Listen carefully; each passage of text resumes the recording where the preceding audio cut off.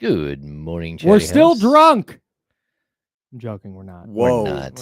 Relax, everyone. Relax. The vibes are up today, though. The vibes are up. When the Yeah. boss isn't in, the vibes are up.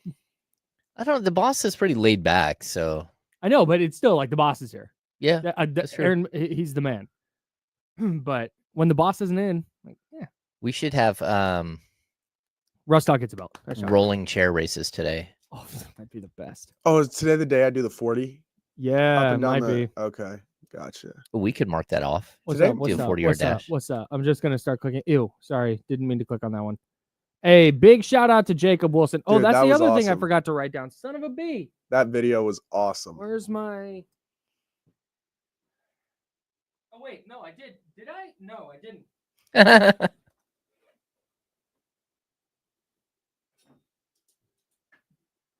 All right, we got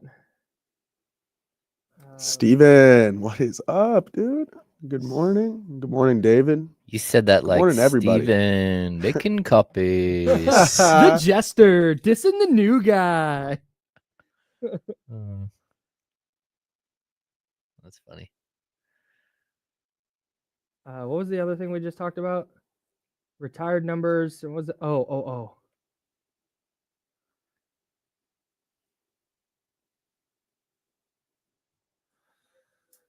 Hi, we started a little late. Hi, what's up? What up? What up? What up, Will? What up, Nick? What's up, Brian? What's up, Pat? We'll see. Where is it? Mrs. Mac. Hey, appreciate you, Tyler. We recorded that so early this morning.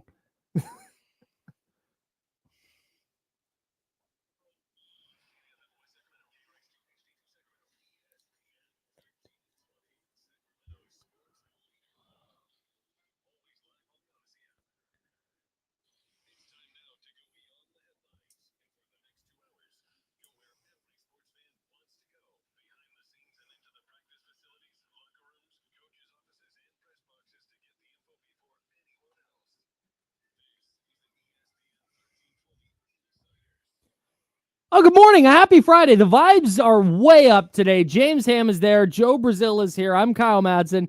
We survived our trip to Cache Creek, guys. We did it. Congratulations, everyone. We had a great time last night out at Cache Creek Casino Resort. We did a live draft show from 4 to 5 p.m. Quick shout out to you, Joe, for coming out and doing double duty with promotions and helping us out, getting everything set up, keeping us on time. We appreciate the heck out of you. We appreciate the heck out of Jesse Tapia for running the board. Thank you, back Jesse. here in the Shout studio. out to Jesse. That allowed Joe to be out with us. That was awesome. Shout out to Jesse. My folks, big shout out to my folks for coming out. I'm not going to applaud everybody here. It's obnoxious. Fernando and Miguel. Yes. Came out. They weren't there for the show, but they came out, watched the draft with us, hung out with us. We had dinner together. Had a great time hanging out with the homies Fernando and Miguel. Guys. You know what? Hey, what the hell with Give it? them. They deserve more it. One more. Yeah. Another one. You want another one? No, that was the one. Yeah, oh, okay, very good. And Leslie, the sales rep from San Francisco, who was there attending, she was great. And Peter, our sales rep, who was there attending, setting everything up, making sure we had everything we needed. And of course, the great people at Cache Creek who hooked us up. We had coffee. We had still water and sparkling water, sodas, big snack bowl. It was a awesome. bowl of snack, just a cornucopia of snacks. Kenny would have been passed out in the corner, just like in his covered element. in snack wrappers. Yeah. He would have just been like laid out, like, oh, the snacks. Yeah, it's a beautiful, beautiful space. We had rooms were really nice. The food was great. The drinks were good. The company was great. Shout out to the Joe Bros as well. The Joe Bros, Nick and Nick. Shout out to Nick and Nick for making the drive out as well. Yeah, that was awesome. One of the Knicks is the Glizzy King. The other one's a Dodger fan. You know, you can't win them all. You can't. And Joe's dad, Mr. Brazil, was out there. All right, we're doing the applause for all of them. There we go. Everybody gets applause today. Sorry. Shout out to everybody that came out. I appreciate everybody. Yeah, Charlie drove all the way out. And Charlie. Oh, and Jonathan, our engineer, who came out. And Jonathan. It was a little touch and go getting us set up. It was like 3:45, and he's on the phone with somebody talking about IP addresses. I'm like, uh-oh. That doesn't sound good. But of course, Jonathan is the very best in the business and got us all up and rolling. And we appreciate everybody who tuned in to a special edition of the Insiders, the NFL Draft edition yesterday out at Cache Creek. We had a ton of fun. Speaking of yesterday, we did not announce our winner of Wednesday's $500. No. That was Susie in Sacramento. Congratulations to Susie, who won $500. She wouldn't pick up her phone. So eventually she picked up her phone. Did. Yeah. She eventually did. Yep. And then yesterday's winner, because we're giving away $500 again today, we'll give you that keyword coming up in a bit. Kyle in Sacramento. Yeah. Congratulations to Kyle. Shout out to Kyle. Who did it? In Sacramento. I'm not I am not eligible to win or enter, so it's not me. It's a different Kyle. Thank you. Two, I'm not from Sacramento. I'm not in Sacramento. I mean, I am right now. I'm in Roseville right now. Kyle in Roseville. That would have been Kyle M in Roseville. It'd have been Kyle in Roseville by way of somewhere in the Bay. Oh, okay. No, Kyle in Sacramento, congratulations on winning $500, and your chance to win $500 is coming up later on in this show. If you don't win this week, that's okay. We're doing it all again next week, Monday through Friday. We'll be giving away $500 every single day. All right, let's talk about the NFL draft, because I learned last night as I was sitting here. Last night was legitimately the first time I've ever done something for the NFL draft. I was watching home. Oh, I was sitting by myself. you mean like go somewhere for the okay. Yeah, because for the last 10 years or whatever, I've had to cover it. And before that, I would just watch, like, I'm just at home. It's just a thing that's on. That's it. Right? It's like, so for the last 15 years, I've been at Golden One Center. Right. Well, no, because I didn't go. Was it last year last year I was in, I believe, Cabo during the, the NBA draft. Yeah, that's time, right. That's right. Right. Because we didn't think they were going to draft, but either way, I was going to be back in time for the press conference and all that stuff. So I'm used to being there at the arena and like we all hang out, and they usually put us in the practice facility. They've got big drapes everywhere. And then we all just, like, we have unlimited food and there's big TVs and we're sitting there watching and hanging out. And then we eventually get a player via phone call. It's more or less a draft watch party that you're attending until you get to interview the player. Yeah, but our draft party is just media. It's just the media folks. Right. We're in a room by ourselves. Like even when they did draft parties, the Kings did big draft parties and opened up the arena and had everybody, flood in to go watch the draft.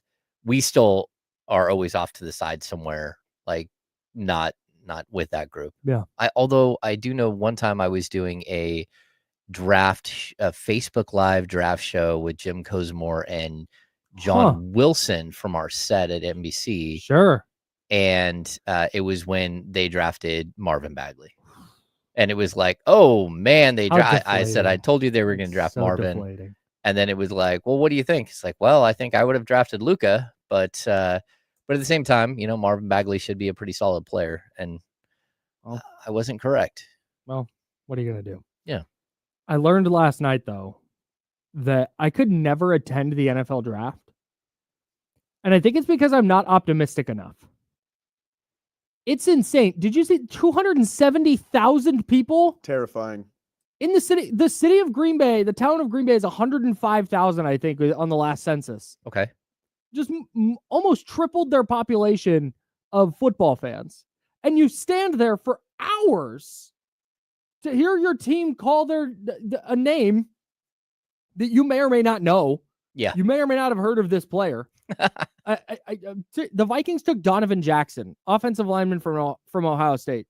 How many Vikings fans in attendance in Green Bay last night do you think had strong opinions about Donovan Jackson? None. 0. Yeah. 0 of them. But you got to go and you got to cheer. I'm not optimistic enough for that. Do you see the reaction when people are like, yeah, come on, let's go Paco. Like, what? Okay, I guess.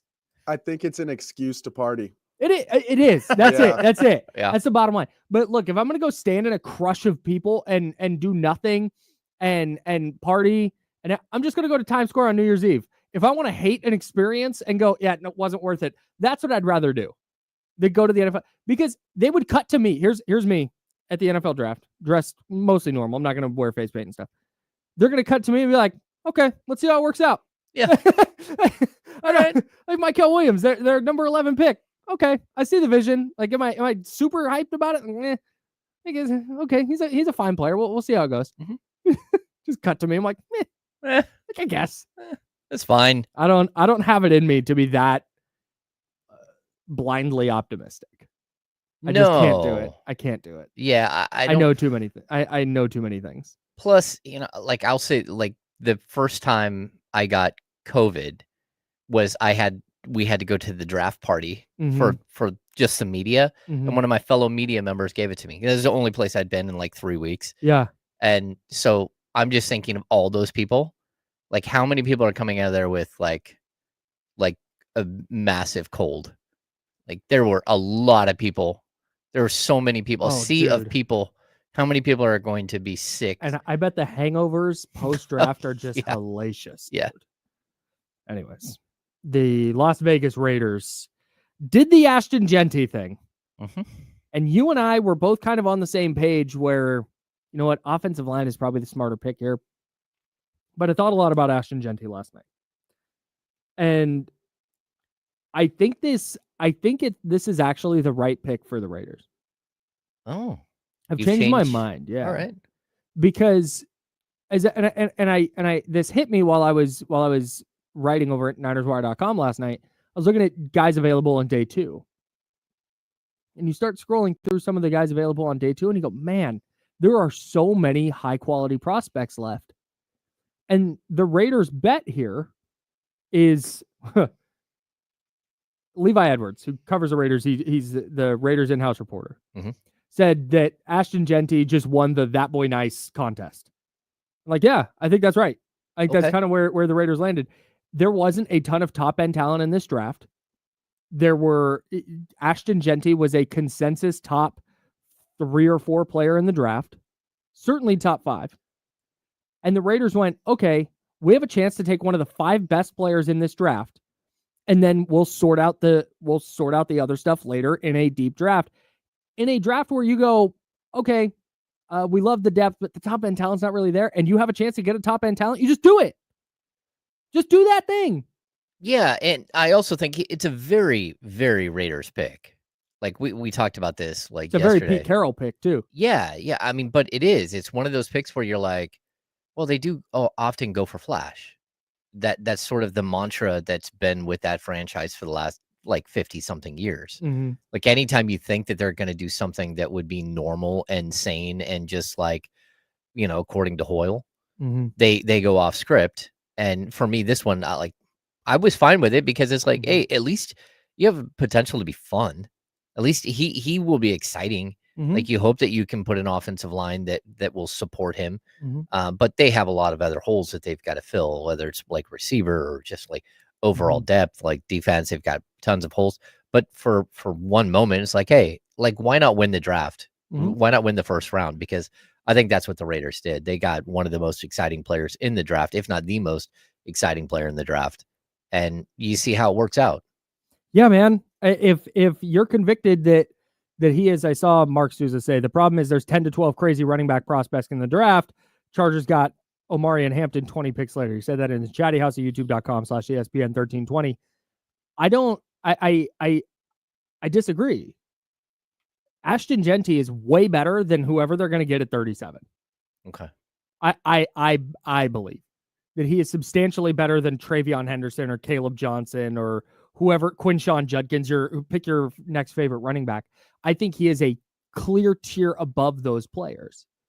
And maybe it doesn't work out, but when you have a guy, if you are convicted in your room and you go, yo, this is the best running back available. He is the best player on our board without question.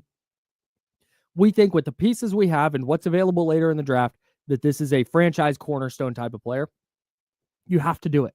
You just have to do it. I understand the running back value conversation. I fully get it. We talked about it with the Niners. Hey, if Ashton Genty falls to 11, do you take him? Like we talked about, we had that value conversation. But for the Raiders, for what Pete Carroll wants to do offensively, and for the rest of the depth in this draft, and in there's not a lot of top-end talent draft, go get a top-end talent, man. And if it doesn't work out, if you're the Saquon Barkley Giants, oh well. But I'd way rather take that swing than overdraft an offensive lineman at 6, or not overdraft an offensive lineman, but overdraft anybody at 6, or take a worse player on my board because, you know what, Ashton Genty's great, but we think we can get an okay running back later. I just don't. I'm not going to subscribe to that here. Well, and I would add this, that first of all, you have another 6 rounds to bolster the offensive line and try to get players that will help him, right? Secondly, it's not like you're drafting a guy for 1 year. You can build out part of the offensive line this year. You can build out part of the offensive line next year, and hopefully you find a moment where he just is able to explode and be like the player that we all think he can be. Yep. But it doesn't have to be all at one time. And you're hoping that they're on the right path of building something. And this gives them a very, very exciting player for people to tune into. Can I tell you the other thing that jumps out to me with this pick for the Raiders specifically? Their running back room is like nobody right now. Yeah. There's nobody in their running back room to be excited about. Do you know how bad their run game was last year? How bad was it, Kyle? There were I'll tell you how bad it was, James. 5 players in the NFL outrushed the Raiders. There were 5 NFL players who had more rushing yards than the Las Vegas Raiders' entire team. Well, that's crazy. They needed they needed a player like Ashton Genty who's good at running through contact, who has great balance through contact. He has all the vision and explosiveness. And Pete Carroll, we do so much like in-depth draft conversation, and you read these scouting reports and just weaknesses and strengths, and can he do this? And he has this arm length, and he does this workout. Pete Carroll's analysis of the pick was, quote, he was hard to tackle. End quote. End quote. There was more than that, but he said he was hard to tackle. Like, yeah, man. And you needed a running back. You needed to help your running game. And okay, is your offensive line going to be perfect? Is it going to be the best offensive line in the league? No. But, dude, you have a running back that can help make up for some of those deficiencies. Okay, so Mason last year for the 49ers. What do you finish with? 900 and something yards, right? Jordan Mason finished with 789 yards. Okay, so 789 yards. Alexander Madison had 420 to lead the Raiders in rushing. 400. Amir Abdullah had 311.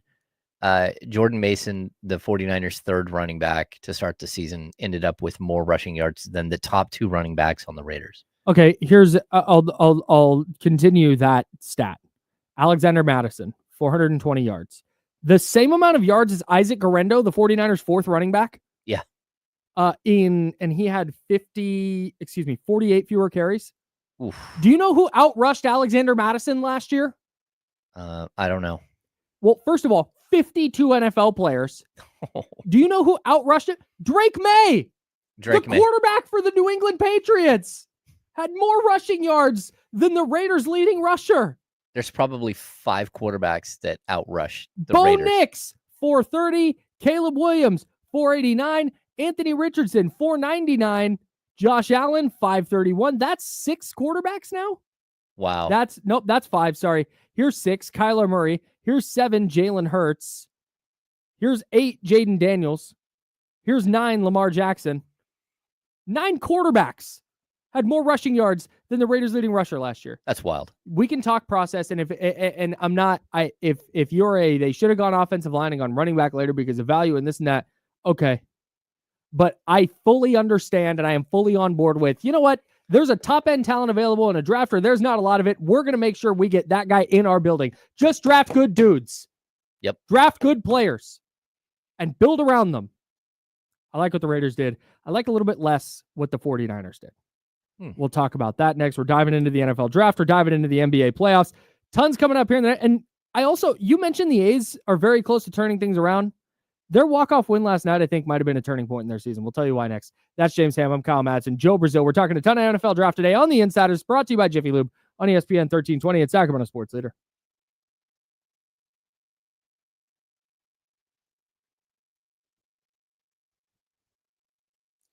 What's going on, Chatty House? How is everybody?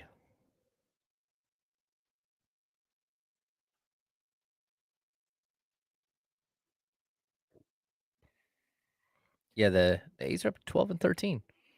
12-13. They get a walk-off win last night. Don't look now. I was feeling the same thing when I saw that how electric that walk-off was. Yeah, they get a walk-off win last night, and now they welcome in the Chicago White Sox. Hell yeah. Who they swept in Chicago. Because they're horrible. So you have a very good chance and they got to either be above 500 or 500 going into a road trip where you go to Texas and Miami. The White Sox are 6-19. The White Sox stink, bro. Oh, they are bad. They are a two-pack of ass, to borrow a phrase from Damian Barley. Here's a crazy stat. The A's have the best road record in the American League West at 8-5. Oh yeah. No other team is above 500. The Mariners are 500, but no other team is above 500. They also have the second most runs scored in the American League West at 109. Mm-hmm. And their 109 is actually probably like sixth in the American League. 1, 2, 3, 4, 5. Yeah, I think they're tied for sixth. Yeah, they're exciting, and they're so young. Mm-hmm. That's what's crazy. Jacob Wilson. He's a gangster, dude. Yeah, he's fun to watch. Hey, there's Charlie. Hi, Charlie. Yeah, man. He just always has an idea. And the bat control is crazy. The bat to ball skills are ridiculous. Like, I know that was a whole thing with him. He wasn't going to hit for a lot of pop, but he had the like bat to ball down. Mm-hmm. And man, I swear to God, I'm sure I've seen him swing and miss. I can't remember a time I saw him swing and miss this year. Who, Jacob Wilson? Yeah. Oh yeah, it's crazy. Contact rate is off the charts. In fact, it was at like 95. Like, he just striking that dude out is difficult. Let's see. Batted ball. We're gonna go. Hey, what the hell? I take away your stats. Advanced? He struck out 4 times in 95 plate appearances. That one day we looked up Tony Gwynn. Tony Gwynn's strikeout numbers are just so dumb. Most so dumb. Bonkers thing of all time. Oh, here we go. Plate discipline. There we go. This is what I'm looking for. God, shout out to Fangraphs. Man, Jacob Wilson's about 330 now. Jacob Wilson. He needs to stick at the 2-hole. Pause. Yeah, pause. Sorry. That's crazy. Jacob Wilson's contact rate, 94.8%, is tied with Yandy Diaz for 11th in the league. There's no way. How many? Oh, I'm sorry. That's on pitches in the strike zone. Okay. So on pitches in the strike zone, first of all, Nico Horner for the Cubs has not swung and missed at a pitch in the strike zone this year. What? And he's on my team, so I know what I'm doing. That's outrageous. That is wild. Overall contact rate, Jacob Wilson is third in the league at 91.9%. Luis Arias, 96.9%. That means he makes contact 97% of the time he swings. That's crazy.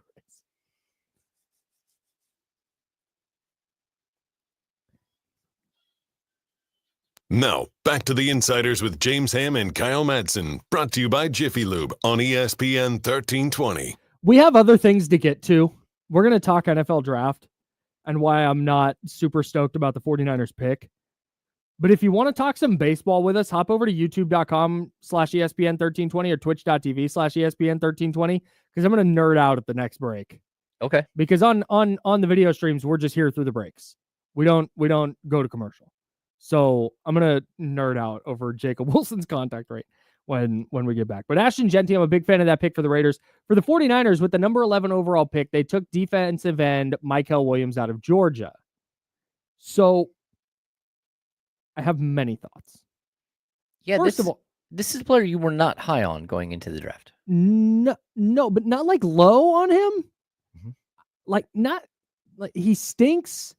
It wasn't that.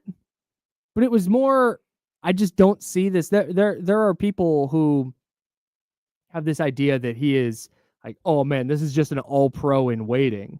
Mm-hmm. I'm like, I just don't, maybe I'm wrong. I've been wrong a lot. But I don't hate the pick for the 49ers. I do think it's weird that John Lynch admitted that they tried to trade up for a player who fell to them at 11 anyway. Yeah, it very much felt like Vlade Divac saying we had a better deal 2 days ago. Yeah, again, not like the end of the world, not saying John Lynch should be fired for this or anything, but what? Yeah. I guess you're gassing up the pick and going, we were so excited that we were going to trade up, but you were just going to give up draft capital to move up for a player you didn't need to trade up for? Everyone's like, that's draft capital, man. Why would you do that? You don't do that. It's ridiculous. My guess is, so the reporting around it is that the 49ers tried to trade up. I have not seen with who yet. My guess is Carolina at 8 because they were the ones that the reporting was they were trying to trade back. Okay. My guess is John Lynch called and said, hey, we'll give you 11 and a 5th round pick for 8. And they said no. That'd be my guess. They just tried to kind of swindle whatever team it was. And okay. Team said no. Some minor draft capital. Yeah, right. Yeah. But that's funny.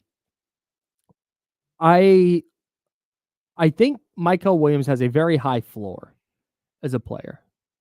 A really good run defender, super violent, checks all the boxes like size-wise, 6'5", 267. He's got the long arms and just a really, really effective run defender. And I think he'll be able to do that right away. Mm-hmm.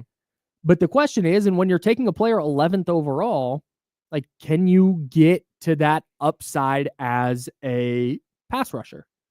You need to sack the quarterback. That's the whole thing with being a defensive end, especially in the modern NFL.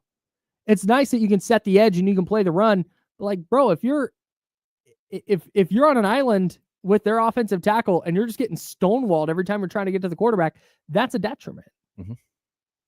And it's not like he had no production. I think he had 14 sacks across 3 seasons. His best year from a pressures perspective was as a freshman at Georgia. He had 33 pressures that year. I get it. Like, I understand it. And I understand why people who are smarter than me are high on him. But on the other hand, a lot of it is projection and going, okay, well, he has the tools to develop into a great pass rusher. Okay, I don't disagree. Here's my problem. What pass rusher have the 49ers developed? What pass rusher have they brought in? Because that was, Nick Bosa was pro ready day one. That he was easy pick. He was supposed to go first overall until the Cardinals decided they didn't want Josh Rosen anymore. So that was an easy pick. That was a layup, and he was going to be awesome, I think, regardless of the team he went to. You have Drake Jackson, a second-round pick, who he's dealt with injury stuff, but was a mess before that. Mm-hmm. He had 3 sacks in that Pittsburgh game, and is to start it in week 1 of his second season. Cleanup sack. He had a motor that allowed him to get to the quarterback after other people applied the pressure, right? Mm-hmm.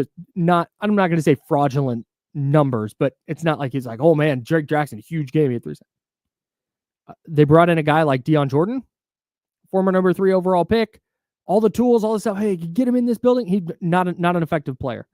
They've had guys like Robert Beal. How many guys did they draft in the first round or high picks that never worked out? Lots. Like first, second, third rounds. Solomon Thomas, number 3 overall pick in 2017. Yeah, Street.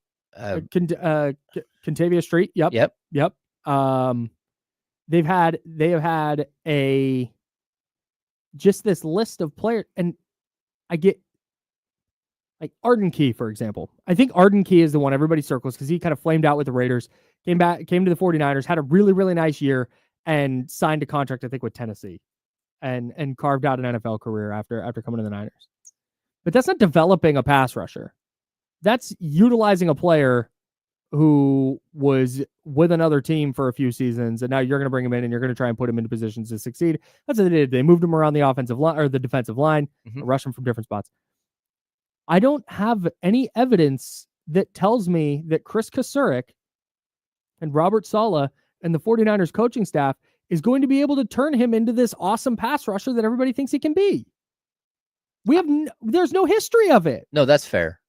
I mean, I think it's fair. You can go back a little bit, like to was it Buckner and Eric Armstead, guys that, like but again, we're talking top tier picks. And we're talking before Kyle Shanahan and John Lynch got there. Yeah.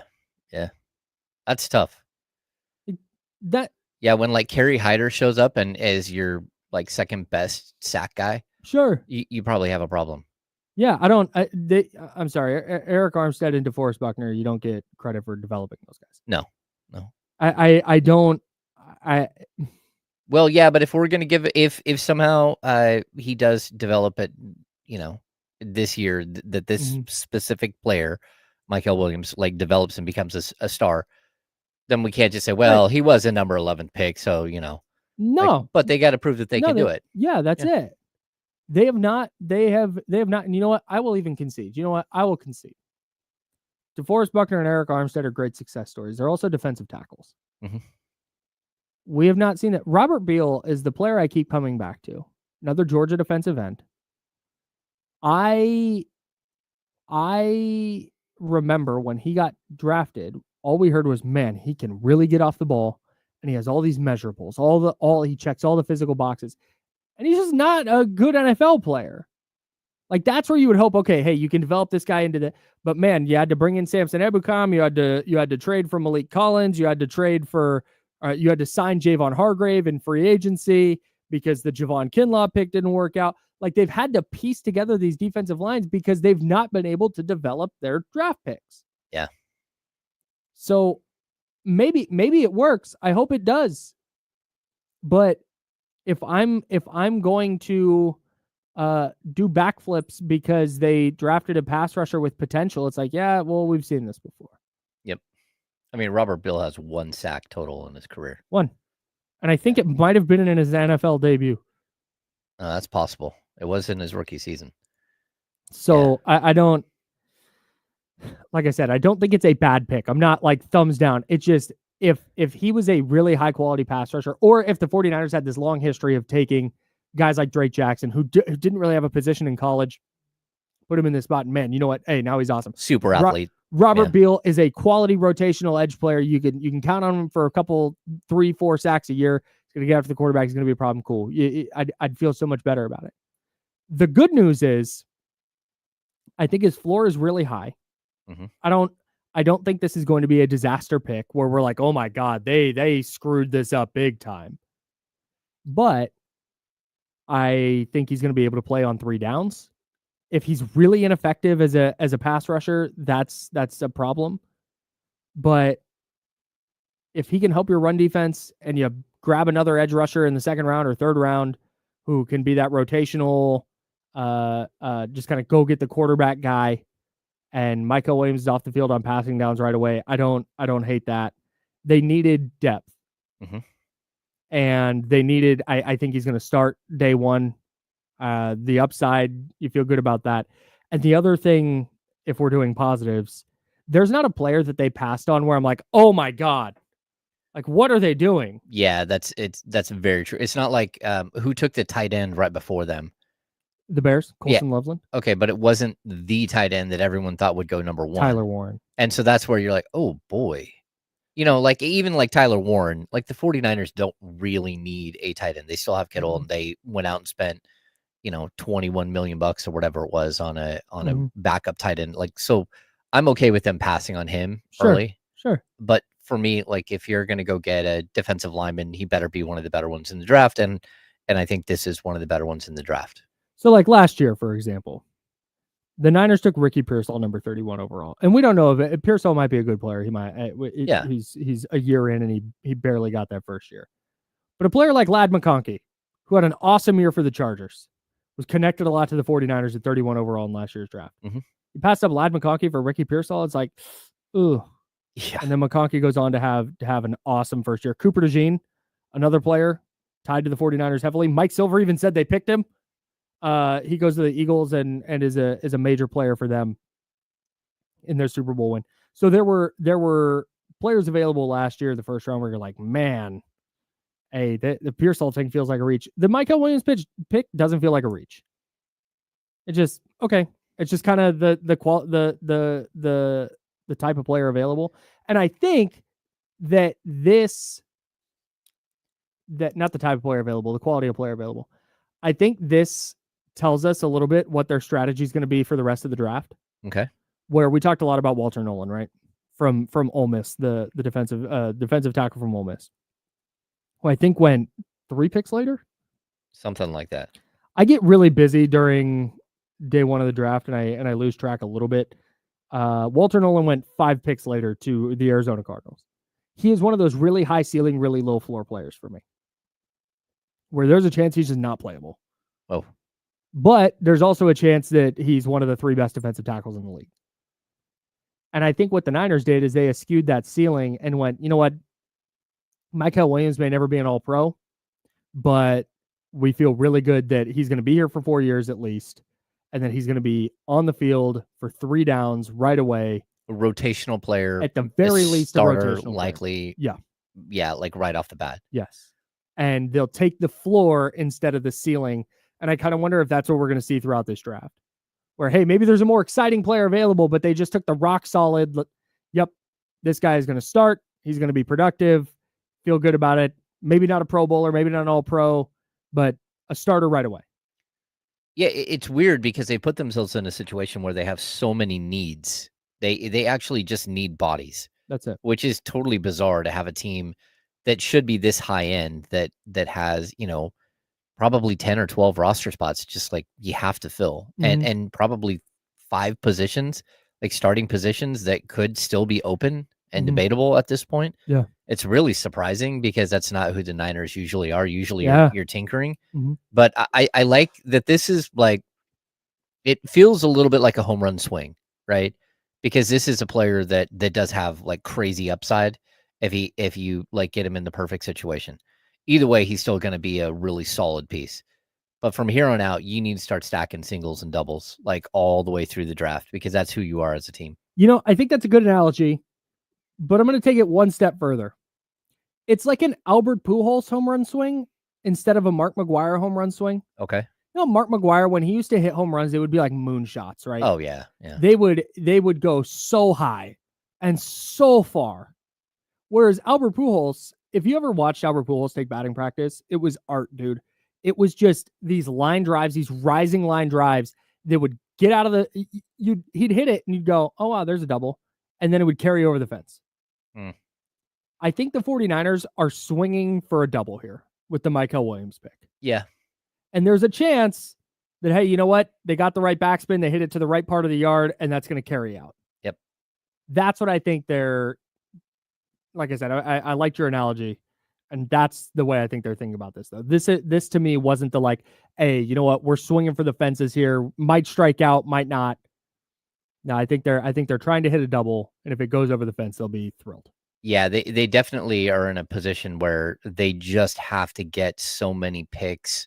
Not like that they are just over the moon great picks, but that they are solid NFL players, that they're contributors, they're guys who are going to be in the league for 4 or 5 years. Mm-hmm. Because that's where they are right now in their build. And you hope that they can find enough of them. Honestly, this is what I hope. We were talking about draft grades before the show.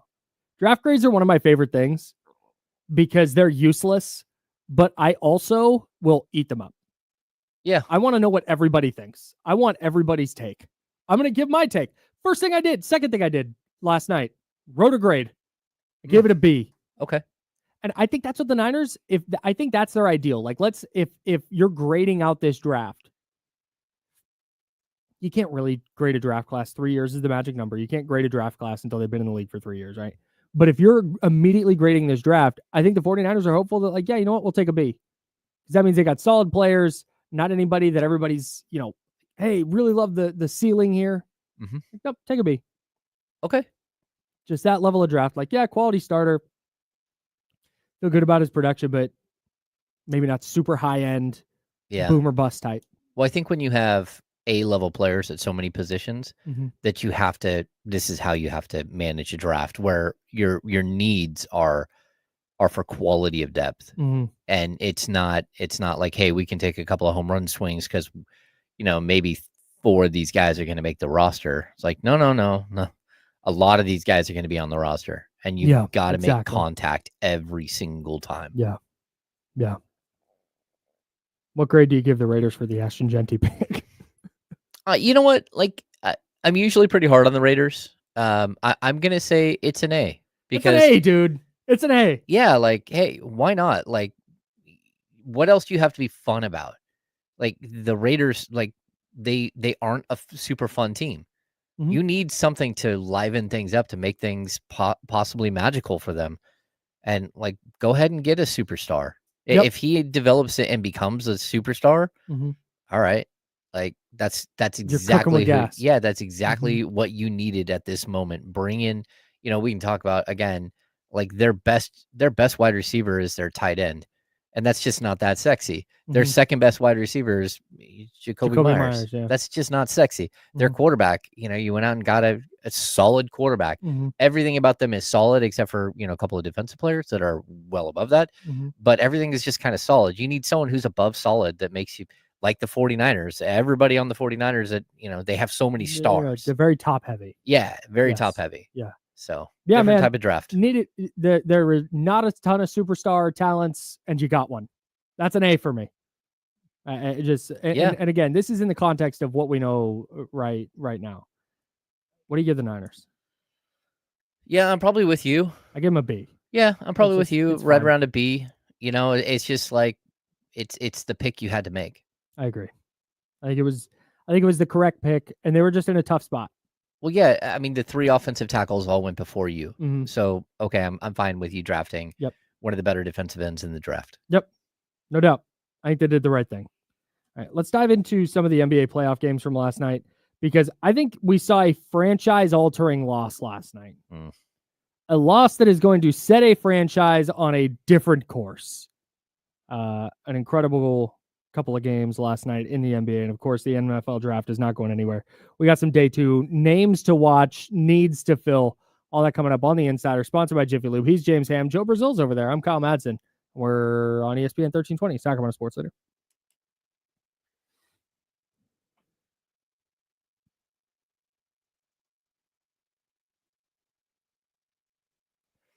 Not to brag, but I won $100 at the casino last night. Not to brag, I didn't actually play, which is good. I like that you won $100. I sat down. I did a penny slot, and I sat there legit for probably 5 minutes. Got up $100, and I was like, "Cool, I'm out." Did they give you like 1,000 pennies? Yep. No. How much would that? That would be 10,000 pennies. I said, "Can you cash this out? I need it all in pennies." They just gave you like one of those bags. It's in my car right now. My car is the ass end of it is leaning to one side. Oh, nice! Hell yeah! Love this for our guy Miguel. Yeah, Miguel. Awesome. Miguel was fun last night. Thanks for coming out and hanging out with us. Yeah, shout out to you. Now I played the. I'll check this out for sure. I played the Press Your Luck. I'm a big old school game show guy. Yeah. So when I saw big money, big money, big money, big bucks, no whammies. Yeah. Stop. Hey Frank, you want to win $500 today? Well, buddy, have we got a word for you coming up? Stay tuned. I want to geek out real quick. This is insane. So Jacob Wilson, A's rookie, has a 91.9% contact rate. That is third best in baseball, behind Luis Arias from the Padres and Stephen Kwan from the Cleveland Guardians. He's doing that while swinging 56.1% of the time, which is tied for 7th in the league. Wow. That's outrageous. Yeah, Here are the contact rates. So again, think about it. You're swinging more, which means you're going to have more opportunities to swing and miss. So the more you swing, it's like your contact rate is probably going to go down, right? Say that the more Domantas Sabonis shoots 3-pointers, the more his percentage is going to start to come down. There's like that diminishing returns, right? Yep. Adolis Garcia has a 59.1% swing rate. So he swings at 59% of the pitches he sees. That's a lot. Okay. Jacob Wilson's at 56.1. Here are all the players ahead of Jacob Wilson. So from 1 all the way down to 7, the last number will be Jacob Wilson's number. This is their contact rates. So this is how often they make contact. 72.1%, 75.2%, 72.4, 77.8, 79.8, 80.9, 91.9. That's wild. After him, the guy, Lennon Sosa from the White Sox, 76.6% contact rate with the same swing rate as Jacob Wilson. At 66.2%, Julio Rodriguez, 61.7%, Brandon Lowe, 69.1%, Hunter Goodman. These are all guys who swing less often than Jacob Wilson and make contact. I'm freaking out, dude. This is crazy. Yeah, he is definitely a player that you put second in the lineup and leave him there for the next decade. Yep. Like he looks at the plate just like Carney Lansford. And he makes contact just like Carney Lansford. Like, and the other guy who had this type of contact rate and stuff, like, I don't know if it was this high, is Hunter Pence. Again, the dudes are up there like freaking out at the plate that have all kinds of movement at the plate. They're just like super high-end contact guys.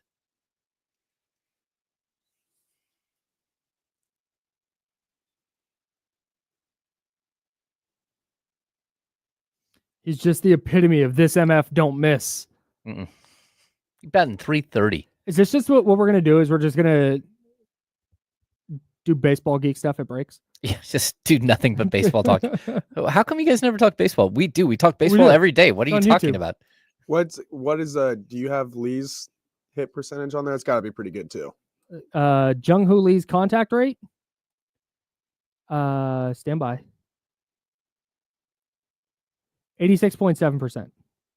Oh, so he's up there. Right. That's not 15th in baseball. Okay. All right. But his swing rate, 45.8%. See? So way lower. His swing rate is 97th.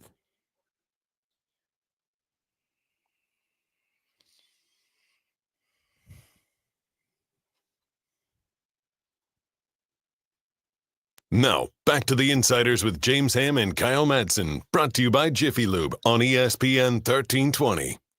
He's James Ham. I'm Kyle Madson. That guy over there in the Kings beanie, that's Joe Brazil. We're the Insiders, and we are sponsored by Jiffy Lube, and we're hanging out with you till noon. Then we'll hand it off to D'Lo and KC, and we're going to have a great time before then. And then, of course, we'll have a great time listening to D'Lo and KC. Feels like the A's might have turned their season around last night. Yeah, you can see them building. Yeah. You know, like the biggest thing for me is that their bullpen has let them down like way too many times already this year. And it's not that they've blown a bunch of leads. It's that they haven't been able to just keep a game close. Yeah. They've had, they're running a dude out there last night with a 10 ERA. And they have multiple guys like that have just their ERAs are astronomical. And so I feel like their starting pitching has been really solid. Their bullpen outside of Mason Miller has been hit and miss. Pulled up Grant Holman yesterday, who hadn't given up. I think he'd had a hit and a walk in 9 innings in AAA. Man. And so all of a sudden they're starting to get things gelling there, but their hitters are coming out and starting to perform. And Brent Rooker's up to 7 home runs. Soderstrom's got 9. But you're starting to see the other guys, whether it's Andujar, whether it's Jacob Wilson, start to make contact, start to, sort of build, get guys on base. So it's not just solo shots every single time. And this, of course, is this isn't, oh my God, they're going to go win the World Series, but they win last night. Nice come from behind victory, 4-3 over the Rangers. Again, we'll get back into the NFL draft. We got NBA playoffs coming up too, and we're giving away $500. But you win last night and you get to 12-13 on the season. And you win a division series. Second division series, I think. Against the Rangers. Yeah. So did they or did they split with the Mariners? In Seattle. They split in Seattle. So you win a division series, which is big, but you get to 12-13, and now you host the White Sox, who are one of the worst teams in baseball. Yeah, just a horrible team at 6-19. You swept them in Chicago. If you sweep them again, you're now 2 games over going into a 4-game set against Texas and a 3-game set in Miami. Okay. No, that's good, especially as of right now. They're only 2 games out of first place. Right. Seattle's just hovering like at 14-11, leading the division with the Rangers at 14-11. This puts them in a spot to be above 500, well above 500 if they keep playing well. You split with Texas, you take 2 out of 3 from Miami, you take 2 out of 3 from Seattle in the next series. Then you welcome in the Yankees, then you've got the Dodgers, then you've got the Giants. You have 3 of the best teams in the sport. Ugh. But you're giving yourself, like, they've given themselves an opportunity now to gain a little bit of momentum. And I thought last night, if their season, like you said, it feels like they're really close to breaking out. If they do, I think we're going to point to last night as one of the turning points of their season. Yeah, it's a big time win. Yeah, it was a huge win. And it felt like, we've seen the A's roll in the second half of seasons. They're usually one of the better second half teams in Major League Baseball. And it's usually wins like this. They'll start stringing together a whole bunch of these one-run late inning wins. I feel like so far this season, you have not got a lot of signature wins like this. It's either you get a great starting, great outing from your starter, and somehow you hold on and you win, or your bullpen blows up completely and you just fall apart. For me, this is one of those just really, really solid come from behind wins that you can start to build momentum. And like we talked about it yesterday with JP Sears a little bit. Mason Miller is turning into like the closer in Major League Baseball. Yeah. Like his strikeout rate is so crazy. Like the other night he came in the game, he gave up the double to Jock Peterson, which sort of looked like Blade should have tracked down and caught, but he struck out the side. Mm-hmm. And it's like 102, 103 mile an hour gas. And then what is he throwing? A slider at like 89 miles an hour. It's just absolutely nasty. His final pitch in the win 2 nights ago was 102 miles an hour on the inside paint. Just like unhittable. Man. Yeah, it's just wild. I'm trying to find Mason Miller. There we go. Yeah, 19.1%. Excuse me, 19.1 Ks per 9. That is 19 strikeouts per 9 innings. Yeah. What's he like? How many strikeouts and how many innings so far this season? I mean, it's absolutely bonkers watching him go out there and. I don't have fielding. I don't have those stats in front of me right now. Okay. Mason Miller, good player. Should probably be an all-star again this year. The NBA playoffs last night, speaking of blown leads or come from behind victories, I think we saw the end of the Memphis Grizzlies last night. Yeah. Or at least not obviously they're not going to dissolve the franchise, but whatever this iteration of the Memphis Grizzlies was, whatever chance they had to piece together the Ja Morant, Desmond Bane, Jaren Jackson Jr. Era is over. They blew a 29-point lead to the Oklahoma City Thunder at home to fall behind 3-0 in that series. Ja Morant got hurt.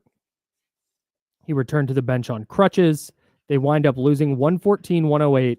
They won the first half 77-51. So they were up, what is that, 26 at half? 77-51? Yeah, I wrote it down. Oh, there it is. They lost the second half 63-31. With 3:15 left in the second quarter, that's when Ja Morant goes down. He hits 1 of 2 at the line to make the game 67-40. They score the next bucket and go up 29 and then got clubbed from then on. It's the kind of loss where you look around and you go, it's a similar feeling that we had when the Kings got smoked in the play-in, where you went, okay, look, we kind of knew this wasn't going to work, but this just confirms everything that we already knew. And I think anybody in that Grizzlies front office who thought, okay, hey, we've still got a foundation here, we just need to make tweaks. Like, no, you don't have a foundation anymore, man. Yeah, I think it's weird to watch a team that has been so good over the last 5 years, really had built up to where you thought that they were going to be a competitor. You remember the 2022-23 season when the Sacramento Kings were number 3. The Grizzlies were number 2. The reason why they fell out of contention completely last season was just because Ja Morant got suspended for the first 25 games of the season, came back 8 games in and trashed his shoulder and missed most of the season or whatever, all of the season, whatever it was. But when you're looking at that, when I watched, and I thought the same thing, that might be the last time we see John Morant in Memphis Grizzlies uniform. Yeah, if he doesn't play the rest of the series. Yeah, well, I don't know how he's going to, and I think this series got one more game left. Yep. Yeah, I mean, that's it. Yep. But if we don't see him again, that might be the last time you ever see him in a Grizzlies uniform. Yep. And to be honest with you, I don't think it's the wrong thing for their franchise. You have to go a different direction. Yeah, I mean, and I'll say, I know this sounds weird, but if I'm the Kings, I would at least call. I would at least try to get into the John Morant sweepstakes, because you need a superstar level player to throw into the mix. And, we talk about, the Zach LaVine thing. What are you going to do if Scott Perry believes that Zach LaVine it should be your third best player, or your third option? How do you get the one and the two? Well, one of them is that you try to take a swing on a guy like John Morant or a guy like Zion Williamson, right? Those are ways in which you can try to get into just a higher end ceiling for your team. Like your floor might drop as well, but the ceiling itself could go through the roof. But if I'm watching and I'm Memphis, every single time you get to this point, he gets hurt. And he gets hurt not because he's doing stupid stuff or anything. It's just the way he plays the game. It was the biggest concern with him coming out of the draft. Yeah. Can a player as slight as him play as high above the rim as he does? Yeah. And the answer is no, man. Well, that's why I always with Fox too. Fox has some of the similar leaping ability and overall talent. But what I watched from De'Aaron Fox is every year he got bigger and stronger and filled out. He came into the league 160 pounds. And by the time he was traded, he's probably 180, 185. Yeah. Yep. And he's built. And the other thing that Fox did is he realized that playing above the rim all the time, every once in a while you can go put on a highlight reel dunk. Yep. But you need to know that the rest of the time you need to conserve yourself. Yeah. Every drive can't be looking to punch on someone. Well, that and every drive can't be flying in as hard as you can, trying to draw a foul or trying to throw your body around. That's a good way to get hurt and to limit your ability to be on the court. Yeah. And so, we've seen a lot of hand injuries for Fox, but the overall, the full body injuries have really, really reduced. And part of that's because he does the work. Yeah. But part of it's because he understood very quickly that if he's going to be in the league for 15 years, he's got to treat his body in a different fashion. I will say in defense of John Morant, I don't think he did anything crazy abnormal last night. I, again, like the Amen Thompson play with Jimmy Butler. Yeah. I think Lou Dort was playing 1-on-2 defense. He slips. Yep. He very clearly slips and was trying to recover. I don't think he was trying to take anyone's legs out. Nope. I don't think so either. But the problem is when you're barreling down the court full speed like that, and something like that happens and you're out of control yourself, that's what happens. You leave yourself no place to go. Yeah. It's why you don't drive 85 down a 50-mile-an-hour road all the time, because if a deer jumps out in front of you, you got nowhere to go but the tree on the left. Right. And that's exactly what it felt like with him. He just plays so fast and so out of control so often. You're just rolling the dice all the time. Yeah. Yeah. Hate it for Ja. Hope he's okay. Would love to see him play in game 4 and see if Memphis can steal a win and make that a gentleman's sweep. I picked up. I'm following. Thank you. Yep. The Knicks beat the Pistons. Fun series there. And the Clippers, I think, stole the series last night from the Nuggets. Series feels over to me. Okay. Yeah. We'll see. I think the Nuggets are looking around and they know. They just know they don't quite have the depth to hang in there. They're a team in turmoil still. Yeah, no doubt. All right, we'll get back to the NFL draft. Tons going on. Day 2. Who are the players that are left? What needs do the 49ers and the Raiders still need to address? We'll dive into all of that. And we'll have more NBA playoff action, of course, coming up on the Insiders. And in the next hour, we're giving away $500. Yeah, that's right. We got a keyword coming up for you. And we're not going to hide it. We'll make it very clear when the keyword's coming. Your chance to win $500, more NBA playoffs, more NFL draft. All that coming up next. On the Insider, sponsored by Jiffy Lube. He's James Ham. That's Joe Brazil. I'm Kyle Madson. We're back in a second.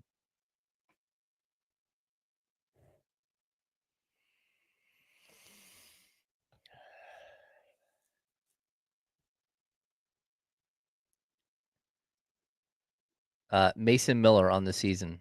He has he's been involved in 8 games. He's finished all 8. He's got 7 saves.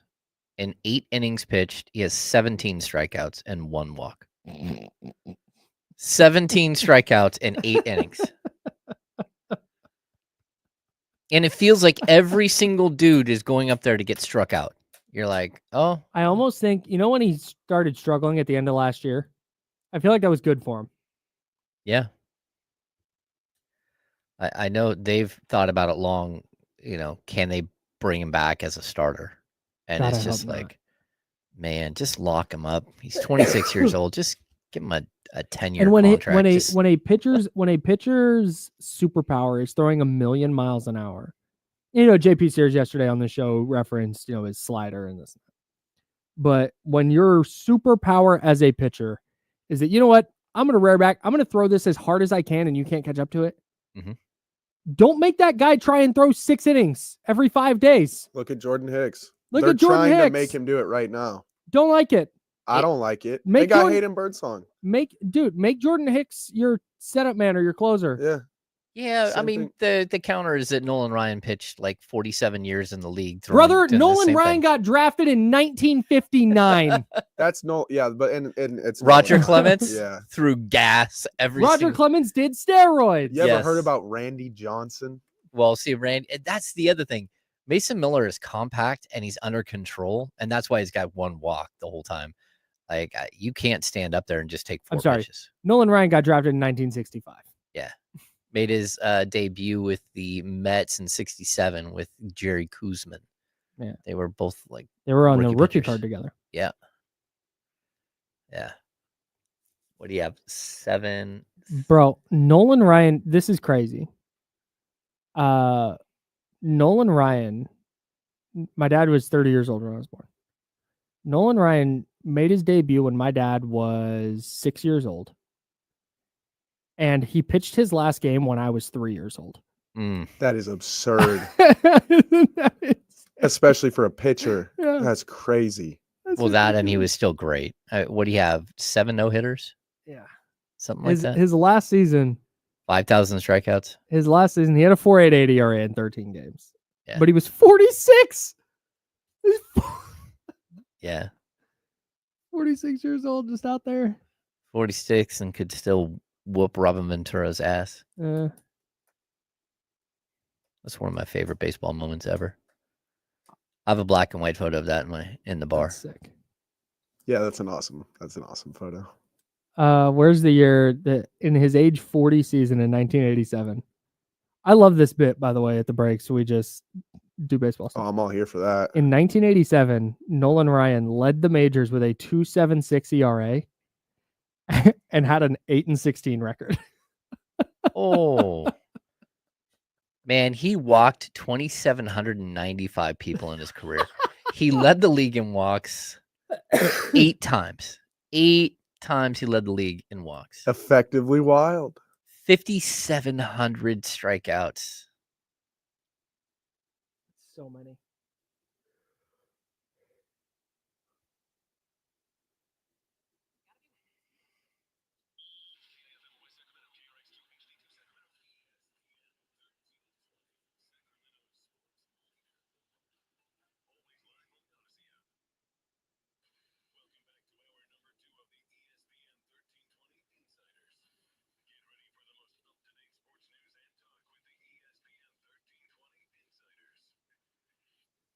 Hour number 2, that's James Ham. I'm Kyle Madson. Joe Brazil is on the 1s and 2s. We're sponsored by Jiffy Lube, and we're hanging out with you until noon. And we'll hand it off to D'Lo and Casey, and those guys will take you into the weekend up to 4 o'clock on ESPN 1320. That is Sacramento Sports Leader. Your opportunity to win. Your first of 2 opportunities to win $500. Coming up in this hour. I want to get back to the NFL draft, though. I think the biggest surprise, I had 2 big surprises. Okay. One was the Jags trading up to number 2 for Travis Hunter. Oh, yeah, that's crazy. And giving up a 2nd-round pick and a future first. Like, man, that is a team that either believes he's going to be elite, top end, talent at one of either wide receiver or cornerback, or they really believe he's going to play both positions. That's crazy. It does give another wide receiver for their quarterback to overthrow. That's not fair. I don't think that's Trevor Lawrence. I think Trevor Lawrence is a little better than that. But it does add an element to them that they just didn't have, like an excitement level too. Yeah, and it sounds like their plan is to play him at receiver, and then they're going to sprinkle him in as a cornerback. Okay. I don't know exactly how that would work because you can't have him as a nickel because your nickel's on the field for most of the snaps anyway. Yeah. The third corner. So maybe he's a fourth corner. Maybe he's just in special. Maybe he's in if you have injury issues or whatever. Yeah. So I was. There was no talk of that leading up to the draft. That was just a super under wrap secret. And then right before our draft show started, about 4:00, you started seeing, oh, hey, there's some movement. Yeah, it looks like the Browns are going to move off at number 2. The number 2 pick's like, what? With who? Yeah, is somebody jumping up for a quarterback? This could get weird. And like, nope. The Jags and their 34-year-old general manager did exactly what I would do. Yeah. Make it rain. It's the exact thing I would do in that spot. Like Travis Hunter, I can go get it. Nice. Hell yeah. I will do that. He's available. I'm going to make that pick. I get it. I was also very, very surprised that Shedeur Sanders did not get drafted on day 1. Yeah. Mostly because this is not I'm not anti Shedeur Sanders. I just don't think he's great. I shouldn't say that. He might be a great NFL player. I don't know. I don't think he's a great prospect. And it always felt like, especially early in the draft, oh, he could be the number 1 overall pick. Like, man, what? I don't see that at all. It was okay. So a couple of problems I have with him. I'm surprised he fell out of round 1. A lot of it is hype. Like people, sure. When you get down to the actual film study of a player, all the hype goes away. What does he look like compared to other players? What is his arm strength? What is his 40 time? How big are his hands? How far can he throw the ball? What's his pocket awareness? How good does he do with like second, third progressions as a quarterback? Like there's all these things that you can break down very quickly. And I think so that's number 1, that you're looking at a player who like might be a starting NFL quarterback, but might not. Yeah. You're not sure. And there's going to be a couple of other guys like this in the draft. The other problem that you have is that there is so much focus on him that it becomes a distraction. And I can there's a reason why, I know this sounds weird, but there's a reason why Jimmer Fredette never signed with the Utah Jazz. Sure. Right. And people are like, well, it just makes so much sense. Why don't they? I mean, the Jazz haven't been that, they could use a player like that. It's like, well, no. The problem is that if you don't play him, you get to the third quarter and you're down a couple of points and the fans start chanting Jimmer. Right. And like everyone's looking around like, okay, this is not it. Right. So when you bring in a player with this much exposure and this much like fanfare, if you're not going to play him, you're just setting yourself up to be questioned like uncontrollably by your fan base, by pundits out there. Like, well, why'd you draft him then? And the problem is he might not ever be good enough to step onto an NFL field. Maybe he is, but it's also possible he's like Trey Lance, where you're just like, hey, he doesn't have it. And so you're left with this whole issue of like, how do I deal with the outside trying to get him to be a player, and the realization that inside the walls, a lot more about what the player is. And then the other thing, again, like I think every team that would take him on, any head coach is looking around going, okay, how long is it before we start hearing the Deion Sanders is taking my job stuff? And I kind of compare it to like the LeVar Ball stuff or the Marvin Bagley stuff. And, like didn't all 3 of Marvin Bagley, LaMelo, and Lonzo all go in the top 3 of their respective drafts? They did, but for every, Lonzo, well, not for every, but I'm gonna push back here. When was LeVar Ball a problem for Lonzo Ball? No. When has LeVar Ball been a problem for the Charlotte Hornets? Here's my point, though. it's not. I know when Marvin Bagley. It's not his. LeVar was a huge problem when Lonzo was young, but it's not Lonzo who's going to pay for it because Lonzo's an incredible talent. It's not LaMelo who's going to pay for it because he's an incredible talent. It's LiAngelo, the middle kid, who didn't even get a sniff in the league because no one wants to put up with what could possibly be the dad situation because his talent level isn't high enough. The other talent level, their top 3 players, yeah, sure, they're gonna get to be drafted no matter what. It's the guys that are the step below. And again, Marvin Bagley should have been drafted in the top 5. He is an incredibly talented young player. Yeah. His brother never got drafted, never got a chance. Part of it's because they put him in the transfer portal and tried to move him like 4 times and didn't do it. But at the end of the day, you look at him, you're like, okay, am I going to put a 2nd-round pick on that kid and then have to deal with this trash from his dad all the time about whether he should be playing or not, going out on social media and doing stupid stuff? So I think a little bit of it with Sanders is that it's just like the perception of, okay, you better be really, really good if this is who you're going to be. Yeah, maybe. I'm not in the rooms. Maybe that has something to do with it. I just think he's not a 1st-round prospect. No, Hunt. I think they tried to talk everybody into him being a 1st-round prospect. Well, and you there are flashes there. Like if you just go find Shedeur Sanders highlights, there are some dimes. Oh yeah. Like he's super accurate, and you see why he should be drafted and why a team should be taking a chance on him. But he wasn't going to go in the top 5 because only one quarterback went in the top 5. It was Cam Ward from the University of Miami. And it felt like once he got past the Steelers at 21, it was like I see why a team, if you're removing names and faces and you're just watching, I see why a team might prefer Jackson Dart.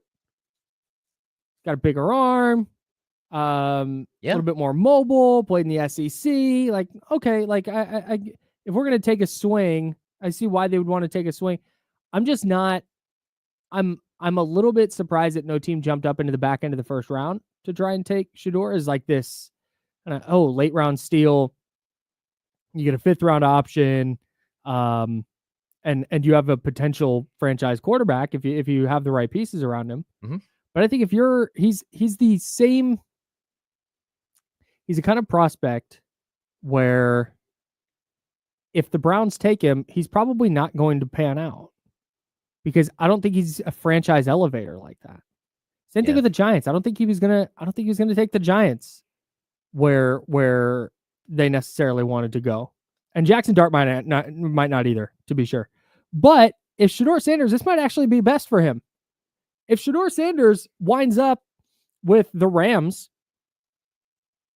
I think that's a great spot for him. Yeah. It'd be you're in a very good ecosystem. You're surrounded by good talent. You're surrounded by good coaches. You're in a position to succeed. I'm not shocked he wound up falling out of the 1st round. Just I think teams are silly when it comes to quarterbacks, and I expected some team to panic and go up into the 1st round to try and get him, and they didn't. And I think Deion's saying all the right stuff. He's like, nope, you can't be down about this. Like, this is a lesson. Learn from it. Oh, no, I think so, too. And the other thing is I think there's a lot less pressure on a 2nd-round quarterback or a 3rd-round quarterback than there is on a 1st-round quarterback. I actually, right now I feel better about Shedeur Sanders' chances to have success in the NFL than I did yesterday. I do, too.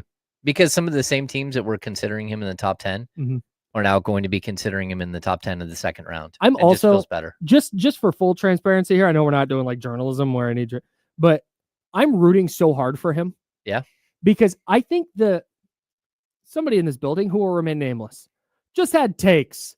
It's like, you don't know him. Yeah. You don't like the media coverage. It's fine. I think part of the reason he's falling is the lack of like really top end elite traits, right? But I also think part of the reason he's falling is because the NFL is just old.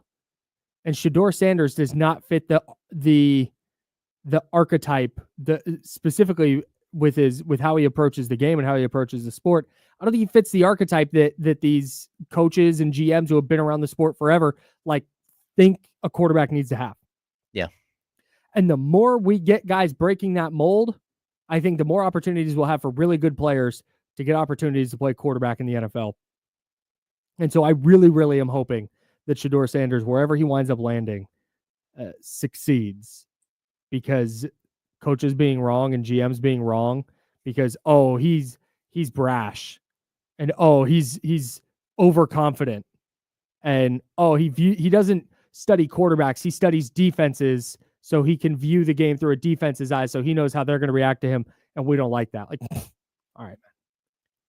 Yeah, I think a lot of it is that you don't like that his dad goes by the moniker of primetime. And you know that the spotlight is going to be on you the second you take him. And so that's whack. Yeah, but I'm just telling you, like that. But and that's another reason I'm rooting for him. I agree. You can root for him, but I also think that like it's still who Deion Sanders is, and it's still the way that it's we saw like the picture of the little room that what's his Shedeur? that Shedeur had set up where he's like hanging out on a couch and it's got his name everywhere and all. Like it's it feels almost like a Hollywood like picture or a reality show, and you're like, okay, am I in for the reality show or am I not?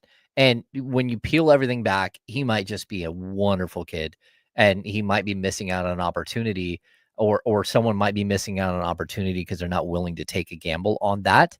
But you also have to understand that, like, if you're an NFL franchise, the last thing you want is like Hard Knocks might roll through town, but you don't want to be on the Sanders show every single week where it's like you're being judged and like, hey, how come he's not playing this week?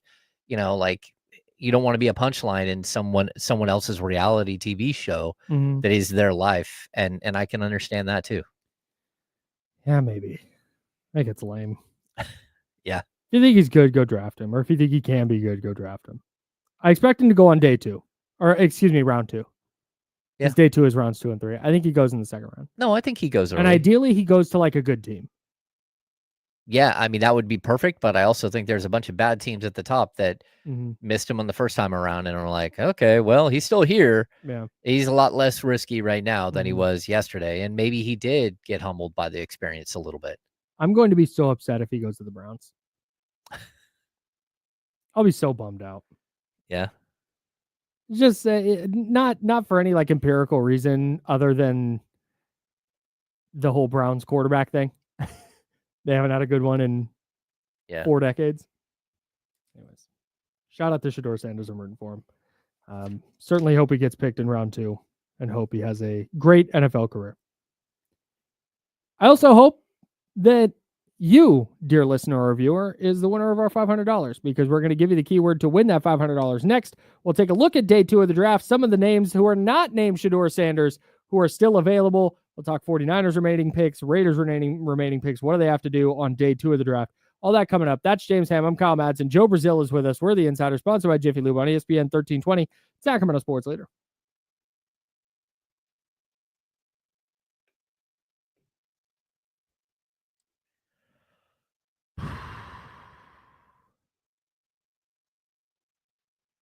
Yeah. Yes, Roger. Goodell told the Pat McAfee show today, I started thinking last night that we got to shorten the draft.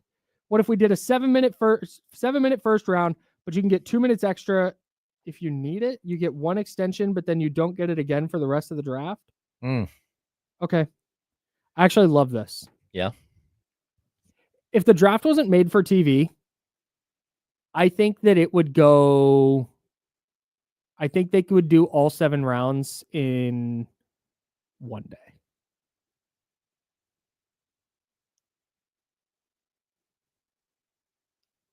Because when the draft officially starts, let's say it starts at 9 a.m., the Titans are just going, all right, Cam Ward next. And there might be a little delay as the Jags and the Browns, iron out the details of their trade. But okay, trade's done. Jags go Travis Hunter, and the Giants go, cool, Abdul Carter. Like, you've got 3 picks knocked out and you're 6 minutes in.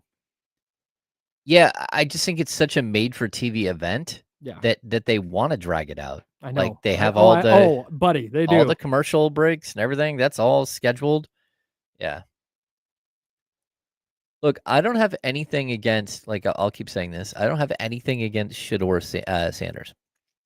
But I also understand a world in which somebody doesn't want any part of the circus.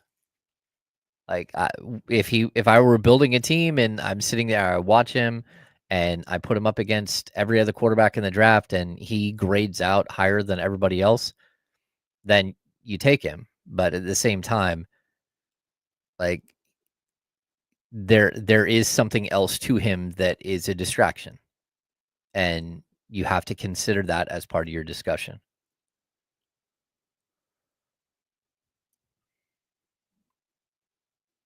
Yeah. I'm not like the perpetuating a circus. Like, no, I just don't want it in my house. Like, that's the difference. Like, if somebody else wants to take on the circus, that's fine. But, I've seen too many players that, like, family members cause so many problems. And I'm not saying Deion Sanders would, but I don't think he's going to, is the thing. I think that's what's coloring my view of this. Is I understand what you're saying. Like, I understand from if you're putting yourself in the brain of nameless, faceless NFL GM, where that guy, old school football guy, he's been around, is like, nope, I don't, nope. I just, you're closing that door before you even walk through it. No, I get or that. Even take a look at what's inside. But a 34-year-old also went from the 5th pick to the 2nd pick and still didn't take him. And I know he's got a quarterback and all that stuff, but it's not just like everybody is. Travis Hunter, yeah, who is Deion's dude. I know. Who plays the same position as Deion. Yeah. Like But there's a difference between one of Deion's players and Deion's son. No doubt. Sure.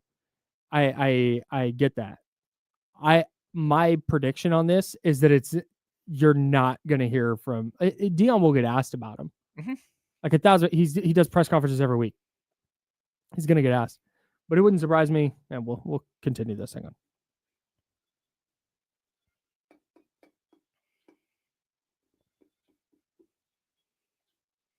Now, back to the Insiders with James Ham and Kyle Madson, brought to you by Jiffy Lube on ESPN 1320. I said we were going to talk about day 2 draft picks who aren't Shedeur Sanders, but I want to put a cap on this Shedeur thing because I totally see what you're saying, like where NFL GMs and the things they're considering, why they would be hesitant to walk through the Shedeur Sanders door. My prediction is separate from that. My prediction is I think Deion's going to get asked about him a lot, especially if, hey, he got drafted by the Browns. He's not the week 1 starter. Deion, your thoughts? I either think he's going to, at his first press conference, be like, he's over there. He's in the NFL. We have our private conversations. If he needs me, he'll call me. I'm focused on winning games for the University of Colorado. I'll talk about my players. He either does that. Yep. Or he does the thing where he goes, hey, Deion, he's not starting for the Cleveland Browns week 1. Your thoughts? This is a lesson he's got to learn from it. He's got to get better. And like, again, this is what's coloring my opinion. That's what I think is going to happen. No, and I hope that that's what happens. Yeah. I totally do. Yeah. I mean, I hope that everybody allows a young kid an opportunity to find success in the league. But I also think when you're starting at a certain point, where it has not always been about football, it's been about the noise and all that it's got to be a concern for an NFL franchise. I can see where it scares off a GM who's battling for his job. Yeah. I totally get it. Yeah. But fingers crossed, rooting for Shedeur. All right. Day 2 names still available. And again, this is not a shock. Okay. None of the players available on day 2 are this massive surprise because this was the whole thing with this year's draft. There are guys projected to go in the top 15 who some people have projected to go in the 40s and vice versa. Like, it's just the nature of this year's class. The name that jumps out, there are 2 names that jump out the most to me first. Will Johnson, the cornerback from Michigan, was a player that a lot of people mocked to the 49ers at number 11. Early in the process, he was mocked higher than that.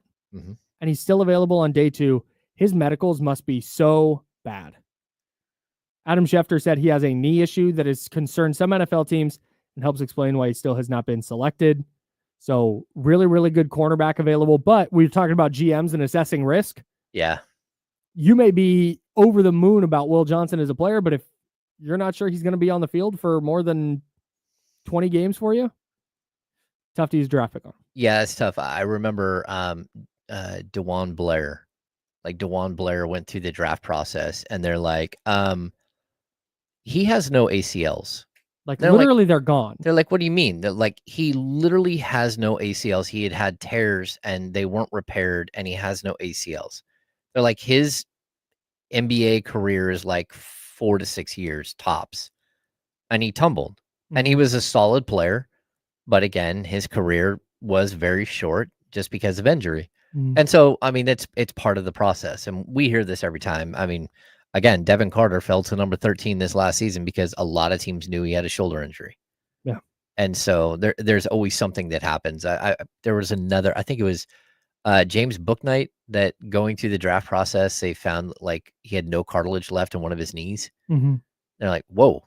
Or, you know, like they've found multiple players with heart problems during the draft process. So it sucks, but yeah, you got to hope that you land in the right spot with the right medical team that can help you get back on the field if that's what was meant to happen. The other name that really jumps out here is Mike Green, who's a defensive end from Marshall. Yeah. A player who, again, early on, top 15 player in mocks. But he had a sexual assault allegation in high school that was investigated and cleared. Mm-hmm. But he had another one at the University of Virginia that led to his suspension from the team and his transfer to Marshall. And according to the New York Times, because of these allegations, there are several teams who have just removed him from their boards entirely. Mm-hmm. So I'm interested to see how far he winds up sliding, because you want to talk about, like, we talk about all these things that teams don't want to deal with, injury stuff and parents or whatever the deal is. This is one that I think some teams are like, we're not touching that at all. Oh yeah. And this could be one of those things that he slides for a while. He could not get drafted. Yeah. Yeah. I mean, that's tough. Yeah. Well, I mean, unless all of it's warranted. And then like you have to do what's best for your franchise. And that's where I think at this point we're in 2025. I mean, you have access to so much more information. Yes. We talked about this. I actually had this conversation with your dad. You know, when the Kings drafted Purvis Ellison. Oh yeah, my dad loves talking Purvis Ellison for sure. Well, yeah. Well, they drafted. Well, he thought it was Purvis Smart, who did get drafted by the Warriors. The Kings drafted Purvis Ellison with like the first pick in the 1988 draft, I believe. Mm-hmm. They had never met Purvis Ellison, never had a conversation with him, never flew out to watch him, never shook his hand before the moment that he was drafted. Mm-hmm. That is, and it seems so far away from where we are now, but what is it, like 37 years ago, right? Mm-hmm.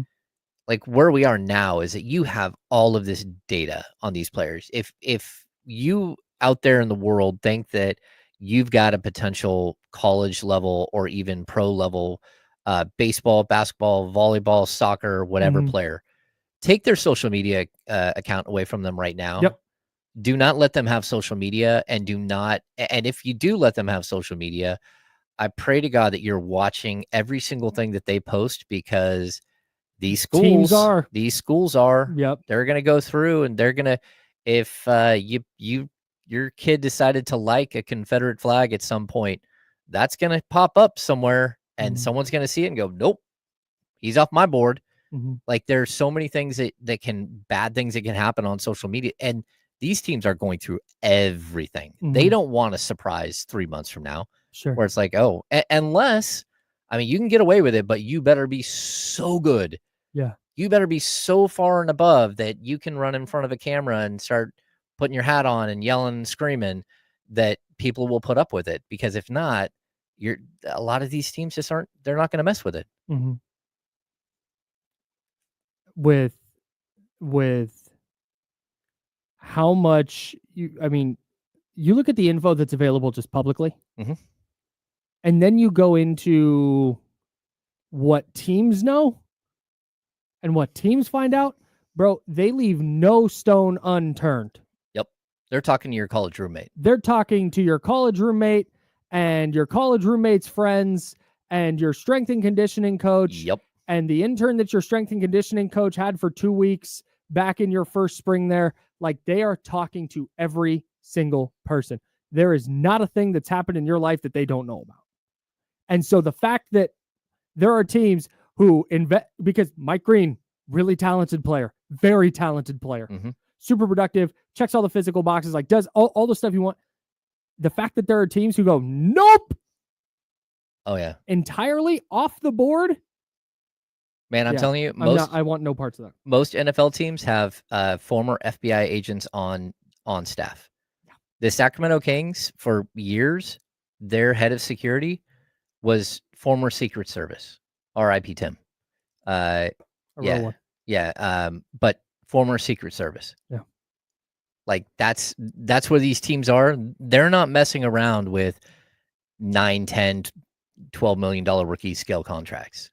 Like, for NBA players, no, they know everything. They're doing all of the research. Yep. They know everything. And if they don't, then they're so far behind the times, it's ridiculous. Super, just to kind of bring the mood up a little bit. Really cool thing at Cam Ward's introductory press conference. He had talked about wanting to wear number 1 for the Titans, which is a big deal because, of course, they used to be the Oilers. Warren Moon played for the Oilers, wore number 1. That is a retired number. Warren Moon surprised Cam Ward at his introductory press conference and gave him permission to wear number 1 for the Titans. That is cool as hell. That is cool. Love that. Yeah, that just came down today. The Titans posted about that on social media. Warren Moon was really a slinger, man. He was so much fun to watch. Yeah, he was a stud. Yeah. We're the Insider, sponsored by Jiffy Lube. Joe Brazil's over there. That's James Ham. I'm Kyle Madson. And we have, speaking of surprises, this is not a surprise. You've all known that we're giving away $500. Giving away $500 every day this week, Monday through Friday. And then next Monday through Friday, we're going to do it again. That's courtesy of our friends at Folsom Lake Chrysler, Dodge, Jeep, Ram, home of the big guy, Vince Bloom. Sorry there, Vince. You're the homie. Didn't mean to trip over your name. Home of the big guy, Vince Bloom. There we go. Today's keyword, which you're going to enter at ESPN 1320. James, have that keyword ready because I'm going to throw it to you. ESPN1320.com. You'll see the jump shot jackpot giveaway, again, courtesy of Folsom Lake Chrysler, Dodge, Jeep, Ram. And you're going to enter the code word, James? Court. Court. C-O-U-R-T. Court. I had to look. Quick look. Damn. I looked at the same time you looked too. Yeah, C-O-U-R-T, court. Yeah. Like basketball court. Trial court. Trial court. Court of your peers? Yeah. Anything else, Joe? Traffic court, yeah. I don't. Oh, traffic court. Yeah, I mean, small claims court. That was mine, pretty much. Was just the people's court. Oh, good. Oh, kangaroo court. Nice, court. Joe. Good work, Joe. Come on. Yes. All right. Court. That's just your first opportunity to win, by the way. Yeah. D'Lo and KC will give you another opportunity during their show. Is Jesse in there? Jesse, is it the same time as yesterday? He's in there for sure. I'm trying to figure out when. He's just ignoring us while we're live on the radio. Same time as yesterday? Yeah, same 3 time. o'clock? All right, 3 o'clock hour. You will get another keyword and another opportunity to enter to win $500 again. Kyle in Sacramento was our winner yesterday, not me. And Susie in Sacramento was our winner the day before. Your name could be the one we announce Monday as Friday's winner. If you go to ESPN1320.com and enter the code word court at the Jump Shot Jackpot giveaway contest page, courtesy of Folsom Lake Chrysler Dodge Jeep Ram, home of the big guy, Vince Bloom. And you also get to talk to our lovely promotions team. Yeah, and if a 916 number calls, answer it. Okay. Might be a promotions team telling you you've won $500. So many calls go unanswered. You don't want to waste that phone call. You don't want to miss that one. Another player who's available on day 2, which while it hurts me a little, it gives me hope that the 49ers might still be able to draft him, and that's Boston College defensive end Donovan Ezeraku. Oh, yeah. I was super surprised he didn't get taken in round 1 when the Eagles traded up. was like, here it is. Here's the Eagles. They're going to take Donovan Ezaraku. He's going to have 14 sacks for him this year. Here we go. They took Jihad Campbell, another player I like, a linebacker out of Alabama. But I do think Ezaraku is interesting because, A, he's really good. Little undersized, but it was a really good run defender in college. He's the kind of player, when I said earlier that if the 49ers don't think that Mykel Williams is going to make an impact as a pass rusher right away, then they need to go get another pass rusher. Mm-hmm. If Ezaraku falls to 43, forget about trading back, forget about anything else. You can go get him right now. Because I think he's going to have an impact as a pass rusher right away. He's going to be a long shot defensive rookie of the year candidate. Okay. And I would, if I was in a state where sports gambling was legal, I would bet on it. I think he's really, really good. Yeah. Is he a player you'd move up for? No, I don't think, no. Because there's other good players who should be on the board at 43. And I think my prediction is the Niners are going to trade back from 43. Okay. And take advantage of some of that depth and try and stack up some picks later in the draft because they weren't able to trade back in round one. But to that point, John Lynch already tried to trade up in round one. So whether it's Ezaraku or a different player, it wouldn't shock me at all if they wind up moving up. Yeah, I mean, that would make a lot of sense. I mean, you're talking about a true like edge rusher. Yeah, like speed rusher. Yeah. Turns the corner. Not super big from a height weight standpoint, but has long arms, set the edge really well in college as a run defender, athletic. Just he had 16 and a half sacks last year. Production, just all the traits. I'm really surprised he fell out of round one. Okay. I thought for sure he's going to be one of those guys who goes to the Ravens, the Eagles, Chiefs. It's one of those good teams. Yeah. Man. Fingers crossed that maybe he's there when the Niners draft. What do they have to do on day 2? Okay, so day 2, my hope is that they focus on defensive line and offensive line. Like, I need to see an offensive tackle. I need to see at least one more. Like, if they can get a defensive tackle, that's fine. Mm-hmm. They need to load up on their interior line. I don't know. What I don't want to see, because day 2 is what, second and third rounds, right? And they have how many picks? 3? 3. 43, 75, and 100. Okay, 43, 75, and 100. So I would like to see a defensive end, a defensive tackle, and either a guard or a tackle on the offensive side. Mm-hmm. I don't want to see a running back taken. So I think that's going to happen. I think you're going to see an offensive lineman, mm-hmm. specifically a tackle. I think you're going to see a defensive lineman, probably a tackle, unless a good edge slides mm-hmm. to him. Or good defensive end, I should say. And then with one of their 3 picks, again, this is in some order, I think they take a skill position guy. Okay. Whether it's a wide receiver they're in love with, whether it's a running back Kyle Shanahan has to have, I think they're going to take a skill position guy in the top 100. They have 4 top 100 picks, 3 of them today. One of those is going towards helping out their running back room or their receiving core. Okay. I think that there's a lot of centers still on the board. Like they need an interior, like they need a center, they need a guard. But here's the interesting thing about that. I'm with you. Kyle Shanahan gave a treatise on at owners meetings why Jake Brendel is awesome. Huh. Big Jake Brendel guy, Kyle Shanahan, it turns out. Okay. So I was with you. I was like, yeah, they got to get a center. And so I don't think they're going to. Maybe they go interior of the offensive line. I'd be a little bit surprised there unless there's just super good value. Mm-hmm. But I wouldn't be shocked at a defensive tackle or an edge rusher, offensive tackle for sure. And then maybe a linebacker. If there's not an offensive lineman they feel great about, it wouldn't surprise me if they go with a linebacker they think they can plug in and start right away. Yeah, I mean, this is a franchise that is known for greatness at the linebacker position. Mm-hmm. You know, it's like a signature of the 49ers is to have great linebackers. So I wouldn't be shocked either, but like 3rd, 4th round pick. Yeah. That would make some sense. Yeah. Alfred Collins, the name to watch, bro. Okay. Alfred Collins, a defensive tackle from Texas. He's like 6'5", 330. Dude's just a unit, and he moves like a ballerina. Big fan. Big fan, dude. Yeah, that's a 6'6", 332. He's a monster, bro. Yeah. And he can move. All right. Daniel Jeremiah said he thinks there's going to be a run on wide receivers in the 2nd round. Good. Like an early run on wide receivers. I always love, like, when you're playing fantasy football, like the tight end flux. Oh my God. When it's like, hey, look. And everybody panics and overdrafts a position. Yeah, you're like, oh man, I'm 12 picks away. I need a flux. I need some weird flux to happen. Tight ends. Boom, boom, boom. 4 of them, 5 of them go. You're like, yes. My favorite one is the quarterback one. Yeah. The just in the second round, everybody panics about their quarterback. It's like, oh my God, relax. Yeah. There's a tight end, the backup quarterback flux, the early quarterback flux. Yeah. The 49ers would love to see a run on wide receivers. Yes. Sure. Like they might want one, but you can figure that out later. It's not such a need that they can squander a pick later. Yeah, dude. Yeah, just burn a 5th and a 7th and call it good. The Raiders, for me, now you got to focus offensive line. Yeah. I might take 2. They have 2 day 2 picks. I might trade back even if you can. I'm big on trading back in this draft. I'm taking multiple offensive linemen if I'm the Raiders. All right. It's the cost of taking Ashton Genty. Yeah. You got to figure that out. All right. That's James Ham. I'm Kyle Madson. That's Joe Brazil. We're the Insiders. We're sponsored by Jiffy Lube. We'll be back in a second here on ESPN 1320 at Sacramento Sports Leader.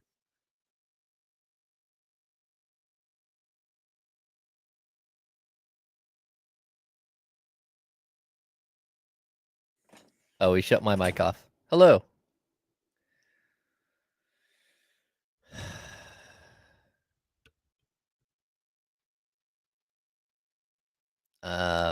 Yeah, I don't get the love for Jake Brendel, but hey, he knows more than I do. NBA Guru Show. You're a Kings and Raider fan. Which team has a brighter future? Actually, I think it is close, to be honest. Like, just because you got Ashton Genty in the first round and you picked up a quarterback, it doesn't mean that you're remotely close to competing for anything. It's a good question, but like until the Raiders show that they're no longer the Raiders, then I'm not gonna. Like the Kings at least showed the last 3 years that, you know, whether you're a playoff team or a play-in team, at least you're on some sort of trajectory. Although now it looks like sort of a negative trajectory. But I think it's easier to fix the Kings than it is the Raiders because there's just so fewer players. I got a question for you, James. I just saw on my Instagram that the River Cats are having a bring your cat to the game day. Yep. How do you think that's going to go? As someone who does not like cats, oh no. I find that is random and weird because cats don't like. That seems like a really poor decision. I don't know. The Kings games, we have the cat ladies, right? They're the 2 ladies that are in motorized chairs, and they have. Oh, really? They bring cats to every game. I need to meet them. Yeah, they're there all the time. I say hello to them. They used to be up by our set, so I would say hello to them all the time when I was at NBC. But I saw them one of the last games of the season. Yeah, I mean, so I love cats. If you follow me, you know I love cats. Like I'm always posting my cats. But I'm not going to bring them to the game. I'm going to go to laugh at the disaster that is undoubtedly going to unfold. I can't imagine bringing my cat to a baseball game. Well, a couple of weeks. Like a dog will jump up and try to like catch a ball, right? That's a dog is here for the actual baseball action. John Poles, grow up, bro. Yeah, the cats are just okay. Yeah. I don't know what John Poles said. The cats are just terrified. Like they don't understand that it's a baseball game. But terrible idea. I think it's gonna make for a really fun night. The River Cats are doing a cat night where you can bring your cat to the ballpark. Ooh. I'm going. I'm stoked. And I would have asked you too. I wouldn't take my cats outside. No. Like that. That'd be crazy. No, it would be too much. But I'm going. But my fat cat would not enjoy that. He's a little more skittish. Yeah. My baby cat, once he finds out that like he's not gonna get hurt, oh, he'd be all vibes. Yeah, I got a cat that would have loved it too. It is a smorgasbord of laps to sit in, is what he's saying. Absolutely. Yeah. Once he understood that like the loud noises happening aren't gonna get him, he'd be like, "Oh, bet." Yeah. Cat night at the ballpark is insane. I'm stoked. That's weird. That's I'm crazy. I'm going. Are you taking your cat? No. Sorry, I stepped on your cat trying to catch that foul ball. Well, like, Well, the cat that I could bring are you is putting my it in, brother's. Are you putting it in harnesses? Yeah, so I think it showed the picture as a cat in like a bag, like you know, like a Bjorn. We got 5 seconds. Bjorn cat.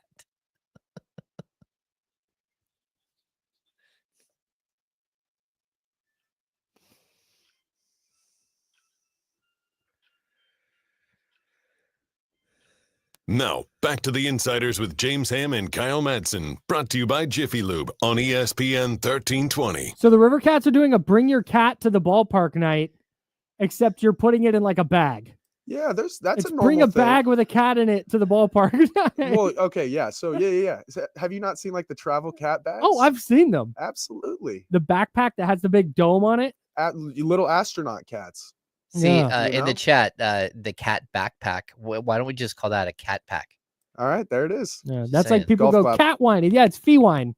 Yeah. Call it fee wine Okay. instead of feline. What? Yeah, I'm with cat you. Wine? Yeah, Okay. Google we'll it, have dog. to talk about this. There's yeah. cat wine? You Yeah. can just get your cat drunk? basically. Wow. Well, I know about catnip, obviously, but Dude, right. catnip's the funniest. It's the very funniest thing. Hey, before we get to the handoff, huge news for your boy last night. All right. We won an underdog lineup. Let's go. Oh, yeah. Snapped a streak of like 5 consecutive losses. I went 3 for 3. James Harden higher than 8.5 assists. Finished with 9. OG Anunoby higher than 16.5 points. He had 20 midway through the third quarter. And Cade Cunningham higher than 3.5 points in the first 5 minutes. He cashed a jumper at the like 4:31 mark to get me to 4 points just under the 5 minutes. 3 for 3 for your boy last night. We were a winner. So hopefully if you signed up for Underdog and used the promo code KYLM, that's KYLEM, hopefully you didn't fade me last night because I handed out a winner. My bad. I told you to fade me and then handed out a winner. That's so I'm true. feeling good tonight. Okay. And I'm playing that extender promo. It was a profit boost token, 40% for game 1, 50% profit boost token for game 2. Now we're on to game 3. Game 3s. I'm using a 60% profit boost token on this lineup tonight. Should have used it last night, but I wasn't feeling great. But I'm feeling good tonight. So here's my lineup again. Download the Underdog app and sign up with promo code KYLM. That's KYLEM. And play along. Here's my lineup for Underdog tonight. Franz Wagner against the Boston Celtics. Going lower than 24.5 points. Oh. I didn't feel good about Franz in that series. So I'm going to go lower than 24.5 points. He's been off for in Franz that Wagner. series. Yeah. And maybe he gets home, maybe he breaks out, and maybe I look dumb. But I'm going to go lower than 24.5 points. Contavious Caldwell-Pope, I don't trust him. Lower than 7.5 points. Ooh. Mostly because I don't want to go higher and watch him go 0 for 4 from 3. Yeah, what was he, 1 of 9 last game? Yeah, Something just like brutal. That? Just brutal. Tough. So I'm going lower than 7.5 points. And then Anthony Edwards at home against the Lakers. That's a big time moment. I think that means you're going to get a big time performance from Ant. I'm going higher than 26.5 points. Part of me wanted to tick that number up to like 29.5 and get a little extra multiplier. But I'm going 26.5. I'm going higher for Anthony Edwards. Going 3 picks. Always do the flex play so I can mix one and still win some money. That's one of my favorite parts about Underdog. And would love for you to play along. Download the Underdog app and sign up now with the promo code KYLM. That's KYLEM to unlock a special offer of up to $1,000 in bonus cash when you make your first deposit.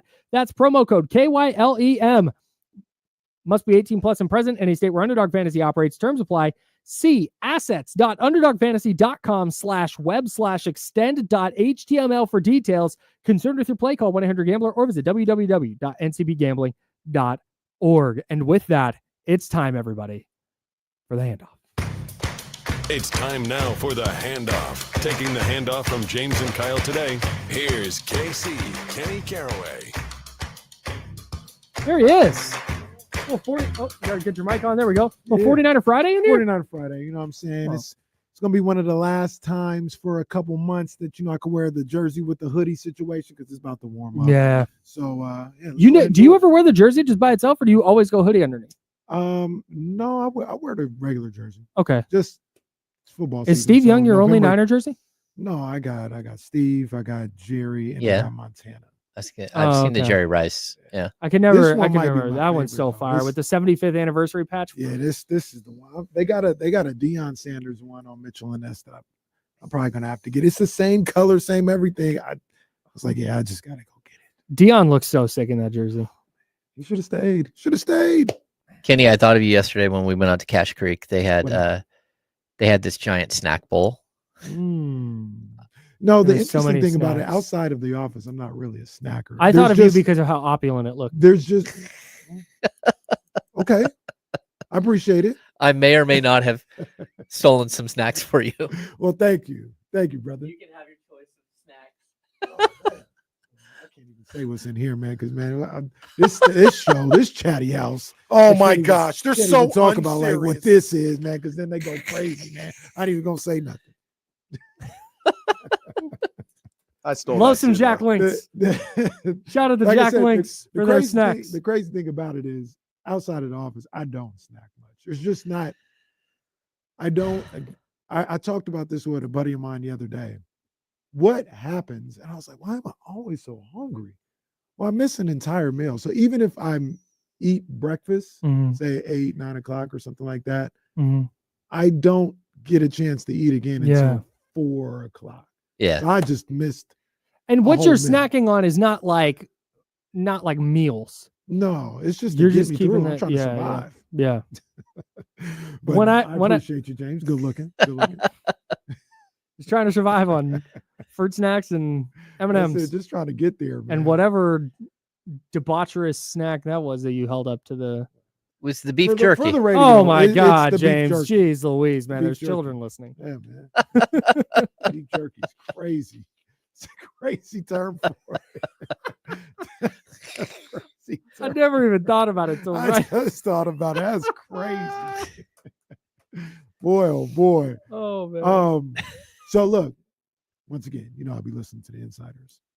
It's one of and- my favorite things is when you come in here and you're like, even when it's something you disagree with, Yeah. like, all right, Ken, No, I would tapped listen. in, and I couldn't disagree more, although it's not a disagreement because I don't think James is wrong. And I don't even know if this is James's perspective.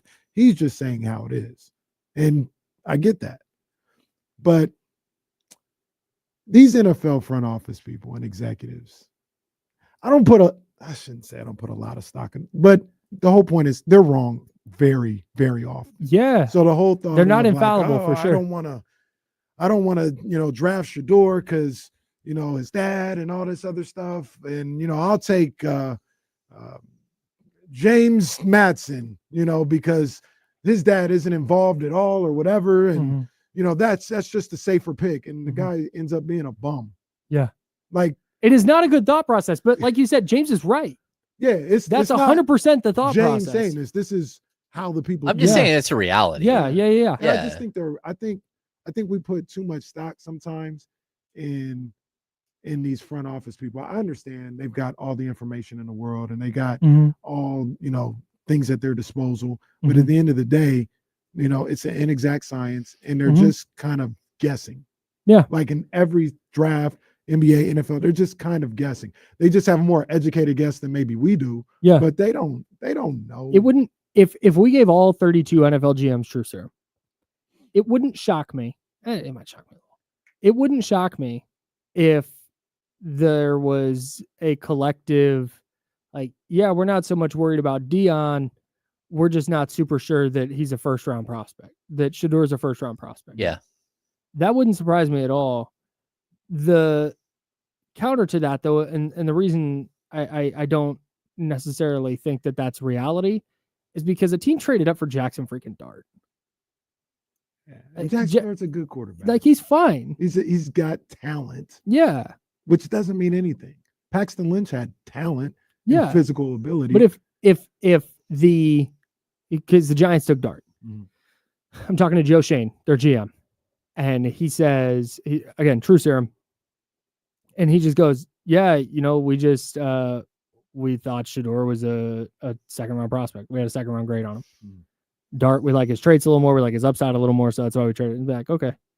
But I also wouldn't be shocked if they went, yeah, they're about equal prospects, but we don't want to deal with Deion and that stuff. They could also say we're the franchise that had Daniel Jones for a long time, so we have no idea what we're doing. That's anyways. Probably what facts. they That's should it. say. Yeah. That's So- probably what they should say. We paid that guy. I'm- Our bad. Like I said earlier, though, and I think this is honestly best case scenario if Shedeur can get to a team with an actual like ecosystem where he's not being like, yeah, hey, you're on the Browns now, save the franchise. Because I don't think he's that that dude. Well, I don't think any quarterback is. I think in this class or period? Period. Who saves the franchise? Everything is predicated around what you have around you, whether it's coach, player in the NFL. Yeah, but there's different extents to that, though, right? Like Patrick Mahomes needs less around him than Brock Purdy. Yes, and Brock Purdy needs less around him than Daniel Jones. We think, but if Mahomes went to the Giants, what the Giants looking like? Yeah, no, that's a good point. Like that's a good point. Premise that's fair. of like, man, this guy's franchise. No, he's a big part of when you talk about quarterback. Okay, it's but a big part of the franchise, but you still got to do your work. I agree. But the Titans are looking at Cam Ward and going, Cam, save us. This is not that good of a roster. Help. Yeah. And now I think Shedeur is going to have an opportunity to go to a ready-made roster where maybe it's the Rams. I keep bringing up the Rams. Maybe it's the Rams where, man, you know what? In 2 years, you're the starter. Maybe a year. Maybe Matt Stafford's arm falls off this year. All right, you've been in this ecosystem. You've been here. You've been coached by us. You know the playbook. You're in here with this quality group. There, I could see him thriving 100%. Yeah. I think that's so much better than you're going to go to the Browns now, and the Browns are going to go, hey, it's on you. I would say it's better for him to go to a team like what you're saying, where there's an established number one that's going to be there, there's no question marks. So let's say the Colts go, hey, let's draft him. Why not? Another physical. We're not sold on Anthony Richardson. Another guy who blew away people with his physicality. Yeah. And we don't know if he can play. So. Well, no, but they went out. Did they bring in Daniel Jones to compete? No. So you're sitting back like, no, that's the wrong spot for him to go, because then it's like, hey, these two dudes are bums. Can you just play him? And it's like, it's not time yet. He needs time to mature. He needs time to grow to become an NFL quarterback, if that's what he's going to be able to do. Or he needs to get into a spot that's just ready to drop a rookie quarterback in. Like Brock Purdy, let's flip the Mahomes thing toward Brock. If Brock Purdy does not wind up on the 49ers, Brock Purdy is not probably a Super Bowl. He may not be a starting quarterback somewhere. Starting quarterback. He's not playing in a Super Bowl, I don't think. But he gets to go to he got to go to a team with a good offensive line, a really good defense, really good skill position players, a good coach, a good coaching staff. And he's like, yes, here's your opportunity to succeed. I think Shedeur could do the exact same thing in the right spot. Which is and you're right. Which is like when people talk football, it's just crazy, because I'll give you Mahomes, Allen, and Lamar. Outside of that, if your team ain't good, you're not gonna be good. Yeah, so tough. The whole thought of Brock's only good because of people around him. That's most quarterbacks. That's most quarterbacks. There's and like I said, Mahomes, Allen, all these other guys, they'd still be good. I don't know if they'd be Super Bowl contenders with garbage rosters. Yeah. You know what I mean? That's why I think this is good, because there's not a team that's looking at him and asking him to be their franchise savior, which happens to a lot of other quarterbacks. Right, which is good for him, but he's being evaluated on this premise of he can't be a franchise guy. Right. Well, no, if you do your job, correct, he can be exactly what he needs to be. Yep, I'm right there with you. D'Lo and KC coming up next. I assume a lot of draft. A lot of NBA. Bruce pulling up on us. Nice. And Kyle Madson as well. Of course. Kyle. For James Ham and Joe Brazil, I'm Kyle Madson again, everybody. Appreciate Fernando and Miguel, as well as my mom and dad, as well as the Joe Bros and Joe's dad, for coming out and hanging out with us at Cache Creek for the draft show last night. We had a ton of fun doing that. Everybody have a safe and fun weekend. We'll be back on Tuesday. No show Monday. We'll have a show Tuesday at 10 a.m. We're the Insider, sponsored by Jiffy Lube. This is ESPN 1320, Sacramento Sports Leader. Drink water, be nice, people. Thanks, Sheddy House. Yeah, we have a big meeting on Monday. Yep. Have a 5-hour-long meeting. Have a good weekend, friends. See you guys. Take care.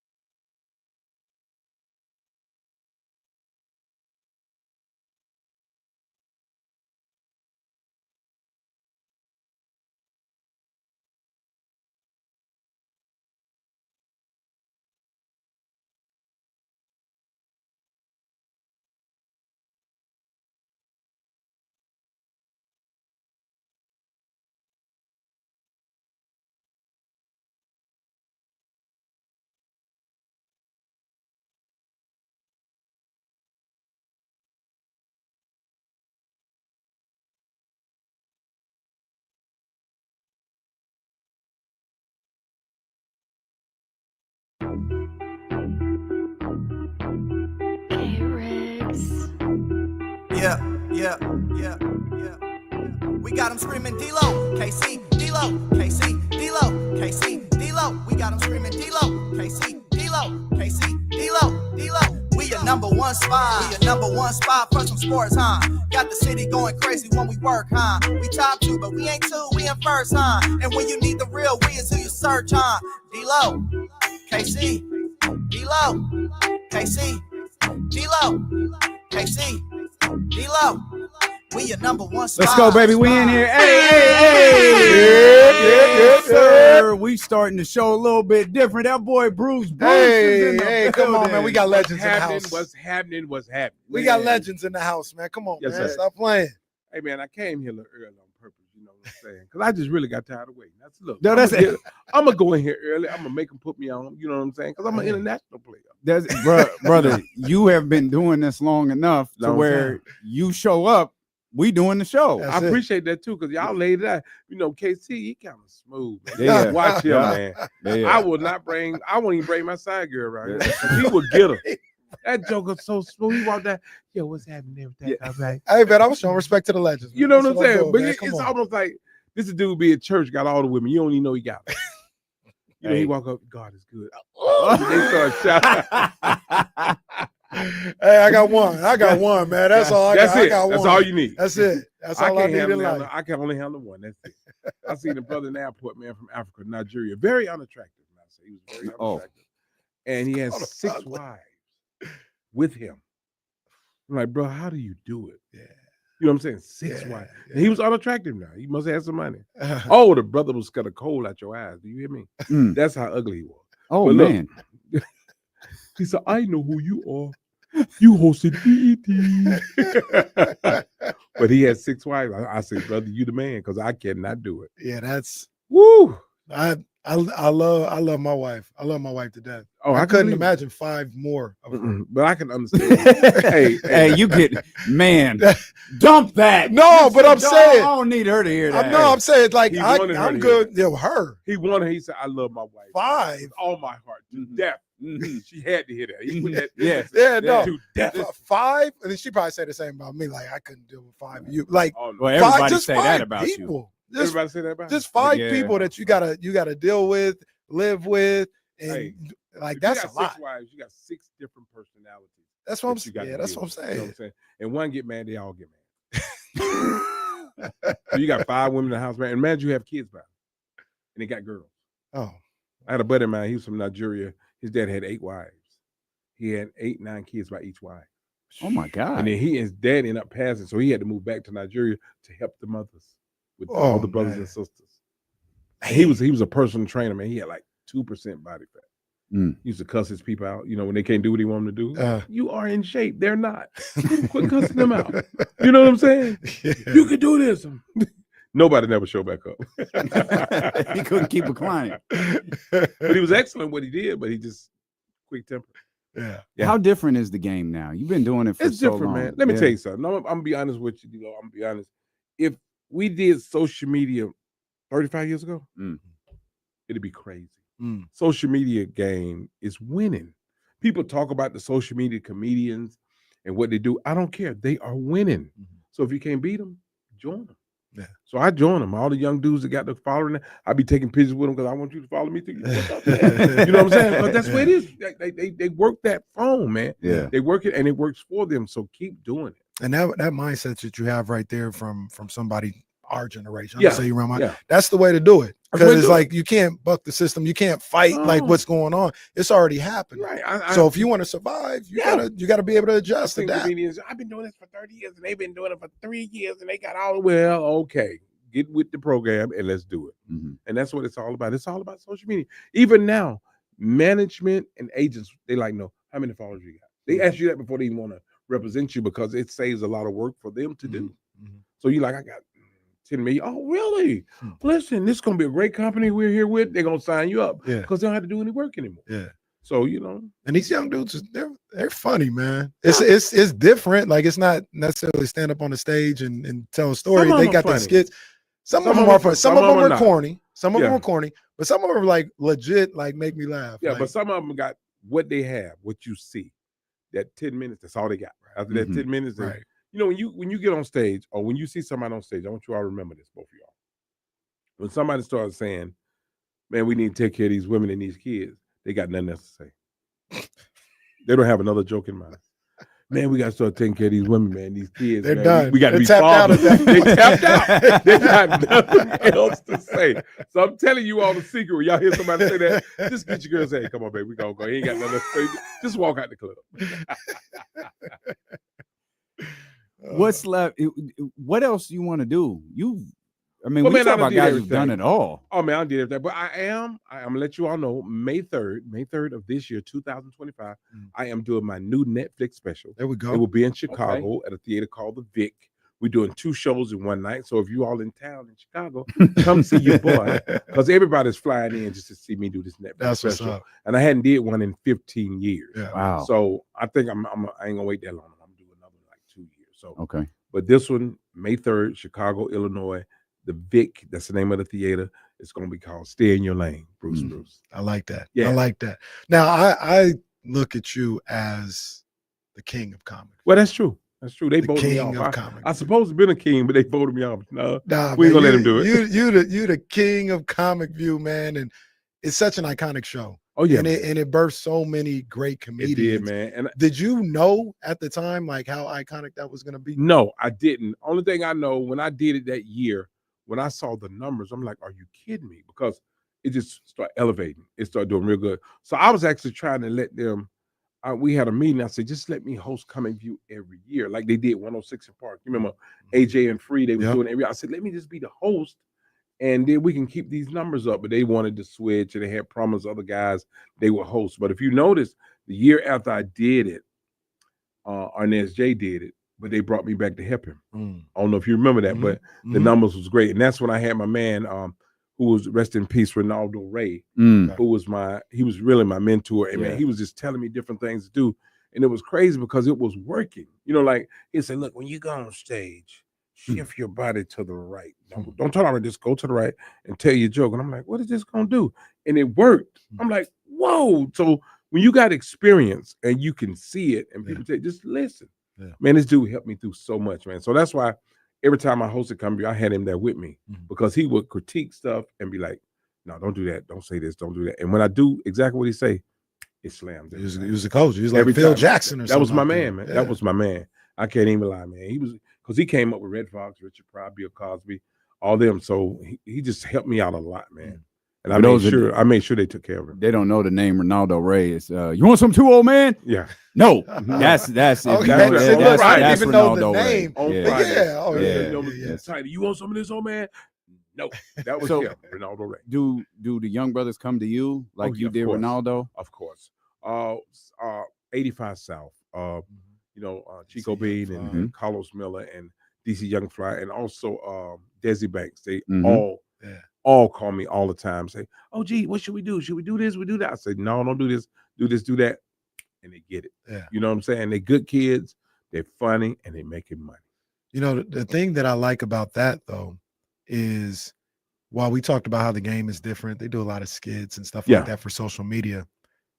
Those guys reaching back out to you, it seems like they want to understand the craft of being a comedian, being on stage. And that's where something like that never gets lost. Right. You know what I mean? Because even though the game has changed a little bit where they might do some skits and all this other stuff, you still got to know how to get out there, get on the road, get on stage. Got to know the and basics. handle You got to know the basics. I learned years ago. I was looking at James Brown because when I was a kid, I was a James Brown fanatic. And James Brown said, just go out there and grab him. He said, once you get him that first 30 seconds, you got him. He said, you can do anything after that.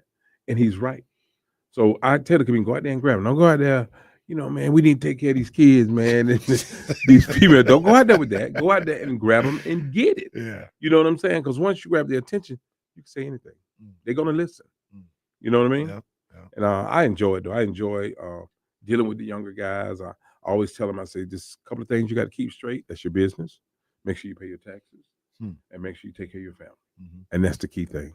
And you'll be all right. Yeah. You in that rare era where you did, like, you guys talking Comic View, but you did Def Jam, Oh, yeah. the Apollo, like you hit every major stage. Everything, man. that comedians would want to hit. Like comedians can't hit the Def Comedy Jam stage today and it be what it was back in 1993, 1992, whatever it was. Like it was a different monster when you were coming up. It was a straight monster, especially with the Apollo. And then one thing about the Apollo was in New York. So if you weren't from New York or you weren't from Philly, you weren't from Jersey, you weren't from Connecticut, they didn't show you no love. This brother from Atlanta, oh, this country joke. You from Alabama, and then I walked out. I said, look, I might be country. I said, but I got something for you. Because Steve Harvey had told him, listen, I'm gonna let you know right now, y'all need to put your seatbelts on because this one right here, you don't want to fool with, And I went out there and the dude, oh man, this country dude, I woke him out. Rode him like a Jordache horse. You hear me playing? You remember Jordache? But it went well. When I got their attention, they're like, whoa, this dude is serious. Yeah. You know what I'm saying? So you got to go get him. You can't be scared. Just go get him. Yeah, man. Straight up. Like Short said, let Bruce. That's right. Too Short lived in Atlanta. And him and Lil Jon. First Too Short did Shake That Monkey. Mm-hmm. You know what I'm saying? It was like, all the skinny girls let Bruce hit it. Then the Yin Yang came back with Lil Jon and said, get crunk with it, get loose with it. Like Short said, let Bruce hit it. And that's how we do in the South. Yeah. Like we just show love, like for everybody, show love to everybody. And that's what it's all about because it's money for everybody. And I just said the lyric because it's iconic, number one. Yeah. And I want to ask you, I mean, obviously you're already famous, but hearing your name in a song that was so prevalent, well, two songs that were so prevalent at the time in the clubs. Did you see like an increase or a different demographic? Yes. Locked into Bruce. Yes, and with the women, you know what I'm saying? Yeah. The big girls, what's up? Nothing. What we can do is look at a workout tape. That's the only thing we can do. Because we can eat and you get that last biscuit, it's gonna be a problem. You understand what I'm saying? I want the biscuit. Don't you grab that biscuit. But let me tell you now, I'm gonna tell y'all a secret so you all know. Biggie put me on a song. And people don't realize it. What song? It's a Hypnotize. And you have to hear the song. And I can tell you when the verse come in, but Biggie did it first. Okay. And people when they hear it, because when I did a show in New York with the Breakfast Club, and they said, "How did you feel when Biggie put you in the song?" And I didn't think they knew it. Yeah. And I said, "Well, man, I opened up for Biggie back in Jacksonville, Florida, back in the day, and I was doing it was a rap show, but I hosted the show. Okay. And Biggie wanted to see me, and I wanted to see him. I'd never met him, so I'm on stage clowning. I'm joining people clowning, and he went outside, Came back, he was right. You know what I'm saying? He said, I swear you're funny for real. That's my word. You know what I'm saying? Bro, you need some NyQuil. I don't know what's going on, Dayquil or something. And he did, man. So, when you get a chance, I want you to play. Now, that's the first thing I would do. I want you to hear, man. Yeah, I'm going to tell you when they come in. It's at the beginning of the song. And people, they miss it. Uh-huh. But if you listen to what he say, you know what he's talking about. Okay. Yeah, now I can't even get past it. I'm trying to think of I know D-Lo got it. Yeah, we getting there. I mean, D-Lo a bad dude, man. Oh, come on now. Yeah, bad dude. You know that's a legend. I know it, man. That's a legend. Light skin, good looking. You know what I'm saying? They ruled the 80s and 90s. Light skin. Woo! Hold on, man. What are we doing here? Oh, you can't hear it. I forgot. Hold on. Turn it up. Stink pink gators, my Detroit players, Tim's for my hooligans in Brooklyn. Dead right, if the head right, Biggie there, every night. Papa been smooth since days of under rules. Turn back up. Never choose to, bruise, cruise who, do something to us, talk, go through us, girls walk to us. Okay, yeah, okay, yeah, okay. Y'all know, just a little black history. Yeah, there we go. Yeah, okay, yeah. Man, I learned something today. I feel like a baby that can see right now. Like, that's crazy. Like a goo-goo and a gaga. You know what I'm saying? Wow. That is, it was crazy because he told me, like, I'm going to put you down for real. When people say, that impression is killing me. Like, whatever. That's my word, Oh, but I'm going to get you this Dayquil. I got something in the car. I want you to take it. But he did, man. And I never forget, I'm breaking this up. You remember the Def Jam 25th anniversary? Mm-hmm. DL and Dave Chappelle was hosting. Yeah. And they was up there clowning and everything. Yeah. And I saw Puffy. I did. He was there. And the first thing he did, he didn't even speak. He put both his hands together and he bowed. He said, "You are the king, man." He said, "People don't realize it, Mm-hmm. He said, "You're the man." He said, "Biggie loved you. Mm. You know what I'm saying? Yeah. He showed me love, went on, but I never been to the party. I was gonna say he didn't invite you to a party after that, did he? I can't go to the party. Yeah. Like, no. I'm from the hood, man. We start swinging in there. You know what I'm saying? Boy, I do a windmill in there. Let me tell you something. They'll think I'm Spider-Man in that bad boy. Yeah, man. No. We don't play them games. You know what I'm saying? We old school, man. Yeah. You know, the correlation between that though goes to that time, right? Because Biggie, one of the biggest rap artists of all time. He was, man. You're on Comic View. Yeah. The symmetry between just BET, right? Yeah. Like, because the basement, like that's where we got a lot of Absolutely. our stuff. So Absolutely. Biggie looking at you like, I watch you every day, or He I watch did, you man. every night. And you looking the same way. It's the symmetry that, because things are different now. I'm not saying it's better or worse, but things are different. You Yeah. don't have a BET where everybody convenes, so to speak. Right. Where, you know, you may not get DC Young Fly linking up with Kendrick or something like Right. that. You know what I mean? So that's interesting And the that's thing how that is, went out. with Biggie, see, Puffy knew when he got Biggie, he knew he had something, because before Biggie, it was Craig Mack. You remember Craig Mack? Mhm. Yeah. Craig Mack. Puffy just dropped Craig Mack. It was like Craig Mack was the man. It was Flavor the in Mac your ear. attack. It was You supposed to know be what both I'm of saying? them. Yeah. When he big saw Mac Biggie, he's attack. like, look at man, take care of yourself, man. You know, he just dropped it. Yeah. You know, and that really hurt Craig, because Craig Mack sold 5 or 6 million just in New York. Yeah. Just in New York alone. Yeah. You know, so, and then he was a cool dude. Different looking. He was different. Yeah, He was. God bless him. He God was rest his different soul. looking. Come on now. You know, Yeah. You look at him cold, run out your eyes. Oh my Yeah. God. Yeah. Cold is Different coming out my looking. eyes. Come on. God rest him. He's rest in peace. You know, Yes, Craig. sir. Yes, You know what I'm sir. saying? But you know, it's a lot of rappers in New York that sold 7, 8 million, you know, CDs, but you don't know them nowhere else. Yeah. They make it just in New York. Come on the West Coast, you're like, who is this? So we Yeah. have this discussion all the time about French Montana. Yeah. And he's what you talk about, right? Yeah. Like It's not from nationally out here, like French don't Yeah. really have that much of a following, but in New York, New York. Mhm. And he's Oh. not from France. I you know. So brother, I'm go by not sure where the French French Montana. Montana. Don't speak a lick of French. But Yeah. look, I don't know if he do or not, but he's not from France. He's not from Paris. You know. And in New York, though, he's the man. They love him. Yeah. They love him. You know, but in Atlanta, they'd be like, who? Right. See, Atlanta's straight south. So you know, when you got Outkast, you got Goody Mob, you got UGK. That's the South in Atlanta. You know, Ludacris, T.I. So I know all these guys. I know them when they was coming Jeezy, up. I love Jeezy. Oh You know yeah, what I'm saying? Jeezy's a Jeezy bad go, dude, man. all He's a these bad dudes dude. in Atlanta. Yeah. It's the same thing though, right? Yeah. Like Atlanta's the joy, man. yeah. You know, you like when I see Goody Mob, you know, all of them show me love. You know, That's what's I'm up. like their big brother. I'm a lot older than them. Yeah. You know, they young fellas. You know, I'm an old school player. See, that's the thing though. Like all those guys, when you at the top of the food chain like that, you talking about Craig Mack and Big a second Yeah. ago. Those two didn't get along. No, Like not at those all. two were Not at vying all. to be the one. Do you did you deal with that in the? I knew a lot of people that hated me, but I didn't. I just kill them with kindness. I knew a lot of them didn't like me. I just what's happening, baby? You know, I go up to them like we partied together. They cannot stand it. They can't do nothing but speak. What you gonna do? I'm not speaking to you. I'm like, Right. what's up? What is like? What is going? I'm not talking to you. I'm jealous. Yeah. You know, I used to go in comedy clubs in L.A. It was the Improv in L.A. right on Melrose. It was the Improv. Been there for years. Been there about 50 years. And when I walk in the door, I can see them whispering. You know, I said, "What's up?" I said, "I see y'all talking." I say, and I mess with them. I said, "Have any of y'all been up yet?" They be like, "No." I said, "Well, I'm going up. You might as well go home." I used to pick on them because I let them know if I go up, ain't nothing else left. Yeah. And I did it to get in their head. You know what I'm saying? Because it don't take all that. You ain't got to hate me, man. Why don't you just be my partner? I can help you. Yeah. Now I'll ask you a question. I'm gonna ask you to remove yourself because as a legend like you are, just a talent like you are, you're always gonna put yourself, you know, up there as your favorites, right? So remove yourself. Give me your 5 favorite comedians. Okay. It ain't even have to be the best. Just your Okay, 5 I'm gonna favorite. give you, my favorite one is Tommy Davidson. Tommy Davidson. Did you miss me? Makes me Something like laugh. that. Tommy Davidson makes me laugh out loud. And let me give you some more. Tony Roberts.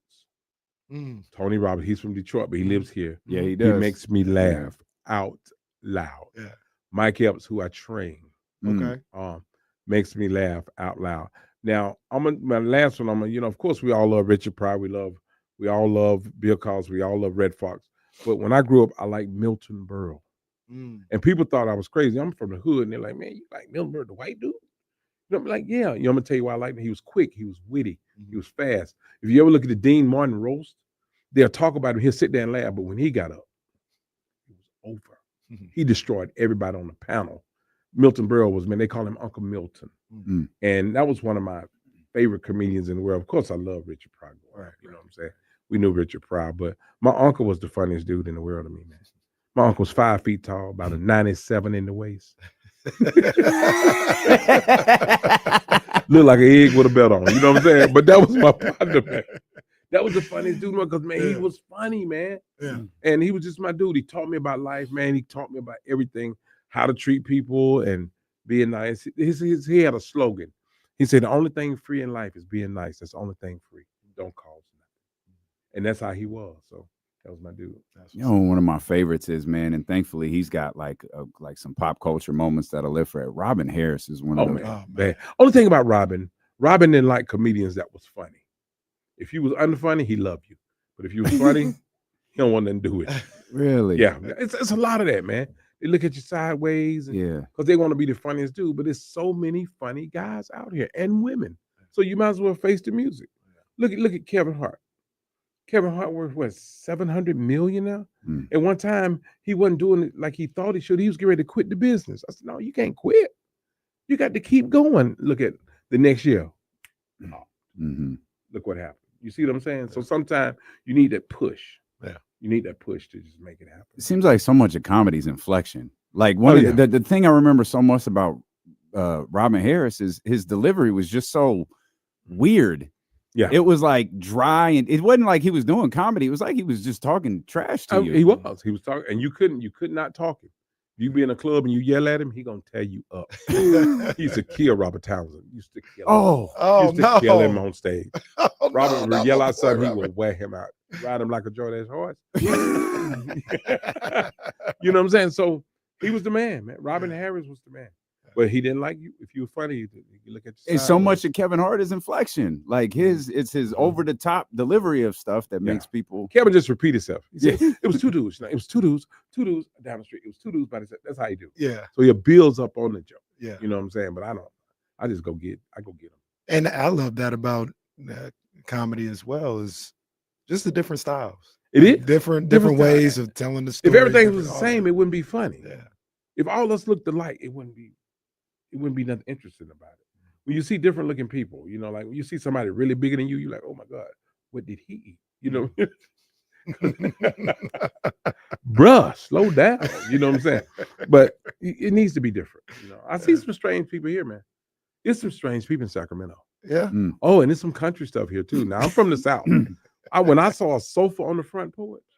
Do you know where you were at? Were you like far away from here? We was over there by Fox News.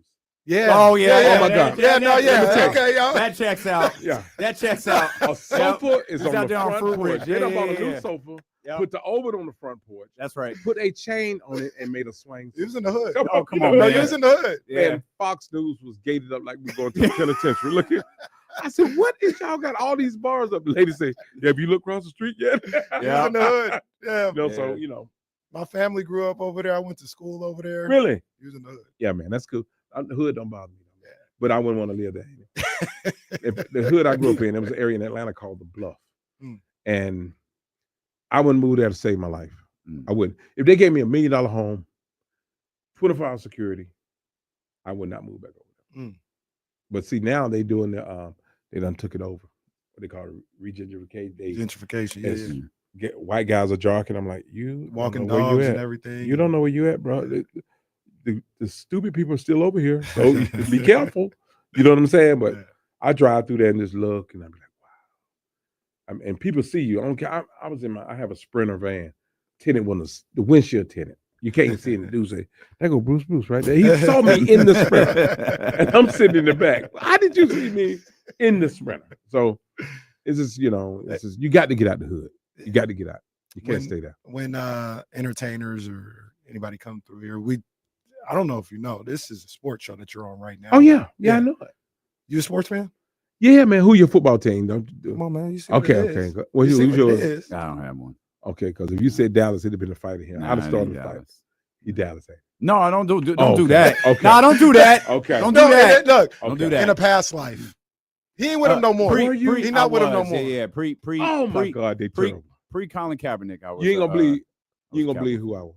I like Green Bay. I like Green Bay. Come on, man. You can put me out the studio, but it's okay. Really? And I'm from Atlanta, and I don't care nothing about the Falcons. So I want to be clear. Your two quarterbacks are Brett Favre and Aaron Rodgers. I like Love. Well, Jordan Love don't I count. like He Jordan he hates Jordan Love, but we rock. But let me tell you, man. He good. I went to Pittsburgh last year, and they invited me out to the camp, and man, it was love. I mean, the coach, I didn't realize he was a fan. He brought me in. I'm in there with the players. They didn't change the clothes, butt naked. I'm like, oh, bro, wait a minute now. Put some clothes on. Put a towel around. You know what I'm saying? I ain't used to this, bro. You know what I'm saying? But it was love. And the owner walks in. You would never thought he was the owner. Had on some Hun boots, short pants, old Hun jacket. But when I touched his hand, it was soft as cotton. This brother ain't did. It does not work. He don't even know what a broom is. You know what I'm saying? But he was nice. He said, "Thanks for coming, man." Yeah. They had me they made me a Bruce Pittsburgh jersey. You know, and it was just love. The coach, man, he was so cool. And I'm gonna tell you what's crazy, Ricker. It was a dude. They brought him to Pittsburgh, right? So even if they don't play, they get $80,000 a month, right? All they gotta do is come to practice. He called the dude, said, "Man, where you at?" He said, "Oh, I need to be there." You're supposed to be at practice. So the dude said, "Man, this dude here didn't show up. He's supposed to be at practice, you know." And somebody whispered his ear. He said he just cut it. Just cut it. How They could you play $80,000 a month? All you gotta do is come to practice. Come on, man. When I was a stripper, I didn't make money. Yeah. Hey, we appreciate you, man. Hey, man, thank you, man. I mean, I appreciate you guys having me on, man, because I'm actually a cool dude, man. No doubt. Very cool dude, man. Oh, my bad. Well, tonight, tomorrow, and thank Sunday. you. Friday, Thank you. Saturday, Sunday, 2 shows Friday, 2 Saturday, 1 Sunday, because Monday I am out like 8 tracks. Yeah, but them, So I'm letting everybody know you need to come to the show because I've been here. Ain't nothing to do. okay. You know what I'm saying? Come on, man. They When's the last time you was closed in the Walgreens cross the street from the Well, store. I don't know. yeah, last time I was there, everybody. Oh, that's hilarious. They did. Everybody was stealing. I'm like, look, let me get something. That's hilariarious. You know what I'm saying? The Walgreens is closed. How does Walgreens close? Yeah. How does Walgreens close? You know what I'm they saying? said enough. But the homeless people out here, they got game for you. They put that look on you. You know, they be. If you ever notice, just pull up. They looking normal, but then when they see you pull up at the light, that look come down. They got the sign. You out there by that Punchline Comedy Club too? Oh, you're my gonna God. Yeah, you're gonna get They get closed that those. Walgreens. Hey, man. Those, yeah. I had a dude tell me, he said, big man ain't ate in 2 weeks. I said, you still live? I said, man, they ain't ate in 2 hours. I'm about to die. The legend, Bruce. Punchline Comedy Club. 2 shows tonight, 2 shows Saturday. My man's doing a show on Sunday. Again, man, you are a living legend. We Thank you, brother. appreciate you so much. We'll come back. We'll get started here. Steelo and KC brought to you by Sky River Casino on Sacramento Sports Leader, ESPN 1320. My man. Come Thank on, you, brothers, man. for taking me That's early. fantastic. Oh, absolutely. Oh, Mark.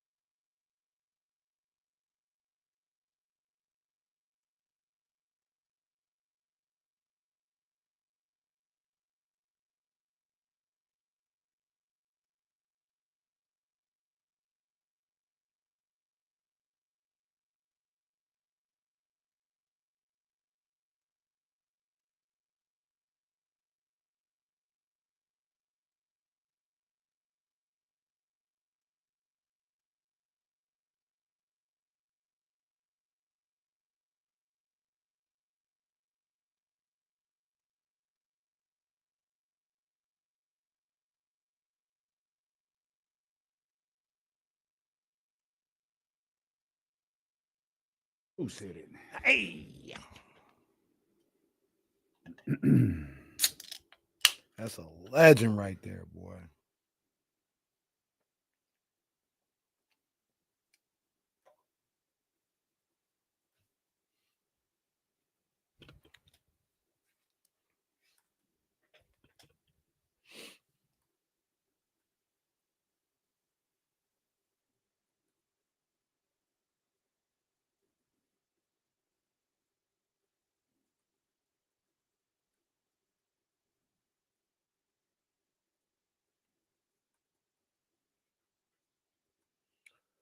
Yeah. Yeah, let's do that. I got about 4 other clips I'll shoot your way, and then we'll be good at that point. Hey, Uh-oh.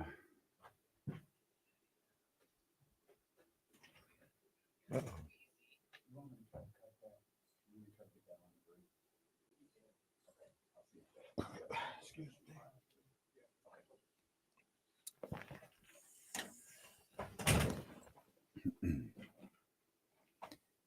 Can you try to cut that up a little bit, maybe into 2 segments, the audio? Do you think you could? Yeah, just maybe 2, and I'm gonna try. Yeah, I want to try to cut it shorter. Okay. We need like maybe 2 5 minutes to get on KSFM at 3. You think you could pull that off? Yeah. Okay. So I used to go. That's easy. Look, man, Jesse, like, give me a challenge. I just sent you the full interview right now. Give me a challenge. Go, man. Come on, man. We want to try to get it on in the 3 o'clock hour on KSFM. Yeah, that's fine. I'll work on that right now. All right, man. We welcome you in here. I'm Damian Barling. The ultimate needle mover in God mode himself. He's Kenny Caraway. Yes, sir. Acknowledge me. And as Bruce said, we are live. No, He shout said, out Fox I don't 40. know where I was. Oh, by Fox 40. Yeah, that man. checks out. That checks out. Oh, man. Shout out to my people over in Fruit Ridge, man. Off of Fruit Ridge over there, man. Shout out to that whole crew, man. Fruit Ridge Community Center, everything. I'm gonna have to post a yesterday and today picture. I know I got a picture of me and Bruce. Bruce had to have been 20 years ago. Had to have been. I got I know what I'm wearing. It's a bad Fat Farm sweatshirt.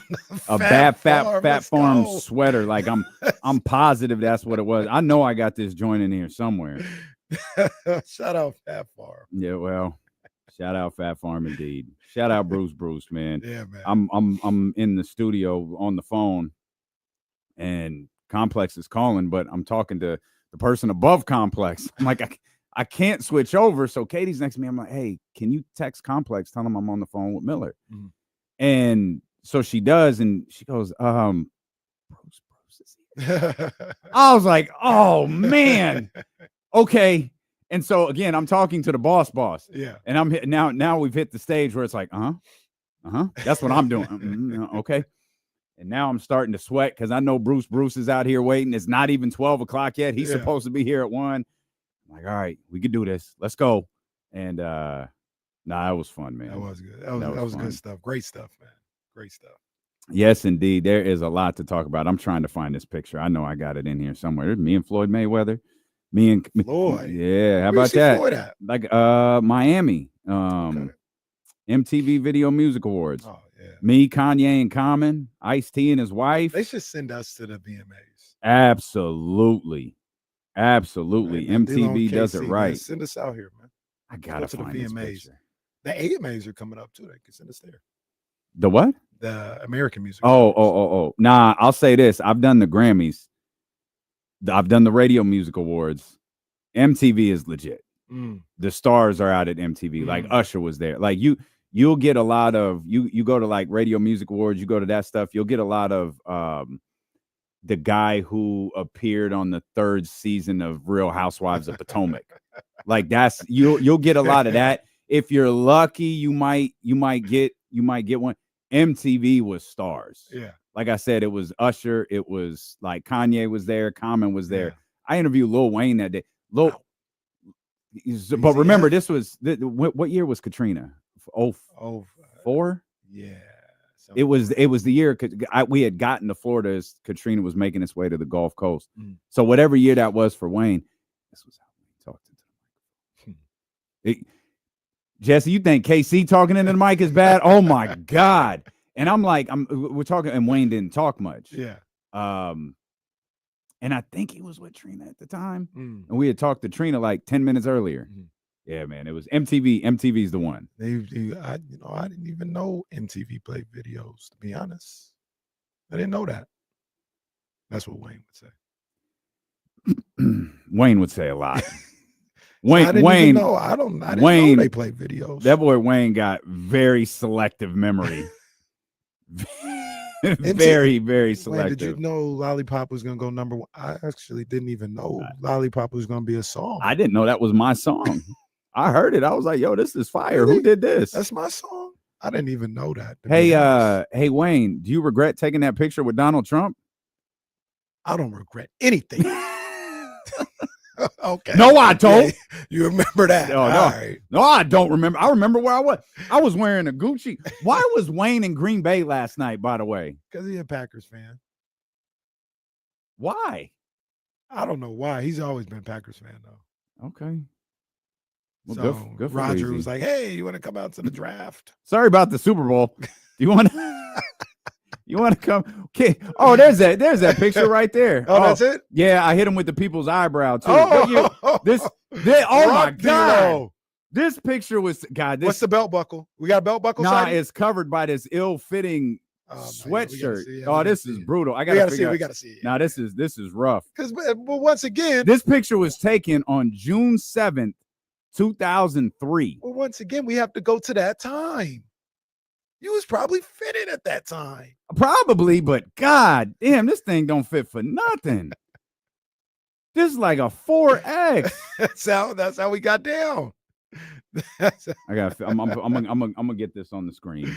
That's how we got down. I'll just turn the computer around for those that are watching. Oh man, my bad. This is a tough look for your boy. This is how much I love the Chatty House. That I'm gonna put this picture up. This is a tough look for your boy. But his man Ski, who was out there, was a big wrestling you was fitted, fan. bro. Stop. You was fitted.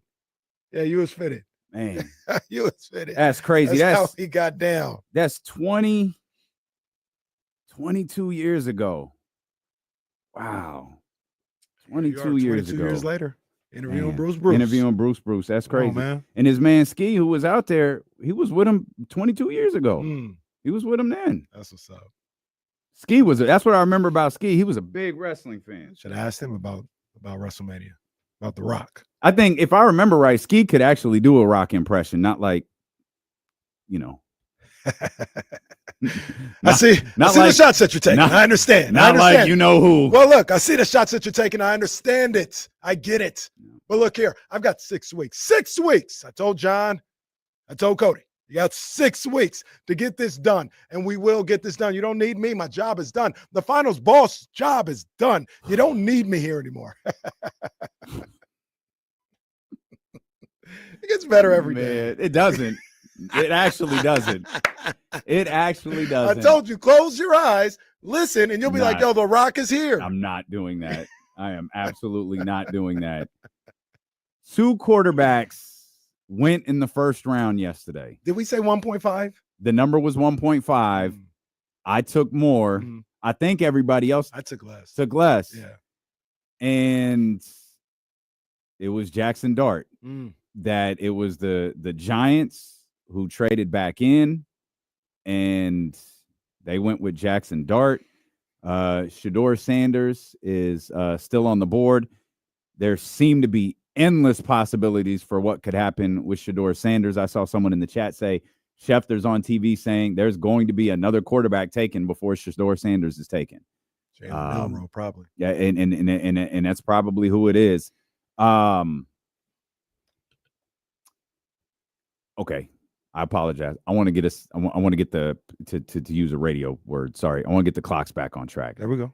I have a lot to say, if you don't mind, about the conversations around Shedeur Sanders this morning. Absolutely. For those watching, you see I got the fresh cut.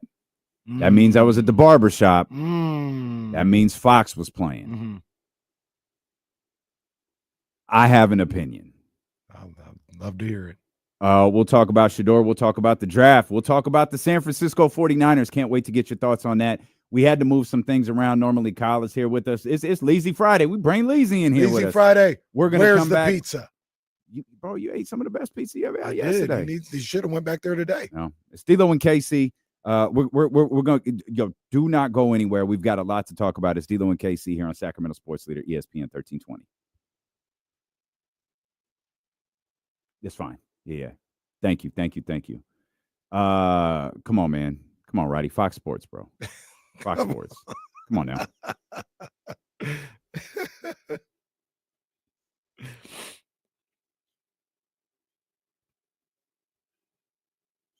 Okay, beautiful. Thank you so much for that.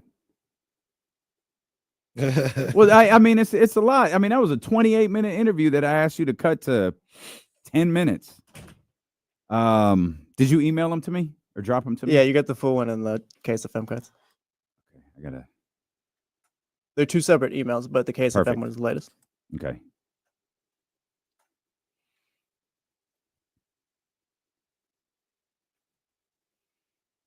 Bro, what are you doing?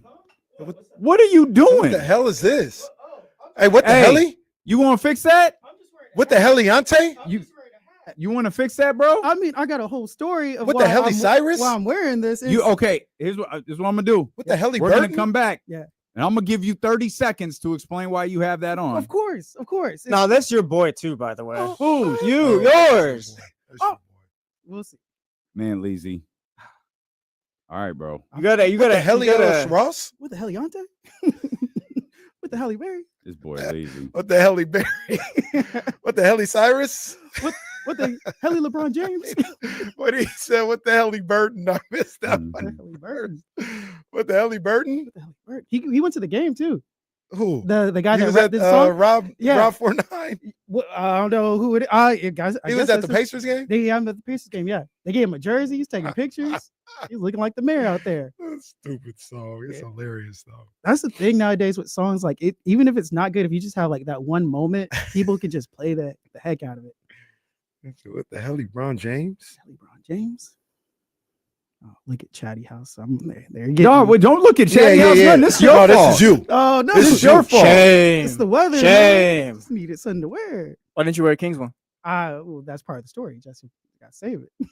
But there is no story to this. There really isn't. There's a whole plot. There's absolutely no story. This is what me and Kenny were trying to prevent. That's what I'm saying. But he didn't want. No, everybody's like, no, just let him do whatever. I can explain myself. Hell no.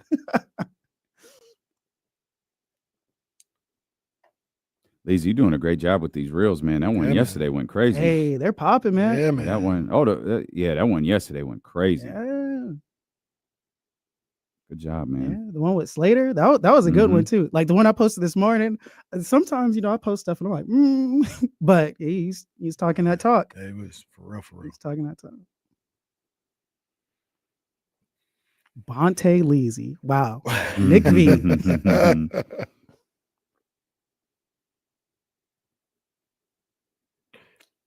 Getting some Butcher Leezy boy.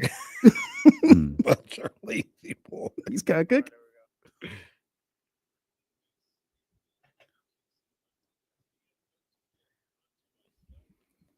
All right, we've got a lot to do here. You have 30 seconds, Leezy, to explain yourself. Yeah, this is starting right some bull now. Jesse, start the timer. This You is guys got a bull Warriors jump The right Deion, timer for those is that don't know, running. for the radio Hey, audience. as Deion would say, this is some bull jump. You've right got here. 20 seconds. Okay. I'm on the clock like Shedeur right now.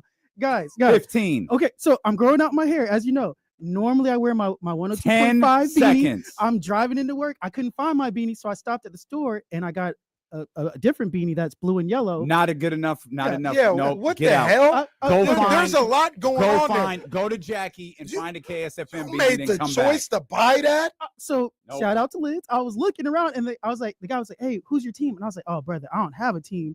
And he's like, well, you want this one over Nope. here? No. I was like, I guess. Wait. Nope. Yeah, Oh, you no. were at Lids No. and all they had was a Warriors one. Go get a 102.5 beanie. Go get an Abe beanie. Go get a 98 Rock beanie and come back. Get the hell out of here. He really walked in it. See, he was slick. When he came in here to take the Bruce picture, he ain't had that on. He didn't have it on when he was out there, doing little interviews. Oh, no, he got cute, dug into his little bag, and put that stupid, talking about he growing his hair out. Did his hair braided? Yeah. Yeah. Hey, look, no, like Jesse said, that's your boy, man. Yeah. You brought him to the party. I like his hoodie had a hood, of course. Like you could have threw that on. He's a horrible storyteller. He just snitched on himself. He said, "Oh yeah, I was at a store like he was Walgreens." Then he says I was at Lids. You mean to tell me they don't have King's hoodies or King's beanies there? Were you trying to lock the door? Oh yeah, those don't lock. Is he trying to lock the studio? That lock just goes in a circle. Yo, that'd be hilarious. All right. Okay. Yeah. Now you don't look like an idiot, first of all. You could have done that before. Once again, what the hell? All right. Get your headphones on. Get settled in. All right, Can you hear us now? I can hear you. Yeah, You were at Lids? Yeah, I was at Liz. And Lids only had Warriors beanies. I mean, they had other ones, but No, I They don't didn't know. have Kings? Yeah, well, I'm saying, were you in you were in Loomis? Like where were you at? Yeah, I'm where was sure his they had Lids at? King. Where was his Lids? I'm coming from Arden. I just moved over there, so I just stopped in Arden. You don't want to be in that mall too long. So I was trying to get in and out. You're making it really difficult. I'm sorry. Casey, we were just wearing hats. I've been in that Lids multiple times. There's a whole King section, bro. What was the logic between picking the Warriors one over the Kings one? Because I know they had a Kings beanie, so we don't have to go there. We can just move past that. What? You're wearing all black. Hey, They Casey, can have a black Kings beanie. Yeah, black and purple. it's like you with the hats, Casey. Sometimes you're just wearing a hat. That don't mean you're associated with the team. You're just wearing a hat sometimes. But there's just Lazy. some hats you don't wear. You're fighting a losing battle. I am. Stop fighting. Okay. It's crazy, bro. I'm like the Warriors in game 2. I just go down. It's tough. Again, this is all just kind of Damian's fault as well. We tried to stop this weeks ago. Yeah, well, yeah, we did. We tried. You're right. We tried to prevent this. Tried this. to shame him months ago. Yeah, and Dan was like, "Hey, live your life, bro." And look, he lived his life, and look where that got us today. I still haven't made it official yet. This is not even a soft launch or anything like that. God damn it. We're not there. You have to stop talking. Okay. You're making this so much worse. I already gave Joe Lacob his money. Man, sure did. Yeah, this is crazy, bro. I had high hopes. Unbelievable. I know. I had high hopes, It's man. tough. I believed in you. I believed in you. We all believed in you. How dare you? Okay, Tyra. Yep. So the story of round 2, which I guess is the same as the story of round 1, is the fact that one of the marquee players from college football, the son of one of the most charismatic and flamboyant broadcasters, coaches, and football players we've ever seen, Shedeur Sanders, who on a lot of draft experts' big boards were top 5, top 10, certainly near the top of his position group. Shedeur Sanders was not drafted yesterday. And it kind of started to feel yesterday like that was going to be the case. You started to hear a lot of noise. You hear things about attitude. You hear things about his approach and interviews and all of these different things. And I was listening to Colin Cowherd today. Oh, I know. Don't do that. Look, I was at the shop. I'm a guest. Mm-hmm. I'm a patron. And he talked about the wide receiver from Ohio State who moved up draft boards because he's so likable. And these general managers just fell in love with the kid and they loved him and they drafted him. And they think he's a great ball player. And I believe the line he used was an A+++ human. It's like, man, that's cool. And then Cowherd starts talking about this idea that really just boils down to conforming. And this idea that you're supposed to be humbled and grateful by the experience, just by the opportunity to be drafted in the NFL. And that you're supposed to take this, oh, shucks approach to all of these wonderful things that are happening to you. As if you're not a part of all of the wonderful things that are happening to you. As if Cam and Travis and the rest of those guys are just really nice guys who the Jacksonville Jaguars wanted to, wager some draft capital to have in their locker room. No, they're really good football players. But for some reason, Shedeur he's looked at a little bit differently. And I don't think Shedeur is looked at differently just because of his demeanor and his attitude. He's looked at a little bit differently because the demeanor and the attitude of his dad. And the idea that we're just supposed to say, oh, man, Mr. Kraft, Mr. York, Mr. This, thank you so much. No. I'm the one. We're not supposed to do that. We're supposed to have this. We're not supposed to. It's what was Bruce just talking about? We're all different. Yep. But at the NFL draft, we're all supposed to be the same. And we're supposed to be measured by how nice we are and how these interviews go. How much stuff was out there about your boy in San Francisco before the draft? No one cared, though. No one cared for multiple reasons. One, they agree with it. Two, and you already know where this is going. Players that look like 97, almost said 95, 97 are judged differently than players like Shedeur Sanders. Mm-hmm. And to listen to someone like Colin Cowherd talk about how you have to be nice and you have to conform and you have to be humble to be drafted in the is absurd. Because he's right.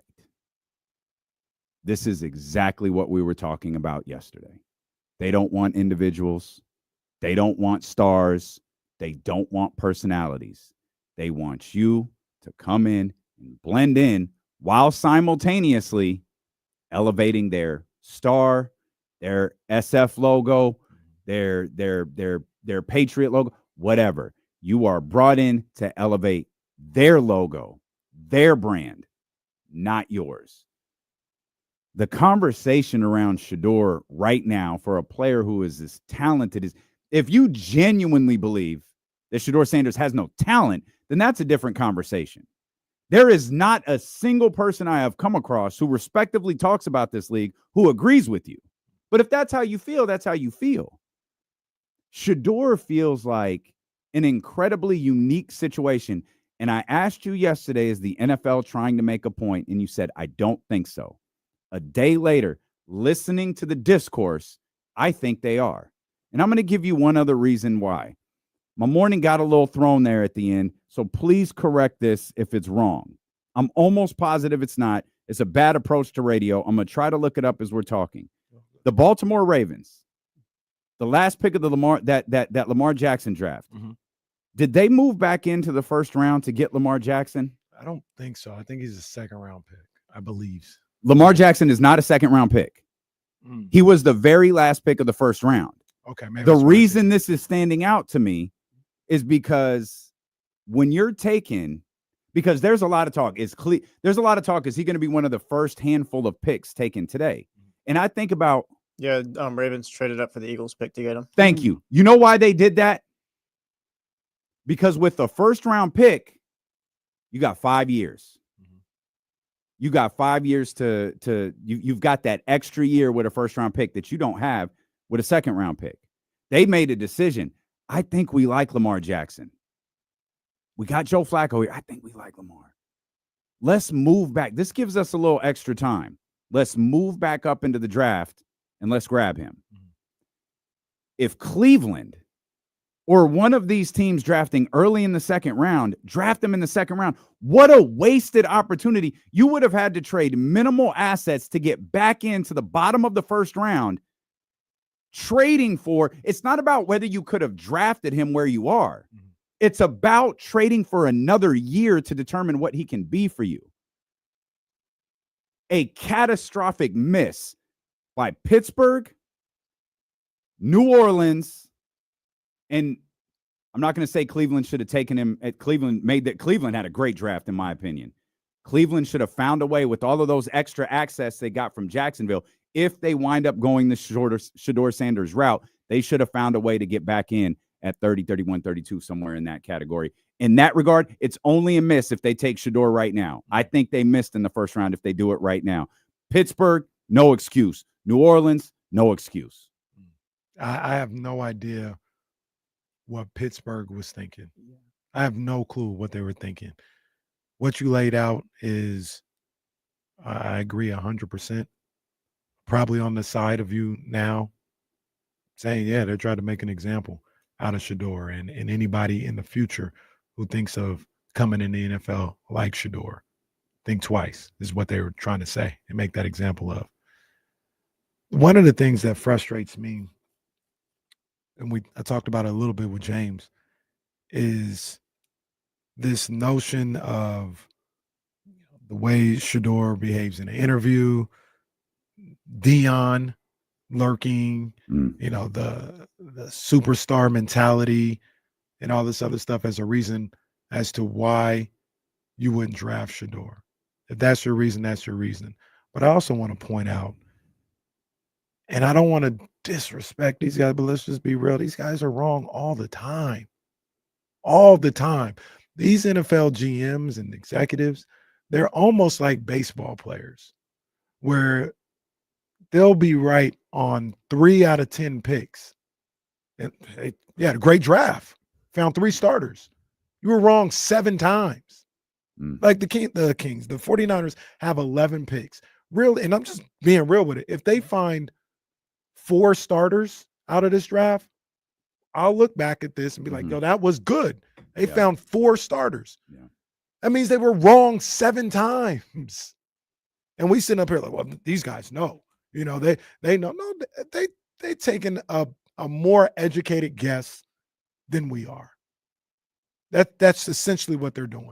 They're taking a more educated guess based on the information they've been given or they have access to, or maybe their philosophy on what they believe makes a good football player. Pardon me if I'm not going to just fall in line with them, be like, oh, well, if Shedeur didn't go in the first round and nobody wanted to pick him, you know, you got to listen to these execs. They got more information. They still don't know. They still wrong all the time. So I look at what happened with him yesterday, and there's a couple different things going on. Number one, what happened to him. Number two, the reaction that people had to Shedeur not being in the first round. A lot of celebrating. Yeah. A lot of celebrating going on. And that also lends to the fact that this is more than just football. Obviously, there wasn't executives out there celebrating. I'm not saying that, or like at least publicly. But a lot of discourse with people who follow this league, who report on this league, you know, who had a certain demeanor about Shedeur not making it. And I'd be crazy to think that is only restricted to the people that follow the league. I'm pretty sure there were people inside the league who make decisions who are just as happy that Shedeur didn't get what he wanted last night.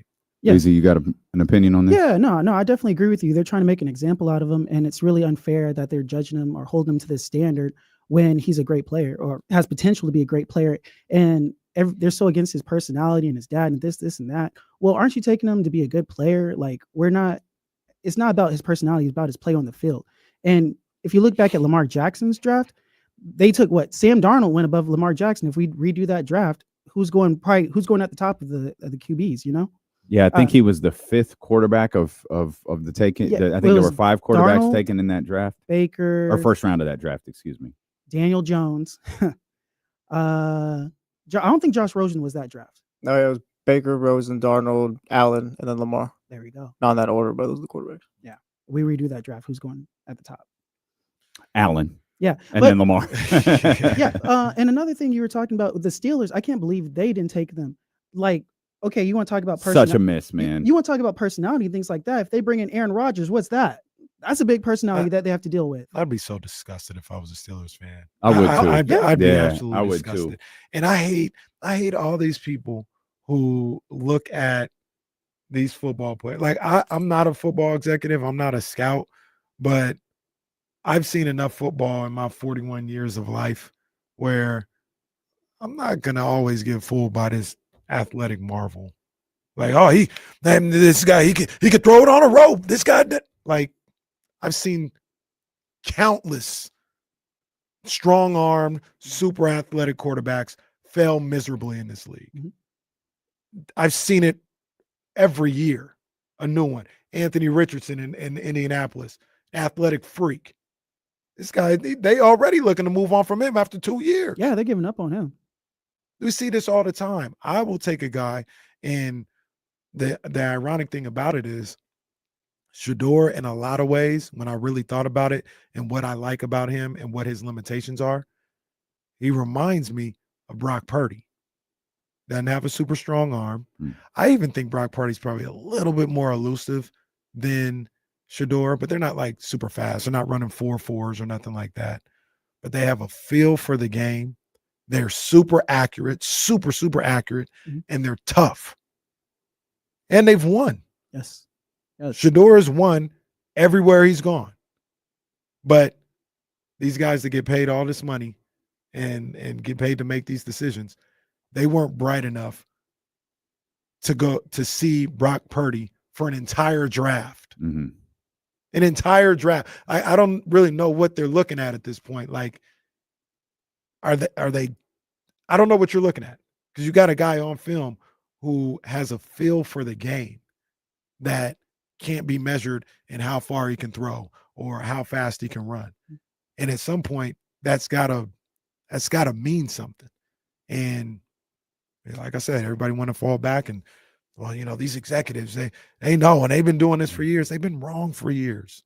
They've been wrong for years. Remember in Lamar's draft, everyone was talking about how he interviewed and his personality and this and that, and how wrong were they? I mean, obviously, we've got the most famous example, a guy that's in the Hall of Fame, or everybody looks at as one of the great executives, said Lamar should be a receiver. Yeah, I remember.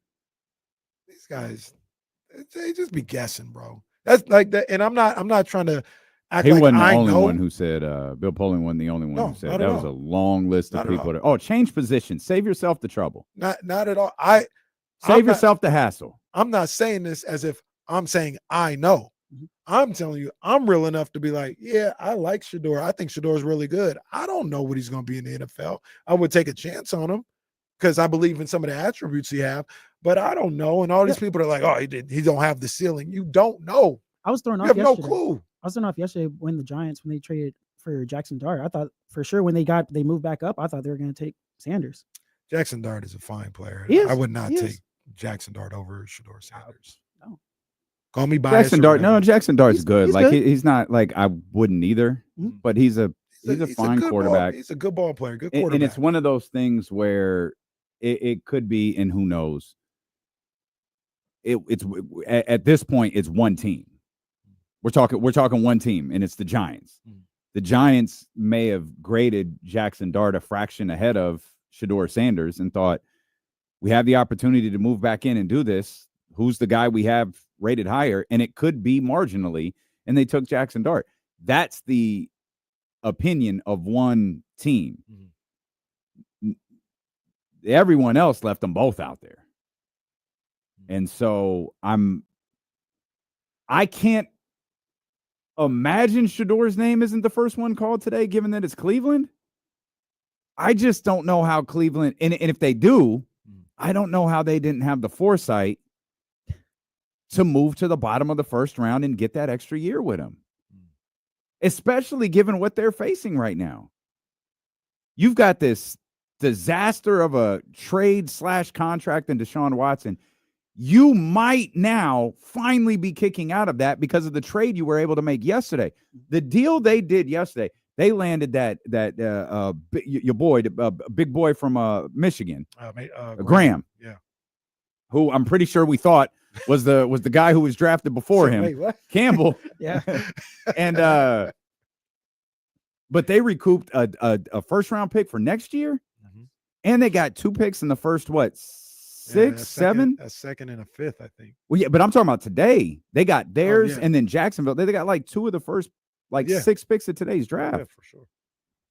Yeah. So they're recovered. They are just now recovering, or starting to recover from that Deshaun Watson deal. But you have to find your quarterback and able to fully do this. And if his isn't the first name called today, I would be absolutely floored. Man, and once again, it's, Shedeur, I'll tell you, I like Shedeur. Yeah. I'm a big fan. I believe in his talent. I believe in what he could be in the NFL. At the end of the day, money-wise, contract-wise, that's where first round matters and the rounds matter. So I'm not dismissing that. But at the end of the day, go where you go. We have a guy that, and Brock Purdy, who's top 10, top 15 quarterback in this league, could have potentially won a Super Bowl with, that didn't get drafted. Yeah. So you can look at my guy too, Jalen Hurts. He dropped in the draft as well. You know, it's not about like I wish Shedeur would have went higher, obviously, but if he lands in the right situation, he can still be successful.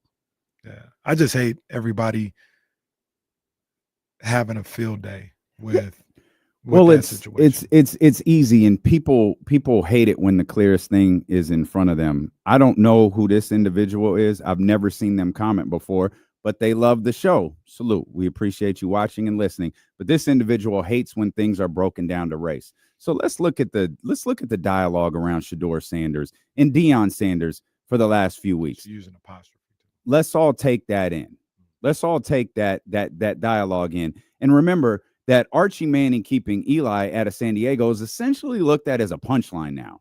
Oh, it's funny. Yeah. He used the line Nepo babies. Let's talk about Nepo babies. Joey Bosa and Nick Bosa. You want to talk? Let's talk. Let's if we're gonna talk, let's talk. We talk about Nepo babies. We talk about Eli. Y'all will bitch and moan about Eli's credentials. Eli is elevated. Why?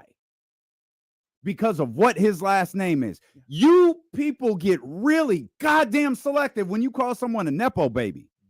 You get really, really selective when you talk about guys like Shedeur, when you talk about guys like Bronny, but you willingly ignore someone like Eli, whose name is elevated and Hall of Fame candidacy rides so much on his dad and his brother.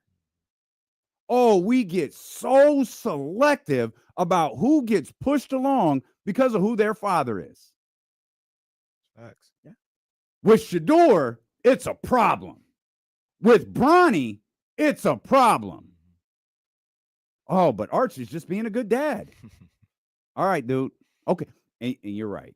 I'm sorry. I'm so sincerely sorry that everything is about race. I'm sincerely sorry to that brother who has never once spoken in the chat before. I'm glad you love the show. We hope you continue to love the show.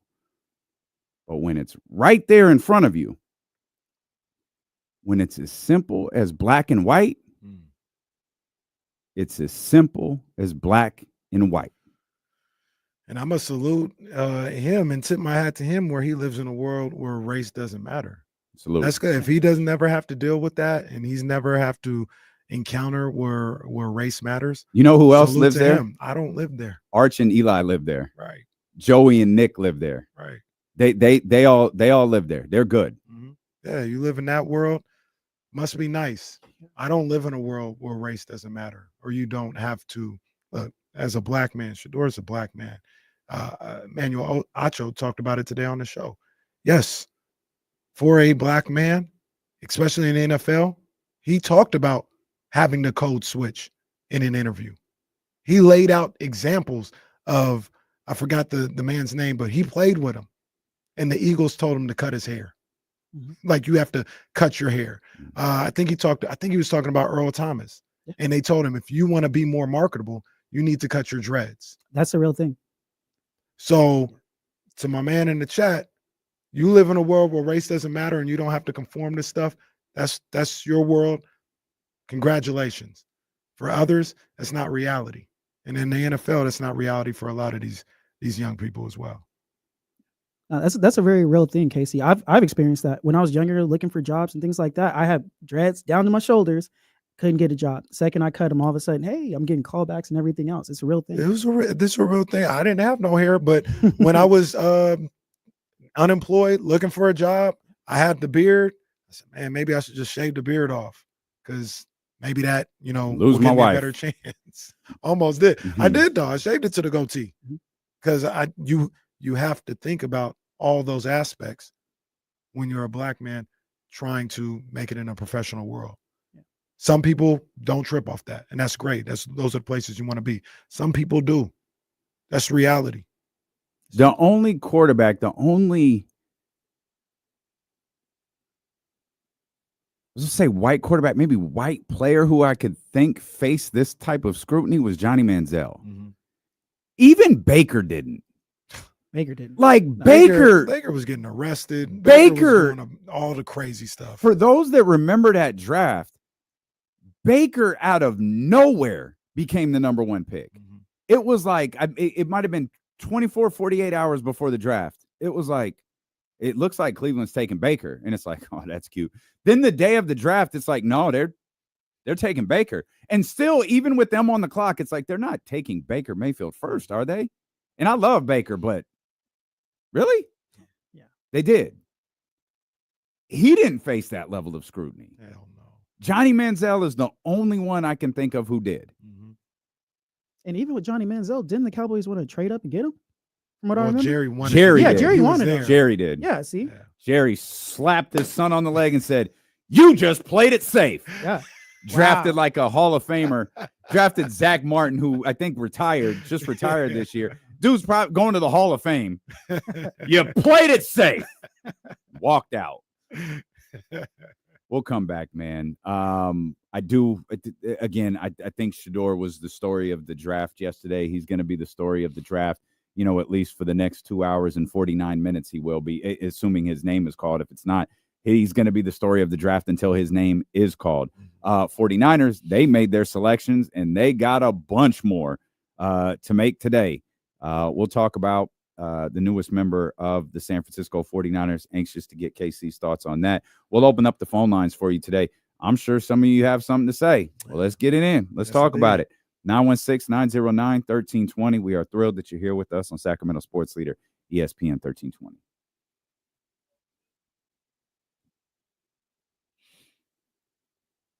John Poles. Jerry wanted to draft him because he knew Manziel would bring him in money.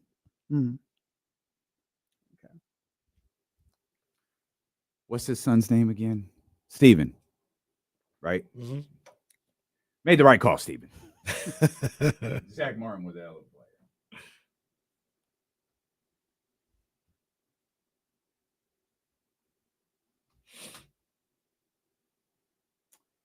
a player. Casey's corner is 8DK 11, right? I'm 10. 8DK 8. Yeah, 8. It's IM 8DK. 11. Yeah.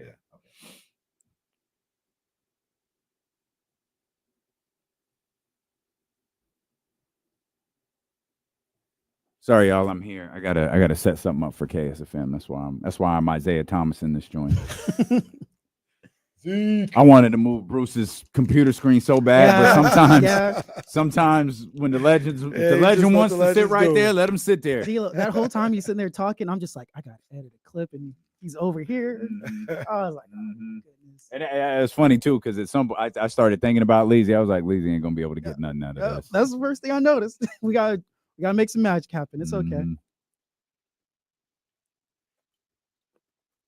If we had a different beanie, maybe he would have moved. No, it's true. Man. He's a Packers fan, bro. I was like, what? Packers? I almost started talking to him about it. I was like,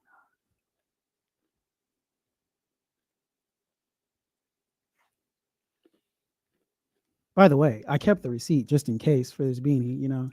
I was leaving and he's like, you want a receipt? I was like, you know what? Just in case.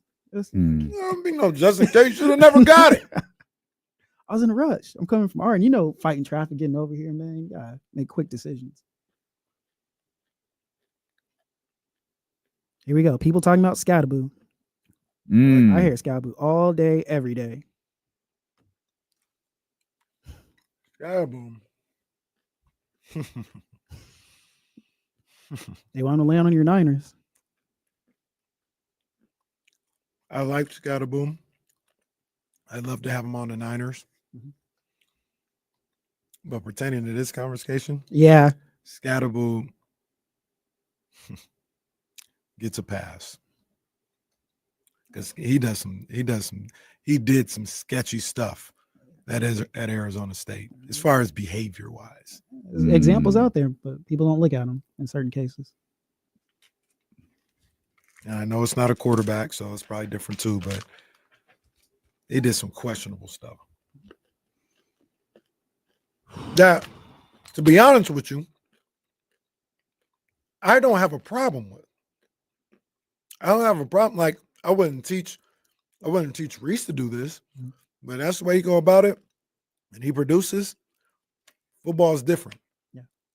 But when it becomes a problem is when one person is held to one standard and not another. Oh yeah. I'm not holding neither one of them to a certain standard. Hey, be mindful. I like the way you get down. I like the way you produce. I like your bravado. Yeah. It's all good. I look at that both ways. But some people look at bravado in one way as a problem, and bravado from another person is, oh man, he's got confidence. Yeah. Oh, okay. All right. Yeah, it's like you said, it's like with Johnny Manziel. Johnny Manziel was not shy. He said what he wanted and did what he wanted. So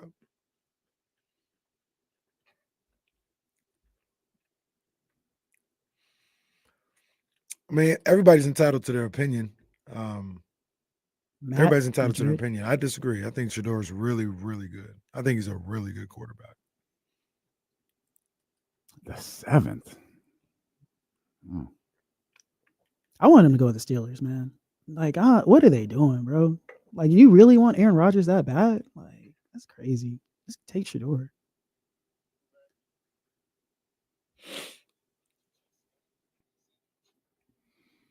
All right, man. Let's get to the phone lines. Elk Grove Kia Talk line 916-909-1320. Let's start with David. David, what's going on, brother? Go ahead, David. What's up, baby? David. Oh, sorry, David. It was a good effort, David. Let's go to old reliable TC. TC, what's going on, brother? Yes, sir. What's up with my two brothers, man? What's up, my guy? How you doing?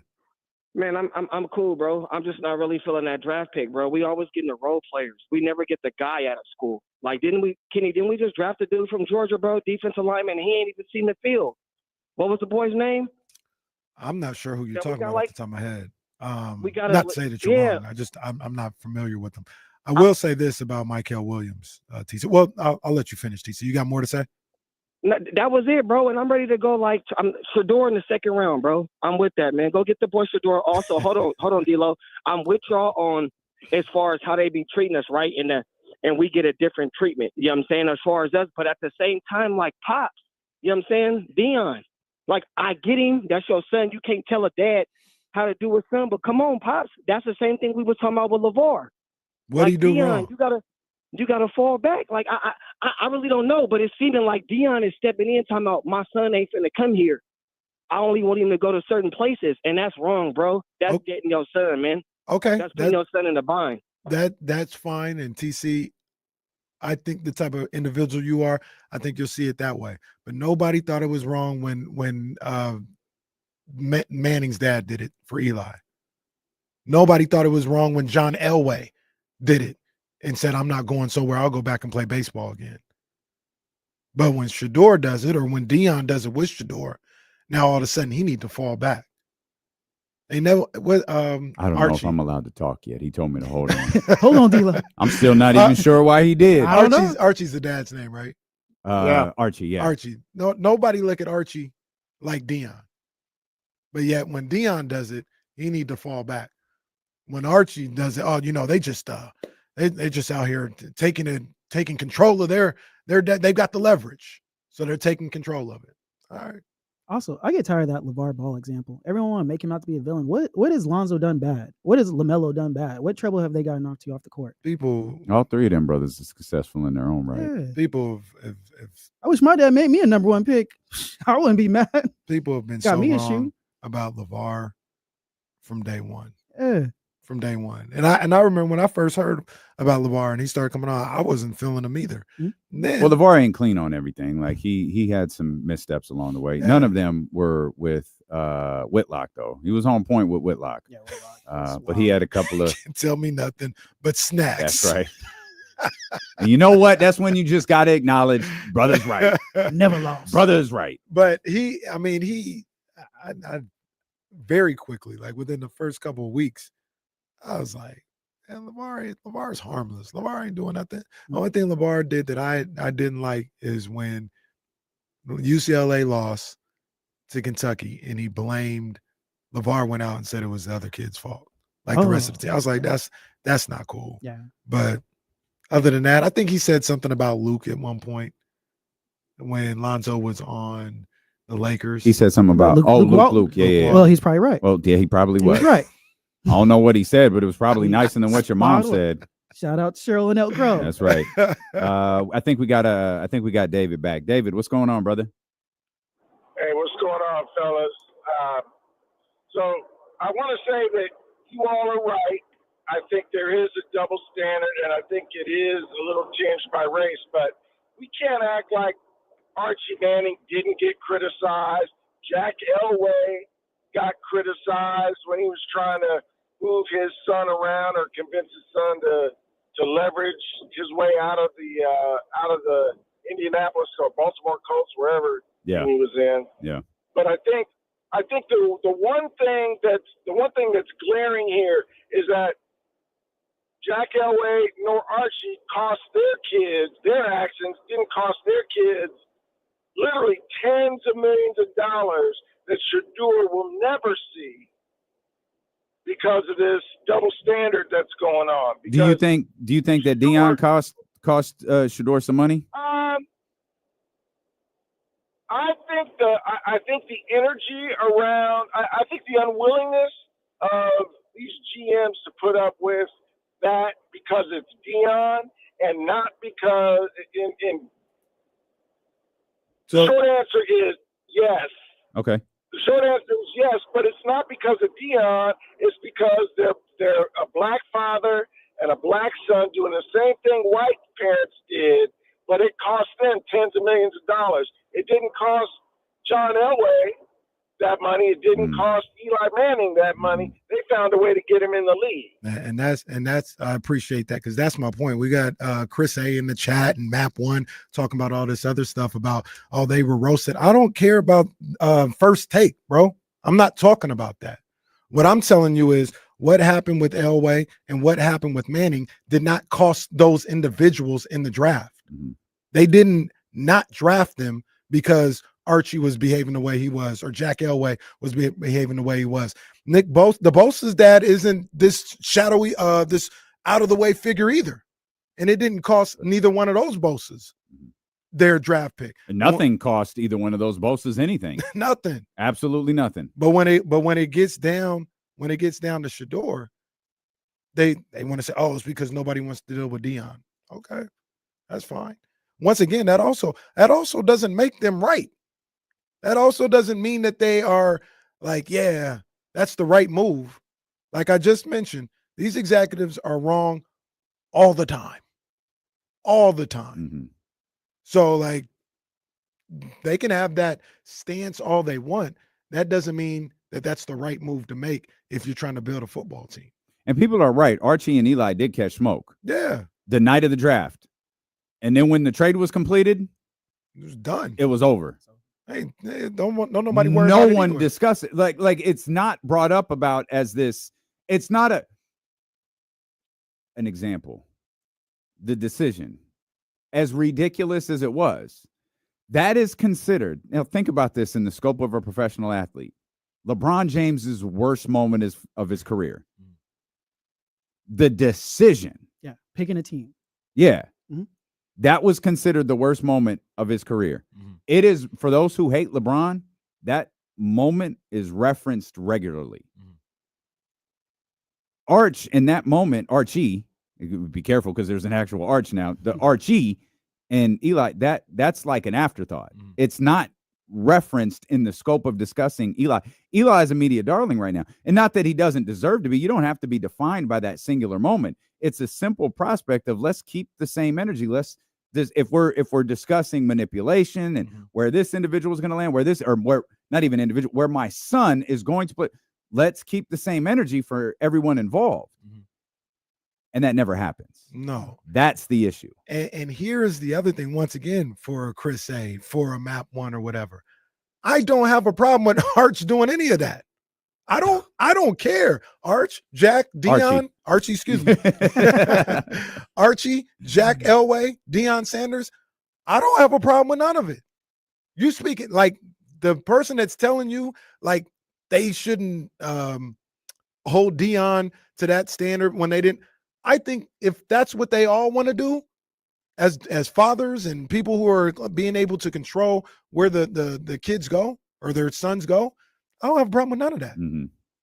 My only issue is, why is one getting penalized when the others didn't get penalized in the actual institution? I'm not sitting here talking about First Take or tweets or anything else like that. That may be what you're talking about, Chris A. and that one. I'm not talking about that. I'm talking about the actual drafting. If they're not drafting him because they don't like what Deion does or Deion says or anything, or Deion tried to control the situation, that's whack. That's whack to me. And it screams insecurity from those franchises, which may be, or instability, which may be part of the reason why those franchises are where they are right now, because they don't have the right people making the decisions. Mm-hmm. So once again, I'm in favor, like I'm not even saying I would do it, but I'm in favor of, if Deion, Archie, Jack, whoever in the future want to kind of put their hands on where their son is going to be drafted, by all means do it. It might be one of the only times you could do it for the next 7 years. I don't have a problem that it happened last June. No. If you think LeBron manipulated the draft, I have no issue with it. Absolutely none. We're talking pick, whatever it was, 50-something. Mm-hmm. I think we got Lewis here. 9169. Always a treat when Lewis calls. Elk Grove Kid Talk Line. Real Brothers in Sacramento. Lewis, what's happening? Oh my goodness! Wow, what a surprise that whole show was last night, right? I'm disappointed in all of the media, all the shenanigans that went on. But this is my point with Shedeur. It seems to me the NFL has really gotten away from wanting to winning at all costs. Just win, baby, all of that. I mean, they seem like they're so prepared now to set a guy on the bench. And I'm thinking about a Colin Kaepernick who had gone and been a successful player, but they were willing to let him sit aside and watch lesser quarterbacks play for some reasons. And I feel the same way about what's going on with Shedeur. For Cleveland to not try to at least bring him into the fold. Pittsburgh, I'm very, very disappointed as well. It's just fascinating to me. There was so much negativity that was released anonymously, and that's something that is just, to me, not something that the media should be allowing. It's just really a sad thing. I hope for the best. I'll be rooting for Shedeur. And, I'll say this last thing is, if you're picked first, you can still be a bust. If you're picked last, you can still be Brock Purdy. What happens is going to be on the field. I can't wait for that young man to get a chance to get on the field. And that's where it's going to be made. He's going to be made or he's going to be busted, not where he's picked. But it's good stuff, Lewis. Yeah. It's good stuff right there, Lewis. I do want to, there's no conversation where I think I understand what Lewis was trying to say, but just to be very, very clear, there is no conversation where Shedeur and Colin Kaepernick are in the same. Colin Kaepernick is a one-of-one situation probably in the history of the National Football One League. thing he was talking about is like quarterbacks sitting behind another quarterback. There's nothing wrong with that. Mahomes sat behind Alex Smith, I think he was mentioning something about that with Cap. Yeah, I mean, with Cap, he was talking. There were lesser quarterbacks playing in front of. There were lesser quarterbacks getting opportunities. He's talking about Colin Kaepernick was not. Yeah. And again, that is an entirely different scenario that I don't think involves, because Shedeur is going to be in the NFL. Mm-hmm. I believe Shedeur is going to be in the NFL today. Mm-hmm. Shedeur might be in the NFL in 2 hours and 31 minutes when Cleveland makes the first pick. If he's not, it will certainly be fascinating to see what happens. There is a scenario where Cleveland knows what's happening at the top of the second round and feels comfortable waiting to their second pick in the second round to take Shedeur Sanders. There is a world where Cleveland doesn't want to draft Shedeur Sanders. I'd be surprised by that world. Yeah. But again, he's going to be the story of the draft until his name is called. My thing with whether that's today or not, like he's going to be the story of the draft. My thing with Shedeur is, if you just don't think that he's good enough, that's fine. Perfectly fine. That's fine. I disagree. There I think isn't a he's good enough. single person though that has said that. There isn't there. I do not see questions about his talent. Yeah, it's about his personality. I see questions about him. Yeah. And it's like, where did this come from? Because at Colorado, this wasn't an issue. There was not a bad thing to be said about Shedeur Sanders during that run with Colorado. Now, there were criticisms of his game, certain play, like that was there, that's the life of a high-profile athlete. Right. But the questions about, he was the second overall pick like 2 months ago. After he played his final game, there were these same analysts that had him being drafted before Travis. The questions about him got really, really loud in recent days. Not loud, not just loud, but loud and frequent. That feels calculated. That's my biggest issue, is this feels calculated. Listening to Colin Cowherd today. I don't like Colin Cowherd at all, but Colin been around this game a long time. He knows who to text. He knows who to call. I believe he's talked to enough people to help him form that narrative that we used on the air, or that he used on the air, excuse me. Yeah. And it's like, okay, that's how we're framing this. All right. And that's how they go about it. Like I said, if you don't think that Shedeur is a good enough quarterback, that's all good. So be it. Yeah, yep. That's all good. I don't. The Giants didn't. Yeah, they think Jackson Dart is better. I disagree, but what do the Giants know about quarterbacks? It's whatever. They pay Daniel Jones at this point. But when you talk about, like you mentioned, when the conversation is centered around his personality and the arrogance, the cockiness, and all this other stuff, by people who made decisions to draft Baker Mayfield first. Baker Mayfield was arrested in college. Baker Mayfield was the worst sportsman I'd ever seen at the quarterback position, maybe outside of Johnny Manziel. And he went number one. Nobody was concerned about his leadership or his character or anything else like that. When those are the things, as you're giving reasons why, and Baker Mayfield, to be honest, he was never no franchise quarterback. He's a good quarterback. He's had a good renaissance to his career. He's been solid. But he ain't never, they talk about franchise, a guy that can change your franchise. He was never that. No. He was never that. But he's on his third team. It took a while for him to get here.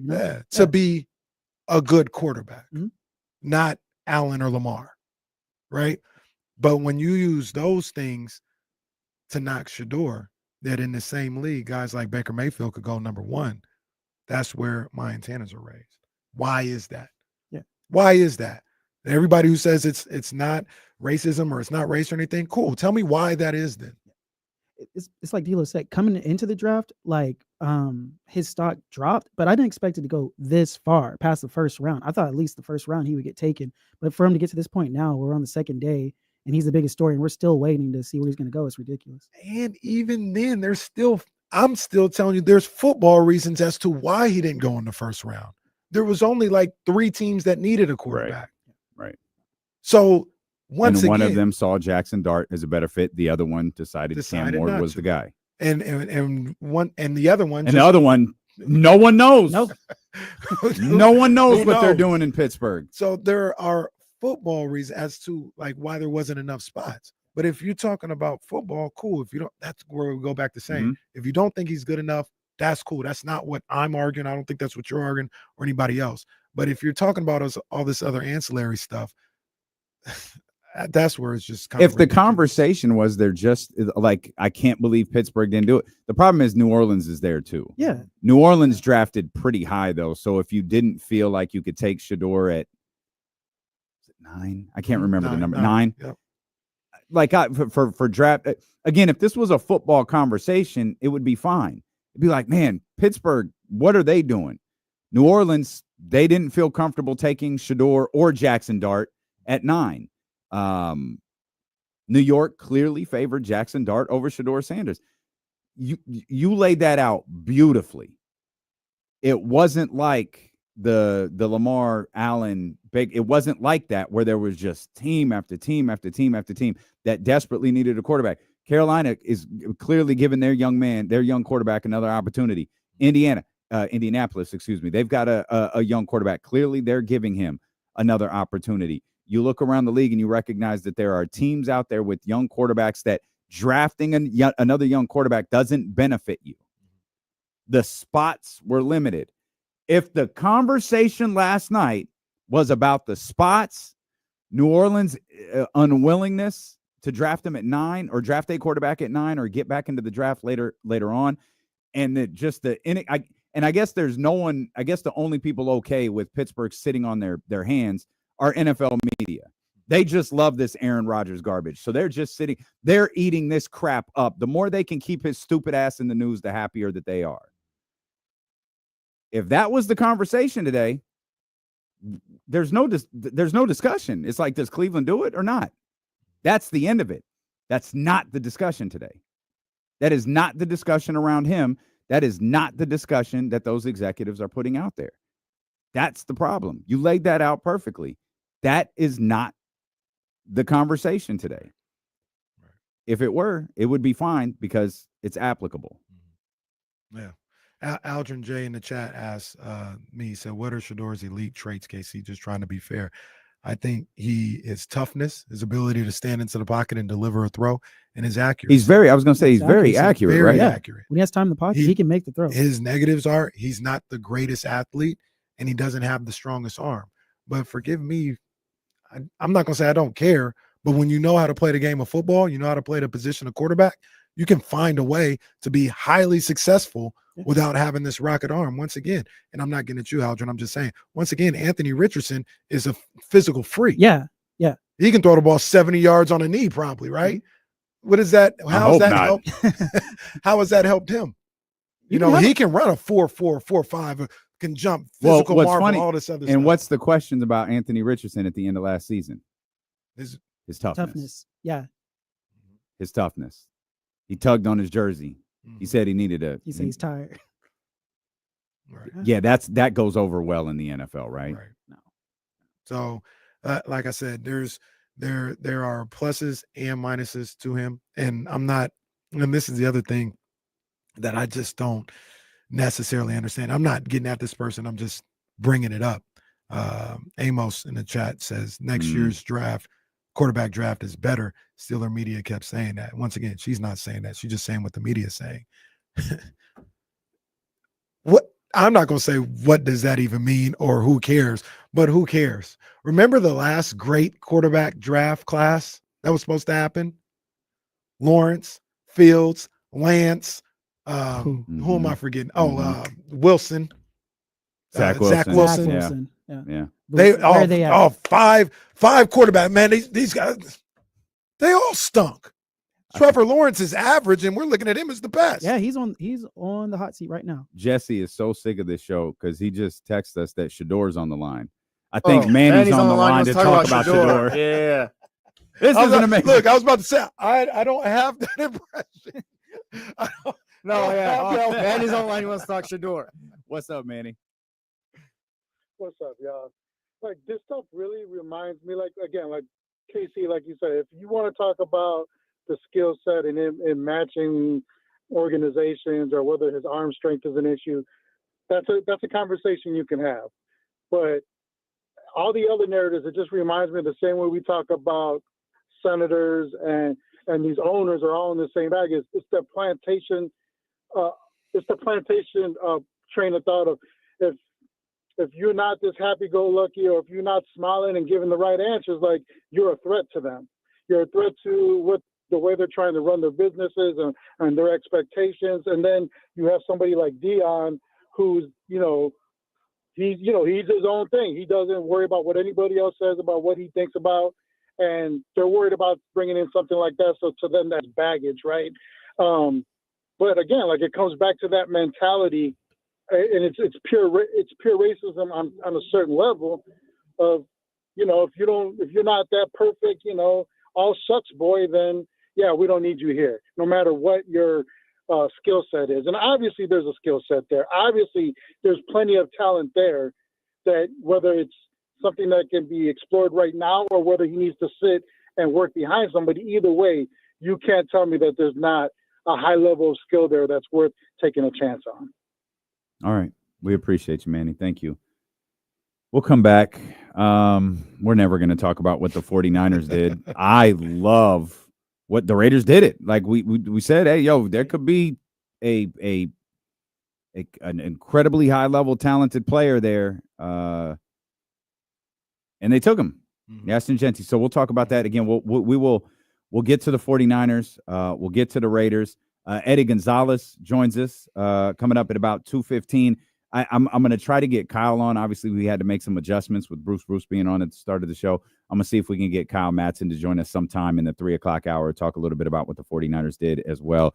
And we'll keep the phone lines open for you, 916-909-1320. Steeler and KC, brought to you by Sky River Casino and Sacramento Sports Leader, ESPN 1320. Mark, once again, you may feel that way about Shedeur, and that's fine. Where's Brock Purdy on the athleticism and arm talent? This guy's won more playoff games in the last few years than a lot of other quarterbacks in the league. Find a way to win, and that's the other thing about it. A lot of people try to disguise, and maybe a lot of these executives try to disguise the fact that if they get this super physical freak of a quarterback, it'll allow them not to have to do their job and find other people on the roster and look for this guy to just carry everything. No, you got to go out there and do your job, finding those guys in the trenches on the offensive line and the defensive line, finding weapons for this quarterback, regardless of what his arm talent is or what his athleticism is. You've got to put a roster around every quarterback. So just because Cam Ward or somebody else has better arm talent doesn't mean your job is done. Some would say it makes it easier. I don't know. Does it? You can have a big arm and still not get it done. There's a lot of big arm quarterbacks who don't do shit in this league. Where's what's his name? Jacoby Brissett or whatever? What's he doing? He had a cannon. Yeah. There's a lot of people who are physical freaks in this league who don't do nothing. Then there's a lot of people that, like Peyton, I'm not calling Shedeur or anybody Peyton Manning. He didn't have a rocket for an arm. No. He understood how to play the position at an insane level. Yeah. He was watching tape. He was seeing the coverages. He was making, the plays. Yeah. That's what that is. King Boss says Shedeur Sanders is a bonus of NFL prospects. Only performs against bad teams. 1-7 against top 25 teams. Did you see Miami's schedule last year? Do we have to look at what that record was and what top 25 teams they played and what they were able to do and who they lost to? But can we give him credit for the shot at Sabonis? Of course. What do you think about Travis Hunter with the Jacks? Travis is great, man. Yeah, Travis is great. I think he's gonna do a great job. Lawrence is like, I need help. The Jacks got a lot of work to do, but Travis, I think he's a potential game changer. Yeah, they got rid of my guy Dougie P, the coach from the Jacks. I forgot who the new guy is, but yeah, Doug's out.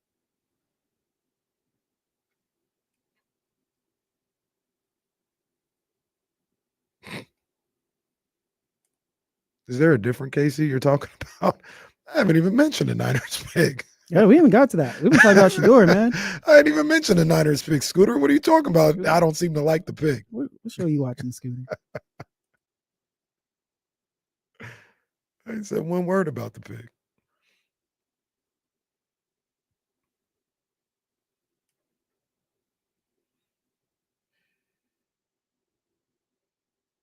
Hey, KC, I got some lineups for tonight, Oh, you got to pop it? If you need some help with some you got to pop it? I mean, text me, screenshot it. They might make it. Oh, okay. They might make it. I see you right now. We'll see what's up.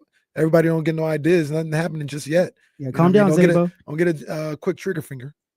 Scooter, that was TC that didn't like the pick. It wasn't Casey. That was TC. Come on, man. We just all look like TC, KC, Lee C, Jesse.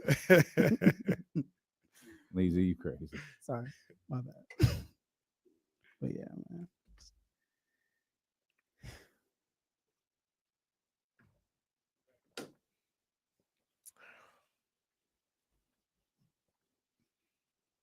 You see, they was killing Schefter for the way he was dressed last night. Well, the man was The man was freezing. He was cold.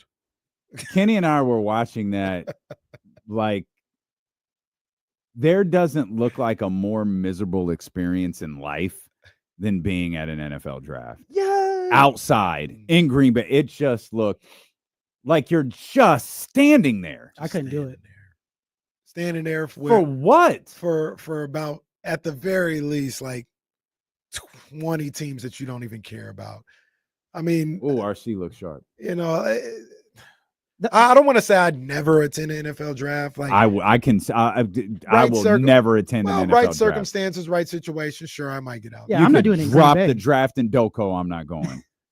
Well, look. So here's how I look at it. Say the draft wasn't Doko. Say the draft. Get out there. You know, maybe get on somebody's porch. Get on Tiger's porch. Chill out. Drink. You're also not like time. a fan, Dame. So like that makes sense. Like, there's no reason for you to be there. I'm not. Would you go? Are you going to see who the Dolphins are drafting? Yeah, I'm not gonna lie, because like my cousins, like, we're all Dolphins fans. They live in Tracy, so I'm sure they'd all like go eat some, go hang out at the draft for a bit, and go see who the Dolphins are gonna draft. That won't turn out to be a good player. How the Packers how that was in Green Bay, and I think Detroit might have been the same way. I wouldn't do that. How it was in Nashville, yeah. Where I could go to a bar and be out there and get the atmosphere, watch the playoffs, you know, see what the draft. Like, so many people. Like, the idea of it's cool. Like, hey, let's go to the draft, see who's gonna be there, this and that. But by the time you're there and you're like, all right, pick number 15. No, being stuck in that parking lot, I'm with you. I would not be in the crowd. Yeah, that's crazy. I'm not doing that. But I'll be if it was in Doko. You know, I'd be down. And why wouldn't the NFL draft be in Doko? I'll be on K Street somewhere. Yeah, out there on Capitol Mall, like we did that Common concert that one night. Were you? Did you do anything with that? The Common concert? Yeah. Man, I missed that one. Mm-hmm. I was mad I missed that too. He brought out J. Cole. Yeah, I was about to ask you, was it that one? Yeah, it was that one. Yeah. Now I'm really mad. I forgot about that. Yeah. My boy Cole. I don't know if I'll ever see Cole. None of us might. Yeah, Cole just might be done. You got to go to his it's not called Dreamville anymore. It's called something else. He has some festival I saw. Yeah, when he was there. It's not called Dreamville. They're rebranding it, I guess. They're doing it different. By the way, Leezy, Doug is back. Who's back? Duggar? Doug is back. Oh, I saw him and Future dropped a new one. Money on Money. I was in the car like, what? Hey, it sounds exactly like what you expected it to sound like. It really did. That's what I came for. That's what I'm saying. Like, they didn't miss. Like, they have it's a like, recipe. And they what's a stick to Young it. Thug Future song sound like? The one that they dropped last night. That's it. Doug is back. All right. Like, he came out of jail. He said, "I'm sticking with the script. I ain't changing nothing. This is it." Simple as that. You want to talk 49ers? Sure. They have several picks to make today. I think 3, but they made one last night at number 11. Mykel Williams, defensive lineman from Georgia. It seemed most of the mocks, if you will, had the 49ers either going offensive line or defensive line. They went defensive line. John Lynch said yesterday he was he wanted to trade up to get Williams. Trade didn't happen, and he said they were sweating it out till number 11, but their guy landed right there for him. They didn't have to give up any draft capital to get him, and it sounds like they got the guy that they wanted. Yeah, I'm not gonna trick you guys into thinking I'm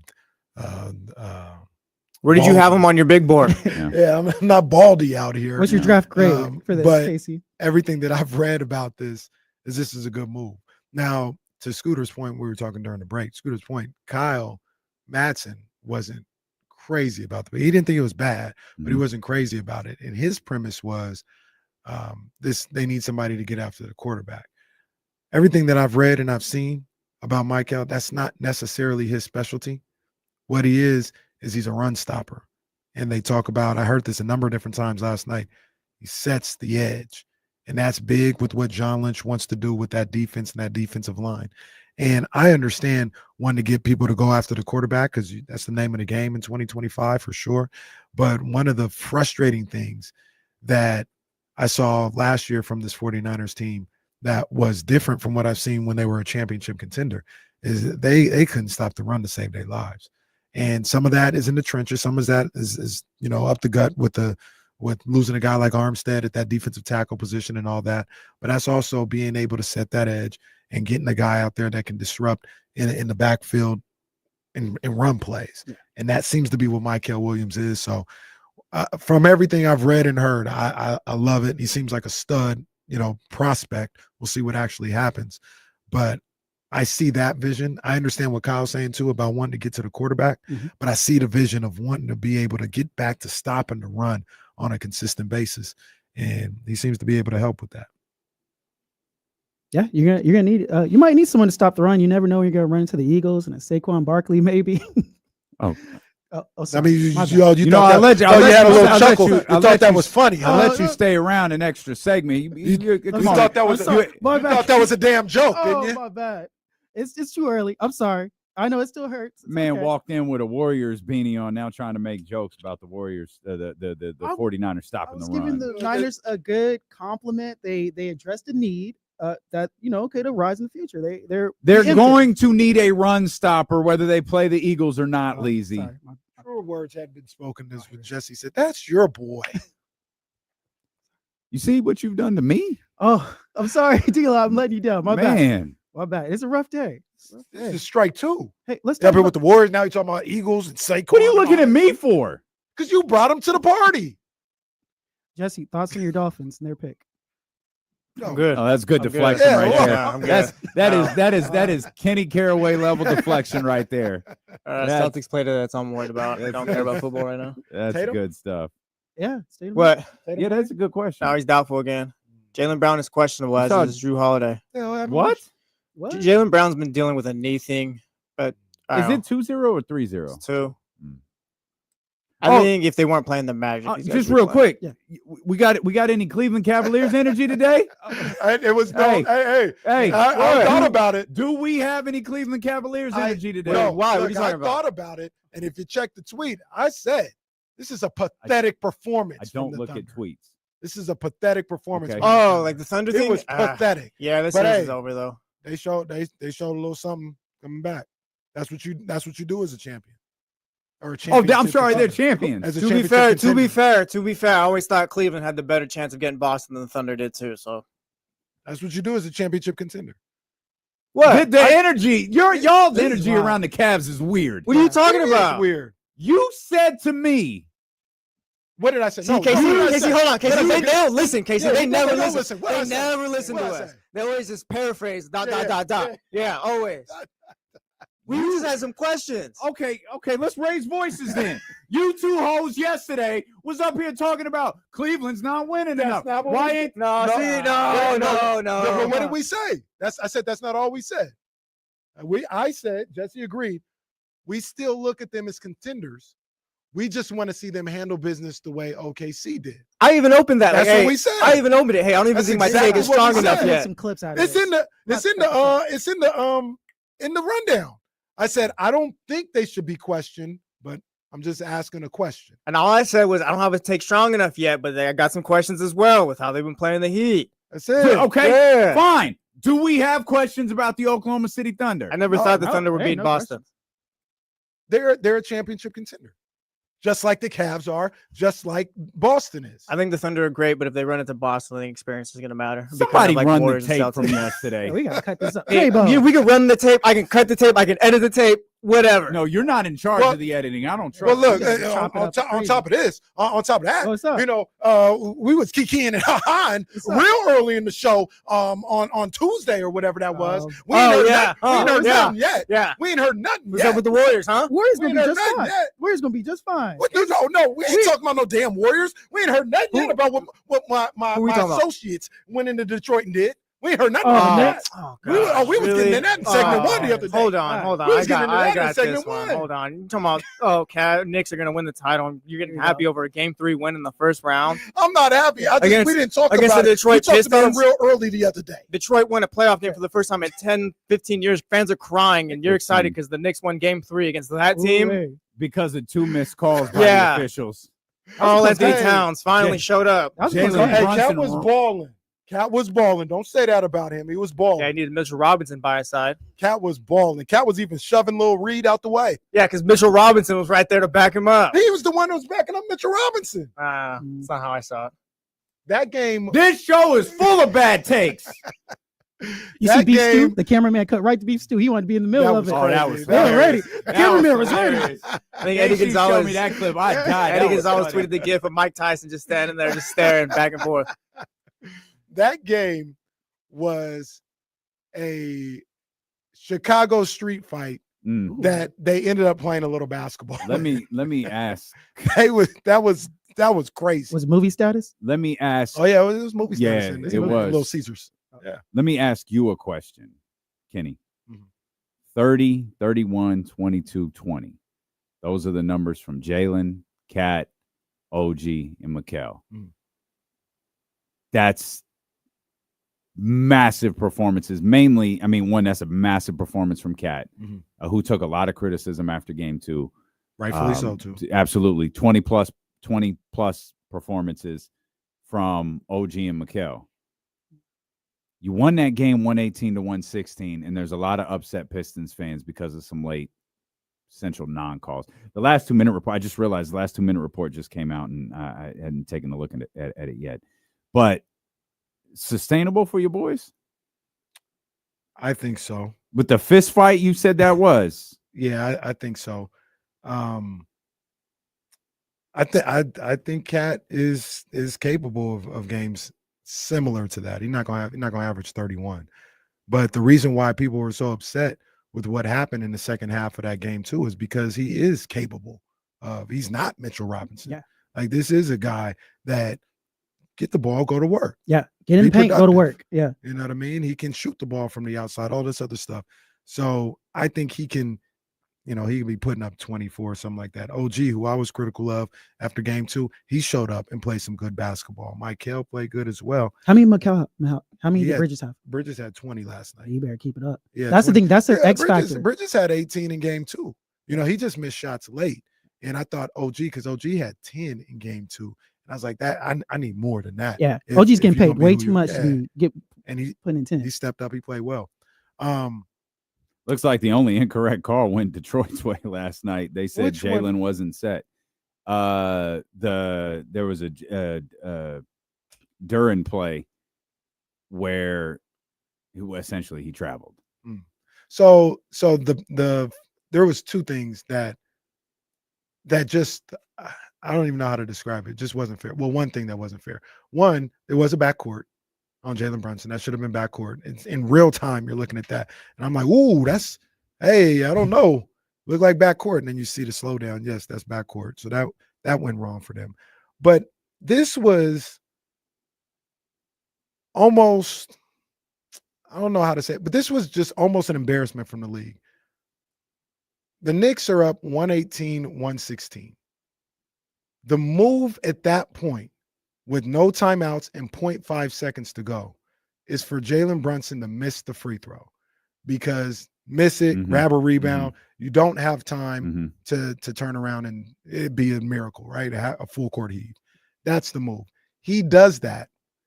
The clock operator starts the clock early.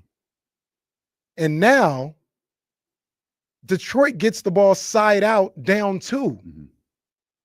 That's not fair. That is not accurate. That is not how that should go. Because not only are you penalizing the Knicks, so to speak, for the operator not making the right move, but now you're giving the Knicks the benefit of being able to have the one advantage that they weren't going to have if they would have missed a shot by taking the ball out, run a play, whatever the case may be. And you took a point away from the Knicks. So now they can lose because all that. I was sitting there talking to Jazz about this endlessly, and she was like, I don't care. And I was like, this is not fair. How is this just right? Like, I would have gone crazy if I was Tibbs. I was like, you just completely botched my whole strategy in this situation, and I could have lost the game. Do we think the series is going 7? It shouldn't. No, I think it shouldn't go 7. Really? I don't. If the Knicks, if they are who they say they are, it shouldn't be going to 7. The same No, I energy think- y'all have for Detroit's the a real good Cavs. team, though. They Detroit's are, a but good this is their team. first time there. I think it's 5 or 6. Yeah. No, I don't think it's 5. Like they'll win another one. I think it's 6. I think Detroit gets them next. Yeah, I wouldn't be. Yeah, 2-2. Yeah. It depends. New York as should have somebody called him on one of the pods I was into. It depends on what version of Toby Harris we get. Got the bad one. That's the last thing. night. Yeah, that was Philadelphia 76ers. That- Tobias Harris That's yesterday. him. That's who Tobias Harris is. Sometimes he shows up, sometimes he doesn't. You're gonna get one more good Toby Harris game. Yeah, we're going 7. Well, that would require 2 probably. You getting 2? Give me at least 1. But yeah, no. If the Knicks are who they say they are, this shouldn't be that tough of a series. I know Detroit's playing No, good and all that. Detroit's good. This isn't. That was an intense game last It was. night. It That was. No, they put up a And fight. I don't want to say I don't care how good you are. Yeah. In that environment and the way that game was played, that's tough for. I feel a lot like of teams. it might have been a momentum swing last night for the Knicks. Jesse, Casey go ahead. asked, like, if we're gonna get done Tobias Harris game, we counting on Cat to show up the rest of the series too, though. Yeah. Like that, I'm not. Yeah, See, but like the Cat- Knicks, the 'cause Knicks, to the me- Knicks can have a stinker too. That's what I'm saying. Yeah, Like, but I'm I not don't counting think on the Cat's gonna Knicks, give everyone you to show up again. Like I can see Cat not taking another shot in the fourth quarter Yeah, of one of these I don't games. see that. I don't see that. I do. I don't see I feel Cat like that's playing Cat, that though. way another time in this series. Really? I don't see that. I can It see it doesn't next mean he game. gets 31 every game. I'm not saying Mhm. that. But what we saw in game 2, I don't think that happens again. That was a complete no-show.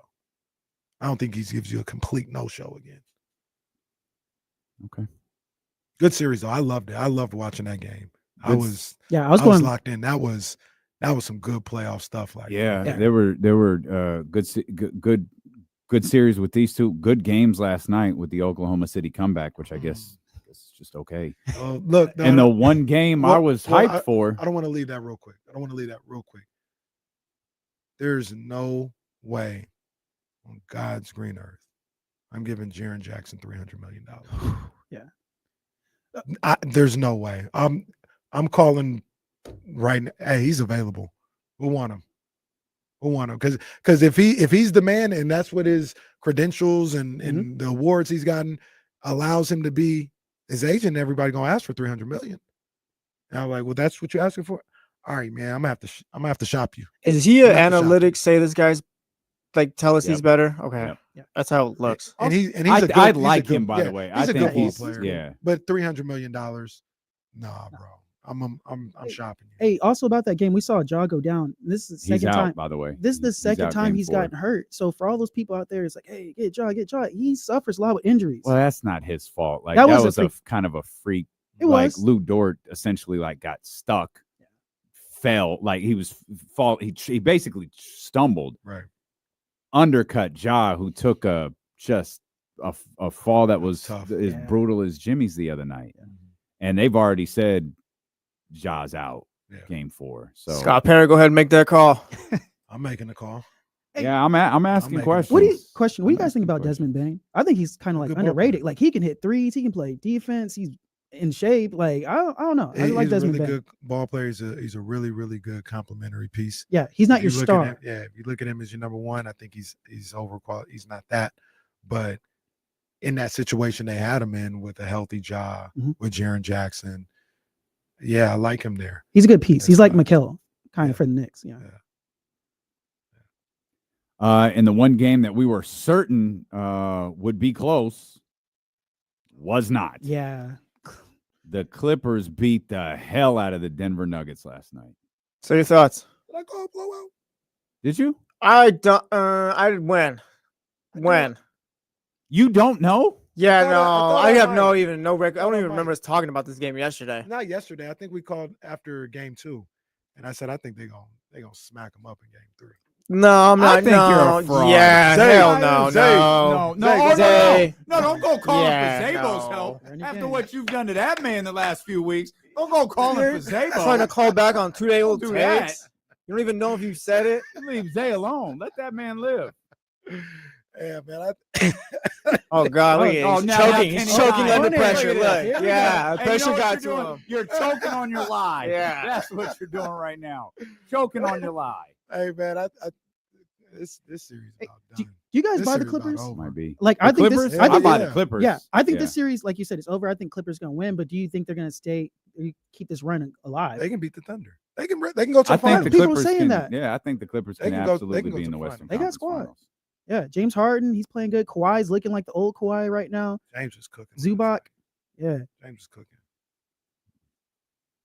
Hey, is anyone going to talk about Jokic, by the way? Being all demonstrative, yelling at his coach? Anyone going to say anything about that? Or is that just cool? Jokic just get away with a lot. Is no one going to say nothing about that? Well, it's fiery. Fiery. Love his passion for the game. Fiery. And then sits on the seat just all Can disgusted. I tell you a take you might? I was fine with it just because it's one of the first. I think he cares. Yeah. He ain't worried about getting home today. This man does. Yeah. Show me you want to win. Like obviously his play is extraordinary, but we always say like Jokic he wants to go home. I love that from him last night. I was like, hey, Jokic actually does give a crap. Is the I'm all Jokic about stuff it. about him not caring a little overblown? No. You don't think so? No. I think it is. You don't think he's in the No. locker room like wanting to No. win? Like, No, I believe the man wants to win. But no, I think there's a difference between wanting to win and not wanting to lose. Mm. Like explain. there are people who losing like Some people it hate eats losing. at them. Yes. I think it happens with a lot of athletes at this level. I don't know that losing eats it. Well, I didn't know if losing ate at Jokic. I didn't know if to answer this a different way. I absolutely thought basketball was a job for Nikola Jokic. I Just think, like Drew Down is an accountant, Nikola Jokic is a basketball player. They approach their job the same way. so here's what I think about Jokic. I think he loves basketball. I think he hates to lose. I think the NBA is a job for him, if that makes sense. No, that actually I got you. He loves The- basketball. Everything that surrounds him with the NBA, Yeah. I think he could leave. Like he does not like that. Yeah. But the actual game, He doesn't want to be a face of the league. He doesn't want to be that guy out there. just Do all the that stuff. tweets, the reporters, all this. Like, I don't think he enjoys the NBA aspect at all. But the actual game, like it's time to win or lose. The game of basketball. Yeah, I think he loves the game and is passionate about wins or losses.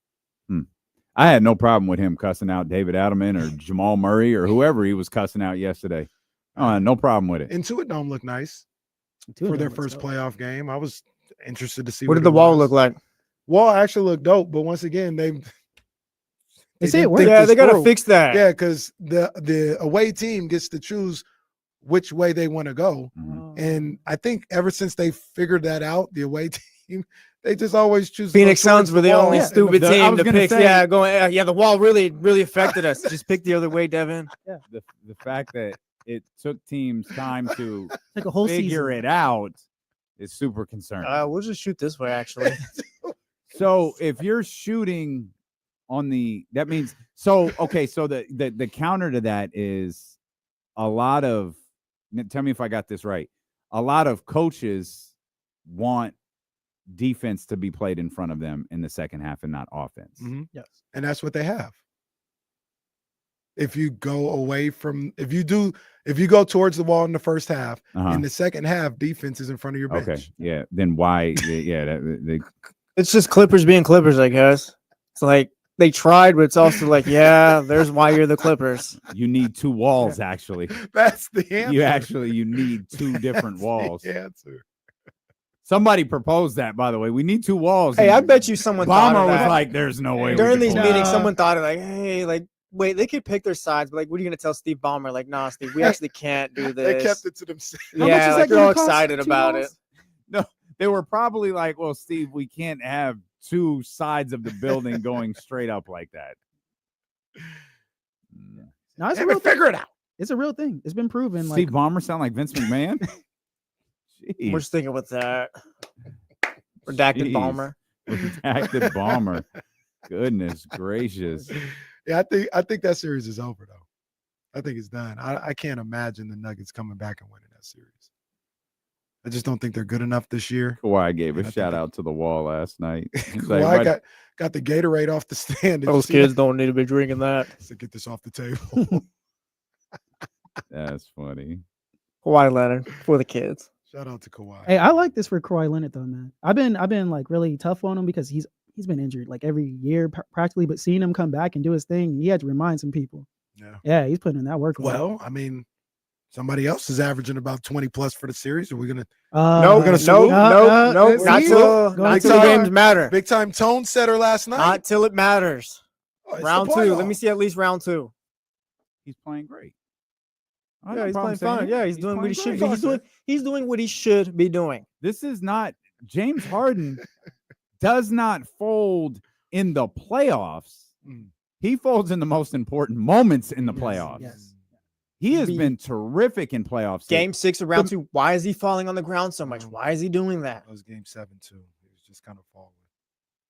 Just would fall. James Harden's playing very, very well right now. If this is the James Harden you get when you're in a 3-2 series or a 3-3 series, I'll take the Clippers. I think I'll take the Clippers every time. This is the situation best suited for him. He's got obviously a 1 with Kawhi. Yeah, but he's got some other boys. Yeah. You got Norm Powell over there. Norm Powell did real. And shout out, I meant to say this yesterday. Shout out to Chris Dunn. Chris Dunn was a bust. Rhode Island? Providence was considered a bust, was out of the league, going around G League, whatever.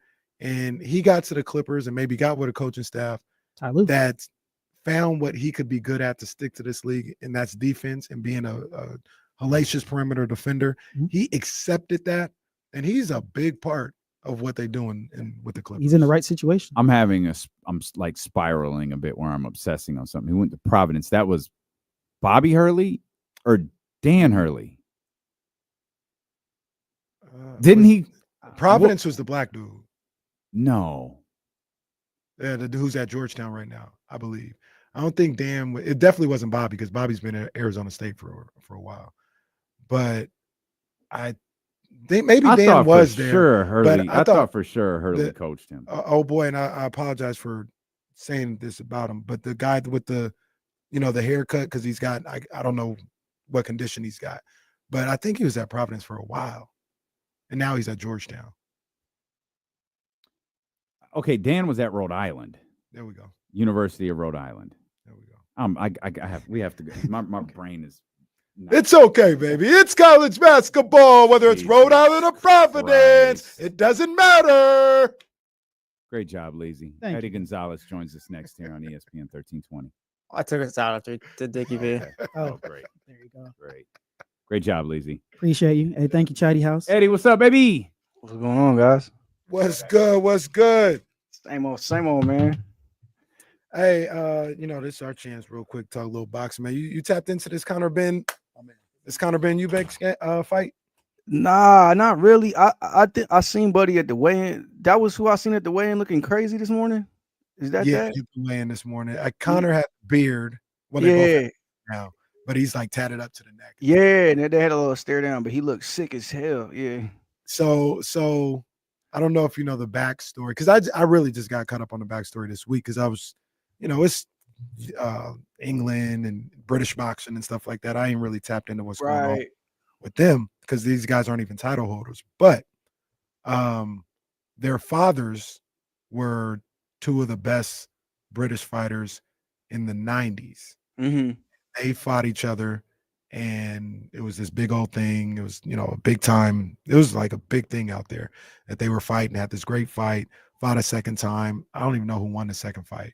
But fast forward 20, 30 years later, now their sons are about to fight again in 2022. And that was the story, that their sons were about to fight. Well, I think the week of the fight, Conor Ben fails a drug test. So fights off. That becomes a story that, man, Conor Ben failed the test, all this other stuff. And 3 years, this was in 2022. 2-3 years later, they reconvene on the fight. And it's this big deal. Like, we were supposed to have this big time fight, but he failed the test. That put a taint on him. And that's a new storyline, right? Outside of them just being the sons and fathers. So you probably seen this at their press conference. Eubanks and the face-off smacks Conor Ben. Right? Yeah. this thing to a I whole know they've nother. been trying to fight for forever, and I Yeah. feel like I knew their dad's fought. I'm Yeah. like, I feel like I've been out the loop. Like I only watched a little bit of Boots, and I saw the knockout. Like I really got to lock in, especially for this single to mile stuff coming Yeah, up. they got it popping single to mile. They for sure got it popping. But I understand. You know what the game is missing? You know what the game is? The game is missing PBC. Yeah. The game And is missing. none of them boys have fought in mad long. Like, Oh, they've been gone from it. So the Charlos are coming back, obviously. Well, one of them is. Maul is coming back. yeah, Caleb Fan is fighting. Who knows when I guess they said Gervonta's fighting in July. Tank is doing the rematch. Yeah, they said that. That's in July. Shakur and them are fighting in July too. That's not PBC, but they're fighting. So it's about to start picking back up. But Shakur's you know, on the undercard for like a good card, right? I feel like he's like, that one in July, crazy. Yeah, It's like Berlanga's fighting. Yeah, obviously Shakur's fighting, and then a couple other people on there. So it's about to pick back. This is about the time. You know, boxing don't have a season. Yeah, but May's when it get going. That's when it start popping off. And then obviously Terrence and Canelo supposed to fight in September. So that's waiting on that shit. Yeah. Man, I think it's gonna be a good fight. The more I think about it, the more I think Bud gonna come with it. I think Bud gonna get him. If you would have told me this 5 years ago, Canelo just too big. But Canelo, he's a little bit of a different fighter now. Yeah. But I mean, he's still. I ain't never seen nobody hurt Canelo. I ain't never seen nobody hurt Canelo. So if Golovkin couldn't hurt Canelo, I don't see how Tank can, unless maybe to the body. But that's almost a better fight if they don't get hurt and they're just punching on each other, you know? Yeah. Because I've never seen Canelo stunned in his career. He's got some big dudes, man. When Kovalev couldn't rock him, I was like, this dude probably can't be hit. The only time I saw him,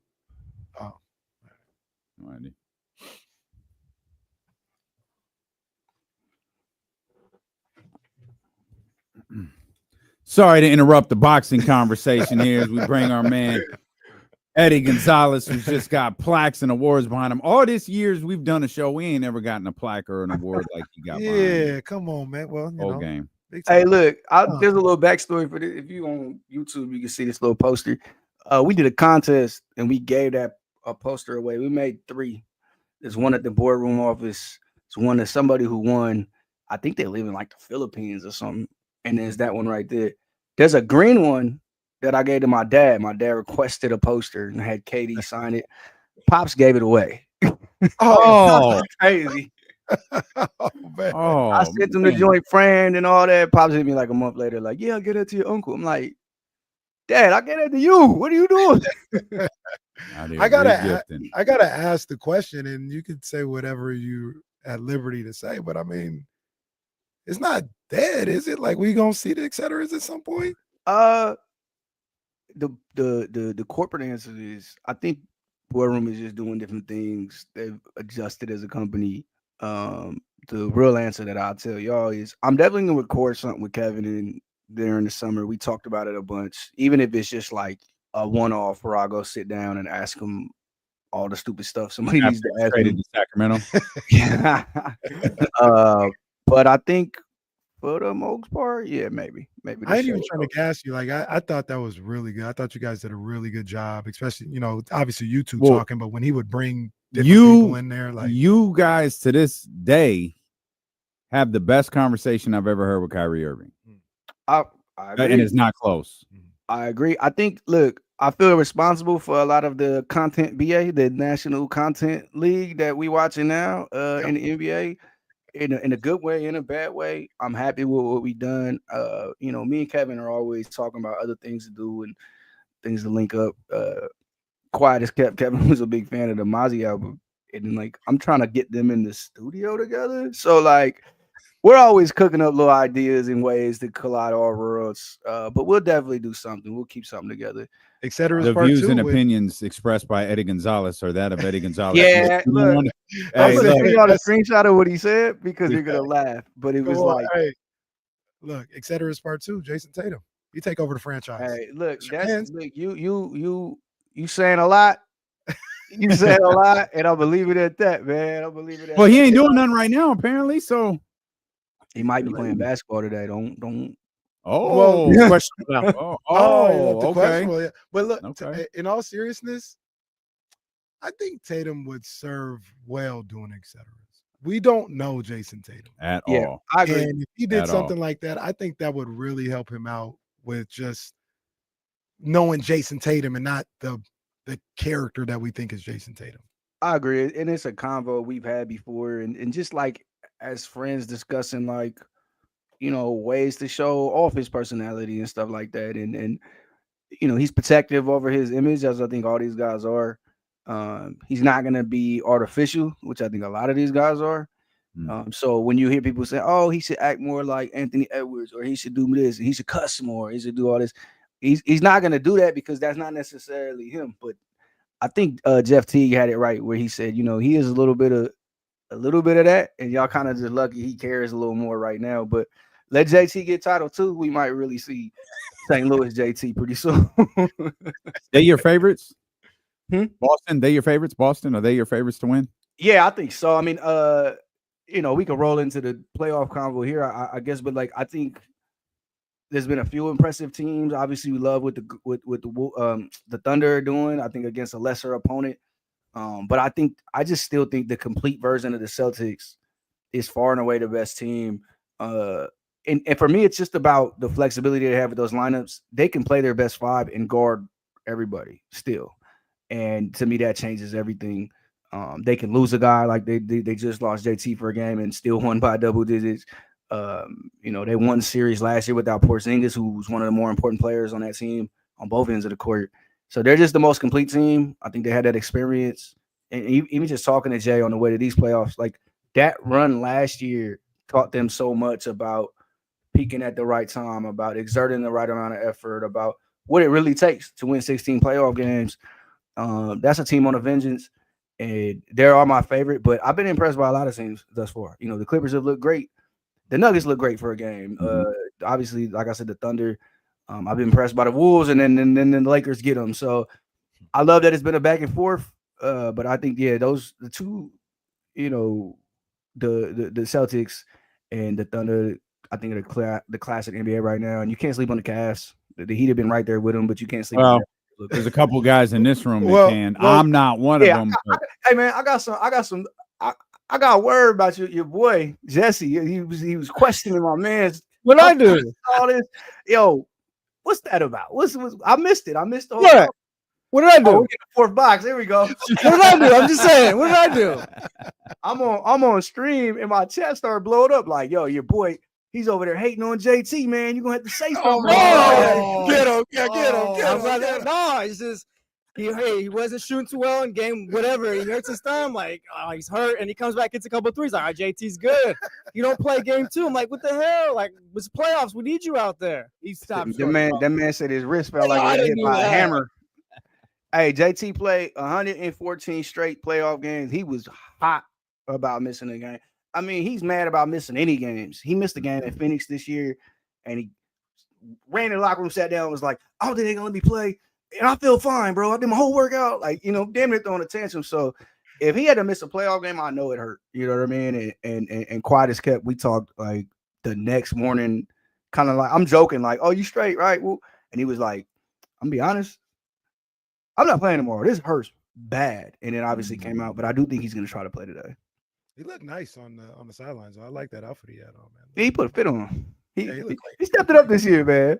He looked clean. He did. It's probably something that deserves some more discussion. He did step up this year. I like JT. Is all league NBA fits. That's you think so?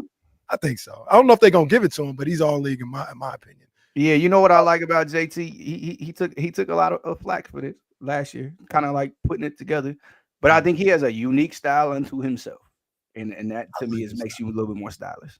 I like his style. I liked it last year too. I like his style. Don't hate me. I've come around on Tyrese Halliburton. I appreciate some of the fits sometimes. It's just when you get down to the shoes. The penny loafers with the high socks. I mean, I'm not saying I would wear what he's wearing, but I'm saying I have appreciated some of the stuff. I think two of them boys out in Minnesota got the cleanest. Nas Reed and Naw. Nas Reed, little streetwear mixed with a little bit of luxury. I like the little clash. Shout out to Legends, by the way. Legends is back. They dropped. He's back, man. He was worried. He was messing. Yeah, they was sweating. So what happened? They was saying he said the league was watching him. Yeah, he got flagged on YouTube. You know, you get a strike on YouTube. That's bad business. But he was able to dispute it and get it right. Yo, he's doing major contribution to the online culture of the league. What he does, I don't know how he does it. He's a spy or something. he got a gift. He dropped. He dropped Ty calling Dame a hoe over and over again. Should have slapped him right there. Dame should have just slapped him. He just kept calling him a hoe. Like, you a hoe. You a hoe. Like, oh my God. Hey, but Dame started it, man. Shout out to Ty standing up for himself. Dame started in game 1, and they like, dog, why is you talking on the bench? Now he's on the court, and he still had it. So, hey, I love the animosity in the playoffs so far. I think the rest have been a little overzealous. Obviously there's some plays, unfortunate plays, the Jimmy Butler play, the John Morant play. But let them dudes beat Chippy, man. This is what playoff basketball is about. I'm with you. So one of the things that Dame alluded to a little bit was this is what myself and Jesse said after game 2 with Cleveland. I said, I believe they're championship contenders, but these first 2 games, they haven't handled business the way I want them to against a team like Miami. And I said, I need them to do what they did, what OKC did to Memphis in those first 2 games and what Boston's doing to Orlando. Still think Cleveland is a championship contender. I still think OKC is a championship contender, but Dame, you'll co-sign. I've said, let's not put them in pen in the Western Conference just yet. Mm-hmm. And I'll tell you right now, if they play the Clippers, I'm picking the Clippers to win that series. I'm with you. The physicality and some of the athleticism on these teams in the West that we've seen so far, they're gonna give the Thunder issues. Whether it's the Wolves, whether it's the Lakers, whether it's whoever wins Houston Golden State, and then Minnesota who won big. I wanted to see them play Minnesota round 1 so bad, but I'm with you on the Clippers. I don't love every time that Kawhi plays good, they start calling him better than Kevin all time and all that stuff. But that's my own personal view. But that team is they're tough. You got Zubac up front. He plays in all their lineups. He plays tough defense. Rebounding matters so much in the playoffs. I mean, I was watching the Thunder get bullied a little bit last night. Now, shout out to Chet. That's my guy. He stepped it up after a rough first half. Had a little back and forth with Ja, and then really start cooking. But that team is a little, we can say light in the ass on the radio, right? Team's a little light in the ass, and that's gonna come. Rubber's gonna hit the road with that with some of these teams they're gonna play in the next couple series.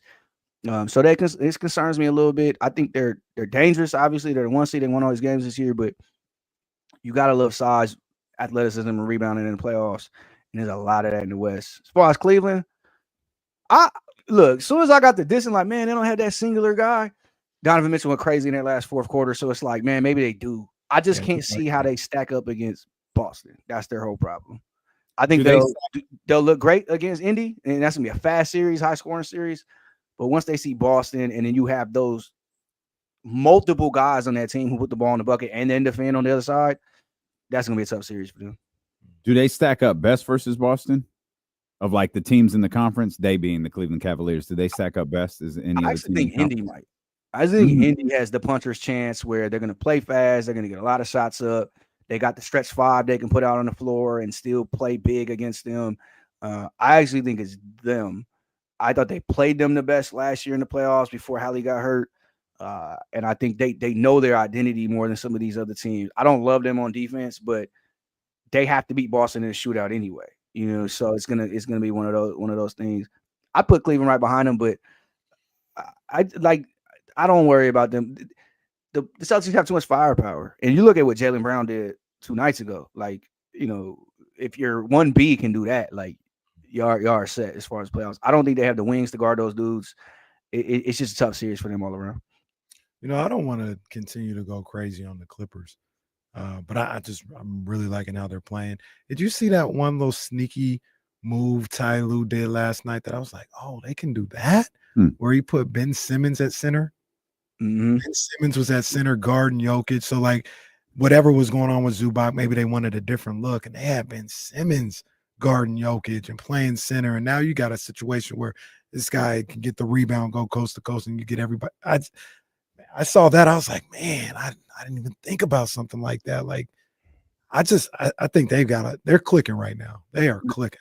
The thing that gets me with that team, and we watch this in playoffs, we watch it late in playoff games. It turns into a lot of ISO ball. It turns into a lot of like, that guy can't guard me. So you either gonna have to get him off me or you're gonna have to double. And I'm gonna make sure he gets on me. And they got two in the best in the world at that. When they're clicking, when James is on a heater, it's only so much some of them dudes on that Denver team can do. And none of them have guarded Kawhi well thus far. It's just about how aggressive he has been. I'm looking for Denver to bounce back. This has been the closest and best series until that blowout last night. I think it's going to go at least 6, if not 7. But yeah, whatever you thought of the Clippers in the regular season, whatever hope you had for them, we're watching it come to fruition. Obviously, that's a big emotional night for them last night. And the X factor for me, the one I'm looking at, like I'm waiting to see if he gets going. If Bogey Bogdanovic gets going, and they have another scoring element that they haven't had, and they got these videos of James on the bench telling them, just loosen up, just play your game. We need you to do your thing. If they add one more ball handler, one more shot creator in him, and more confident Bogey, then it's like really scary going forward. So I'm locked in on this series, whether Mike Porter is out or not. But it's been great thus far. First round playoff exit. Bucks, Nuggets. One or both of those teams headed for a blow up? I would say Bucks. Nuggets, you have to hold on to Jokic, and you have to just a blow up is strong. We're gonna shuffle some things, we're gonna figure some stuff out. People were trying to have them make a run at KD, this and that, third.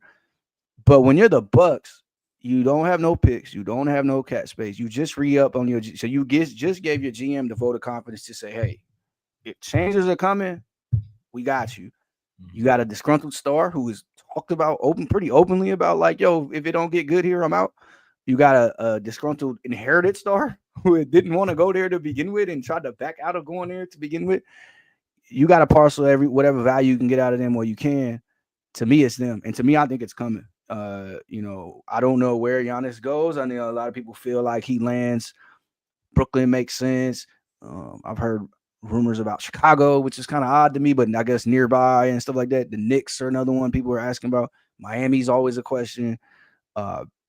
I think that domino is going to fall this summer, especially if they lose this in the sweep. But he's going to go down swinging. He said that the other night. I know what I got to effing do. And, we're going to watch some football tonight when 34 is on that court. If Dame's feeling better, got his legs under him, I think we'll have a bounce back from Dame. But if they go out in 4 or 5, yeah, there's some changes coming to Milwaukee.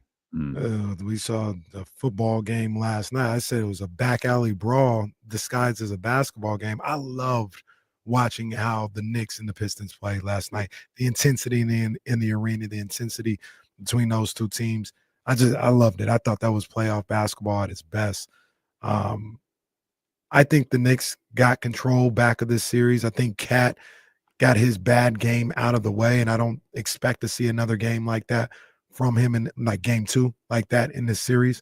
But what you think about that series, man? You think man, it's a tough series, and I mentioned it earlier with the Clippers, and I'm gonna mention it here again. And again, basketball's complicated, but sometimes it's simple. And you watch the end of that game, that's a close game in that fourth quarter, and you saw what happened. The Pistons could not manufacture shots. They could not create on the isolation. And that's it's a tough job for Cade Cunningham going against OG, all the attention he gets on offense. But then I'm watching Jalen Brunson on the other side. And as much as I like to bag on him, as upset as I was about game 2, him flying and flopping all over the place, when it came down to crunch time, he's just getting on that right wing, and Dennis Schroeder had nothing for him.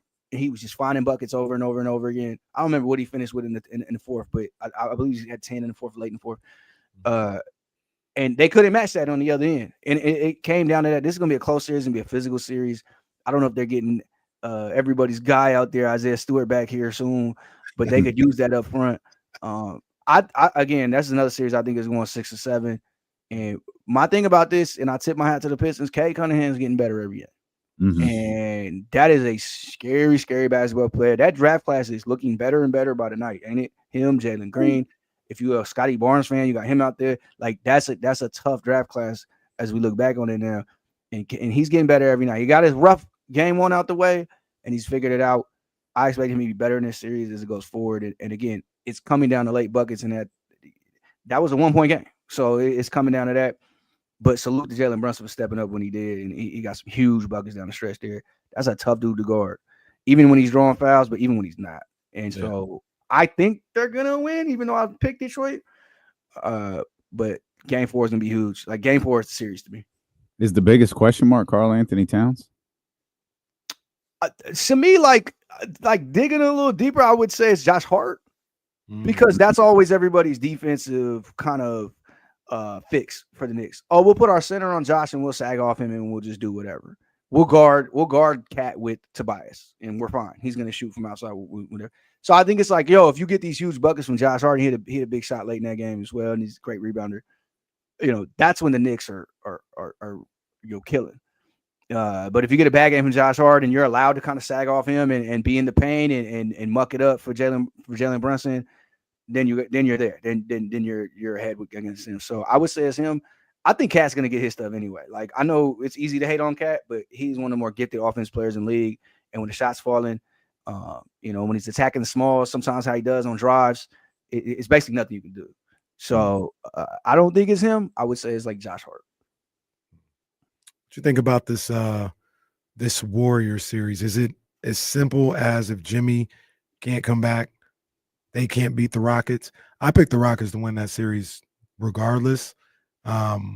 Game 1 kind of had me shook a little bit because that offense was looking crazy, but obviously Jalen stepped it up in Game 2 and no Jimmy. How do you see this one playing out with Jimmy, without Jimmy? I mean, I think the biggest thing that's been an issue and both teams have talked about is the size.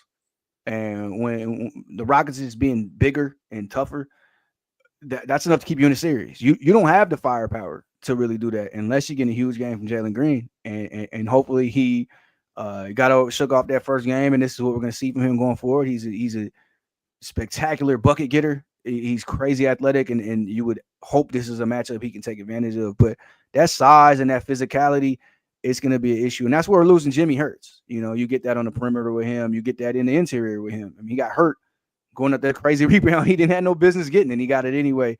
But to me, that's this series. The Rockets are going to have a puncher's chance for as long as they can beat up on the Warriors. And I think they're going to be able to beat up on them all series. If they get Jimmy back, I still think the Warriors taking it. I think he's going to play tomorrow. I know he's pushing to. He's trying to. I heard behind the scenes, like it's going to be hard to get him not to, but he is hurt. He is hurt. That's a very serious injury. It's going to be tough to deal with physically, but that's a tough dude. That's a close series. A series I'm enjoying the most, and I think it's just going to keep getting chippier and chippier. But yeah, I'm with you. I got Rockets. I actually got Rockets in a tough Game 7. I think that's what I picked before the series. And I kind of love that passing of the baton. Like, I kind of love that. And then them going into the next series, either against the Lakers or the Wolves, like, it's all lining up for us as fans. Mm-hmm. Who do you like in that one? We got a Game 3 in Minnesota for that one tonight. I feel like this is the new Game 1 for that series, right? You got your split. You got a 5-game series now, 2 blowouts. What do you really learn from 2 blowouts? If you're the Lakers, you say, they shot the hell out the ball in Game 1. They're not gonna do that again. If you're the Wolves, you say, we couldn't hit nothing in Game 2. We're not gonna do that again. For me, I'm looking at Rudy Gobert. He has 6 rebounds in that second game. Everybody wants to brag about him on the island getting shook up. Luka was 2-8 in the second half. Like, they get a bucket here. There. I feel like he's holding his own. Like, you need him on defense. But if he's not going to crash and kill on the boards on both sides of the game, we can't play you. We need an offensive punch. They could not get a bucket on that second half, and that's why you saw a lot of Nas Reed. That's why Rudy got pulled, not his defense. Like, we have to get a bucket. You watching other bigs in other series crashing in, getting offensive rebounds, creating situations for their team. He should be able to do that against that smaller team, and he just hasn't thus far. I think the Wolves are still going to pull it out, because I just can't look at that team and see how athletic they are, how much they're flying all over the court, the length, the size, and think the Lakers overcome that. But, if I'm just so impressed with what LeBron did in the second half of that game. He doesn't look 100%. I know he's old and everybody's saying this is what he is. Doesn't look 100%. He was not catching that lob that AR threw. But to get that steal in the open court, to get that layup he got, he's hitting big shots. He's still finding ways to be effective. But, man, at the end of the day, the size over there, I feel like it's going to overwhelm and it's going to be more taxing as the series goes on. As somebody who was rooting for the Timberwolves to win, I was so frustrated that Rudy, one, couldn't get a rebound defensively or offensively. And then he would get an offensive rebound and couldn't finish, we get stripped, all this. I'm like, once again, why are you out here? Why are you out here? Because they're picking on you defensively. And if you're not making a play on the other side, I was extremely frustrated. The good news about this series, though, is it's not going to be on the SEC network like Pacers. No, I don't. Putting people on ESPN. That is insane. Which means you can watch it at like a Hilton. Yo, I know it worked out yesterday because it was a crazy blowout, but I could not believe that the Clippers and Nuggets was on NBA TV. I'm like, who is scheduling this stuff? What is the rule for this? They could at least put it on True TV. Like, because you got these blackout issues. Like, use the other TNT or the Turner channel, put on TBS. I'm sorry, man. We're hearing Impractical Jokers for the 15th time today. You know where you can watch it? You can watch it on Playback TV, playback.tv/Eddie. I have all the games on there for you. I'm giving away some signed KDs. I'm giving away a signed JT jersey. I got a signed Jimmy Butler jersey if you're a Warriors fan. So you can watch them there. I got them always on there. You ain't got to worry about it. I'm tapping in. I want some signed KDs. Come on, man. Pull up. Hell yeah, I'm tapping in. Eddie, we appreciate you, man. Thank you as always, my brother. Hey, we didn't talk about the draft, and I know you got a commercial, but no, we need Shedeur. No, you don't like it? I need Shedeur in Vegas. We picked up running back at 6. We suck already. Like, he's my height. He'll help out Gino. Get Shedeur to Vegas. That's all I care about. I mean, I'm with it, but I didn't hate the pick at 6 at all. If they don't pick him again today, I'm gonna feel away. I wanted some hope with Shedeur, man. Come on. We got hope with Genty. We got too many needs, man. We need a corner. We need a safety. We need a tackle. And we got a lot of needs. Are you sure you want to use a pick on a quarterback? That's one of our needs. Okay. All right. Oh, you ain't got to yell at me. I'm a broadcast journalist. Good to see you guys. It's Cleveland, it's Houston, Tennessee, Cleveland, Las Vegas. Shedeur would have to get past Cleveland twice. Yeah, and I don't think he's moved past Cleveland. I heard the rumor. Cleveland taking him. All right. We appreciate you, Eddie. Thank you, my brother. We haven't really talked enough about the Raiders either. We'll come back. We got a programming update we need to talk about. And what the hell is going on at Sac State? Hey, my goodness. We're in the stadium about to be jumping, bro. Hey, if y'all listening, we need Coach Marion here next week. Hey, man. We need Coach Marion on this show next week. Stadium about to be jumping. If you missed Jake Gayden's tweet, we'll catch you up to date here. We're going to try to get Kyle Madson in with us as well. Steelo and KC, brought to you by Sky River Casino and Sacramento Sports Leader, ESPN 1320.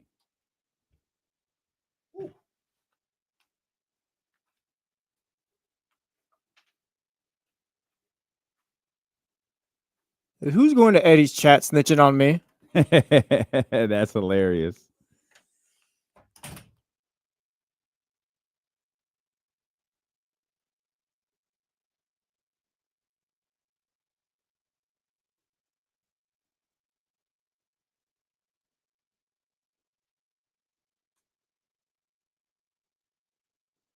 That was hilarious.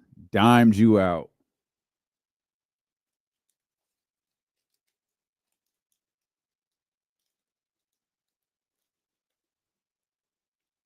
Yes, Puppy's doing great, man.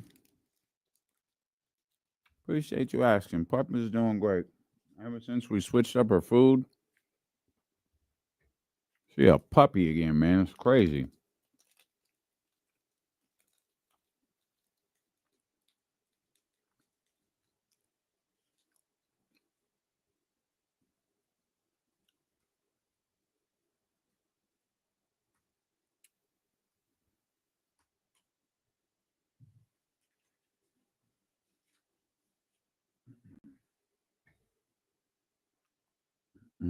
German Shepherd Corner just turned 1.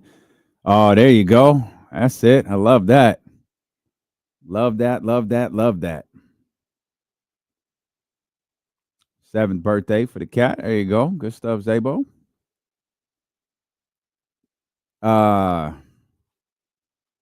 It's Royal Canine. It's a low-fat Royal Canine food. Or I think the name of the brand's Royal Canine. It sounds weird to say that, but I think that's what the name of the brand is called. But I know it's a low-fat food. And she has just responded terrifically to it. Just so great.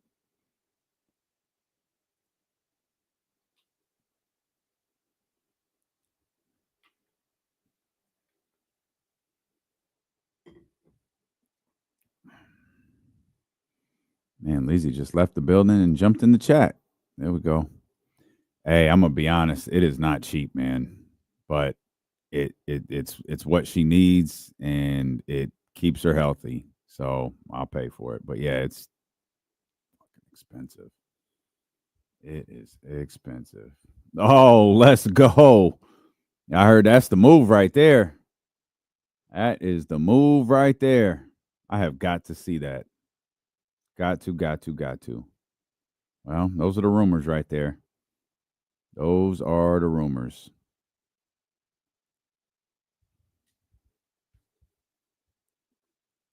Yeah, man. That's the way it's got to be. It's the way it's got to be.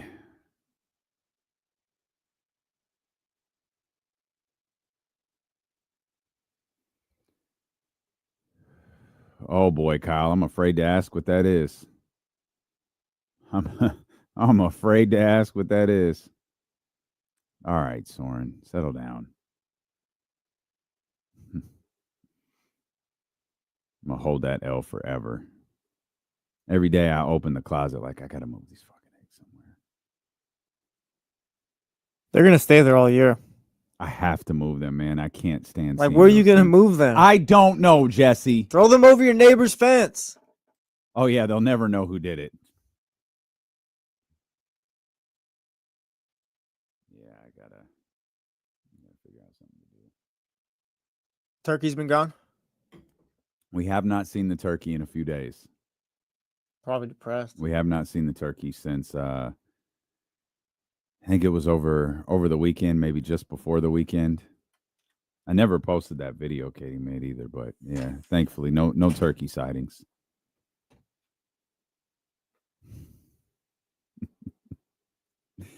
I'm trying, man. I'm trying.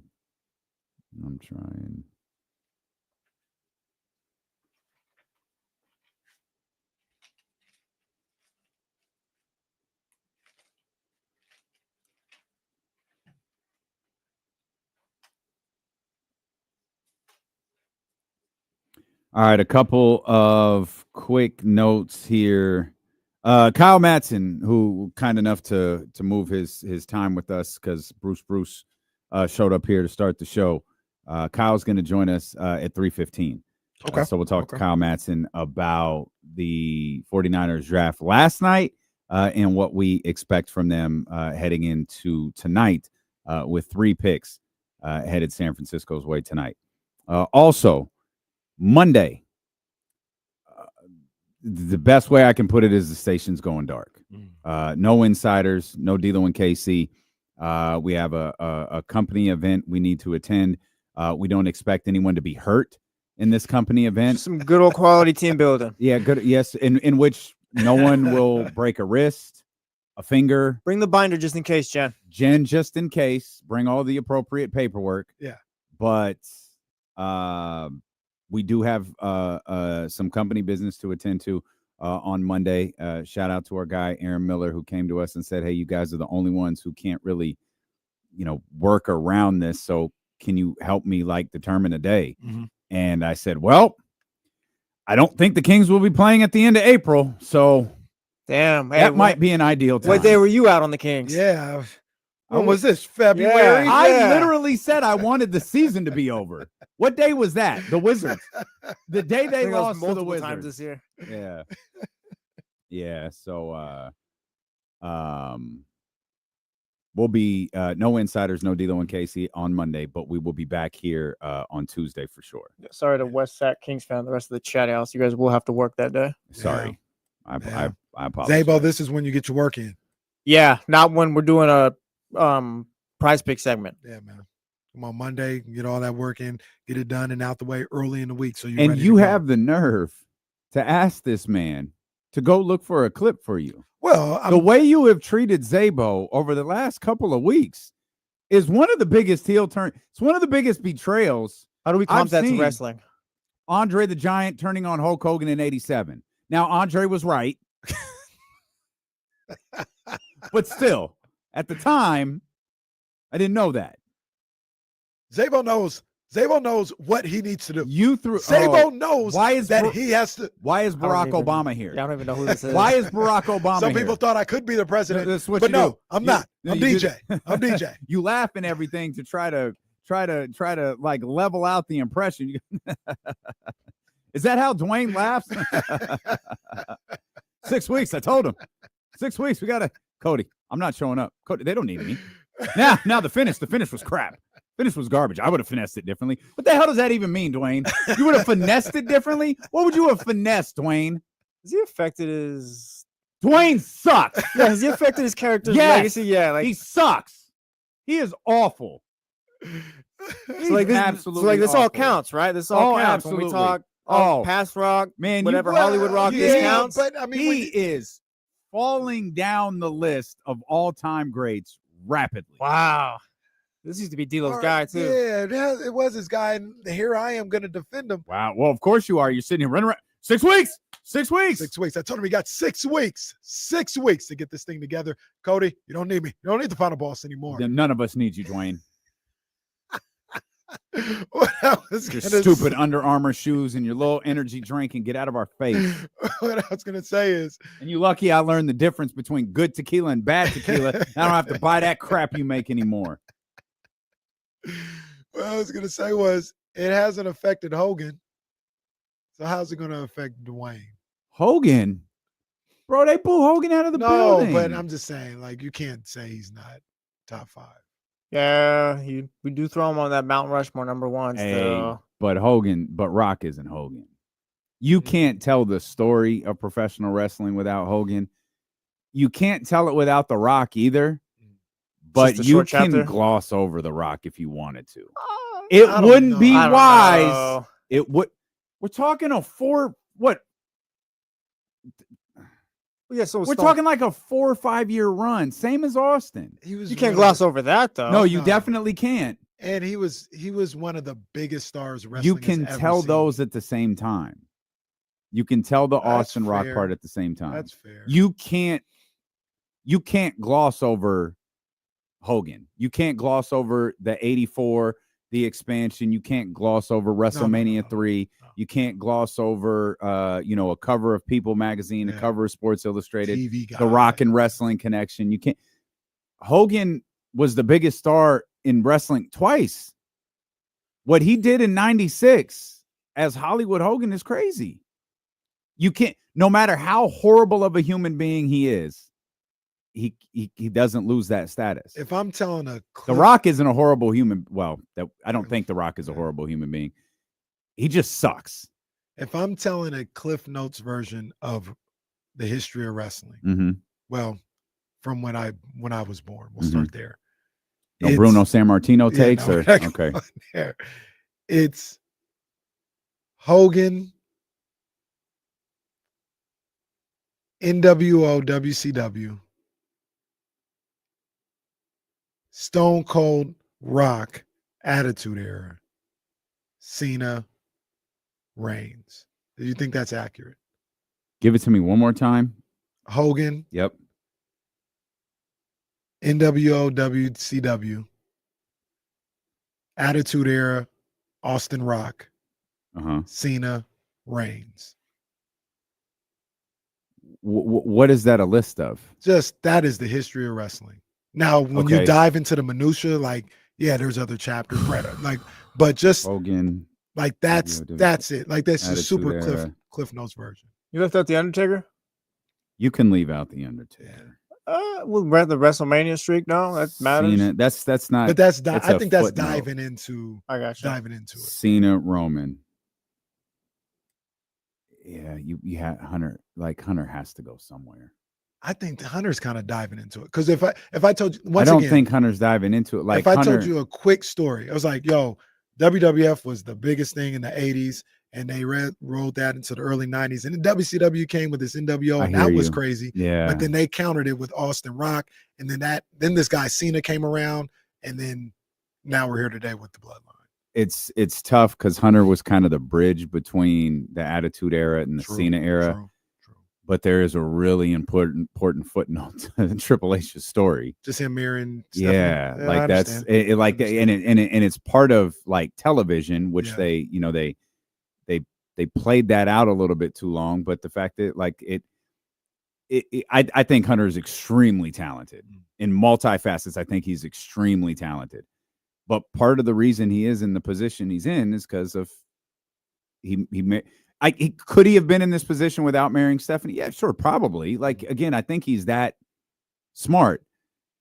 But he did, right? So that's the story that you tell is he married Stephanie McMahon, and he's now in the position to work with TKO and be at I guess he's at the top of the wrestling portion of that brand. Somebody I think is I genuinely don't know this. Is Hunter the Dana White of WWE? I think so. I think The Rock might be involved there too. No, but the Rock's higher up than that. He's like a The board Rock member, is yeah. The Rock Is that over real? Like he's a board member? Like no, actually? that's a shoot. The Okay, Rock's yeah. over both. Like there's Ari and Dwayne. Well, Ari is here. Yep. Dwayne is on that board, next to him. Yeah. Yeah.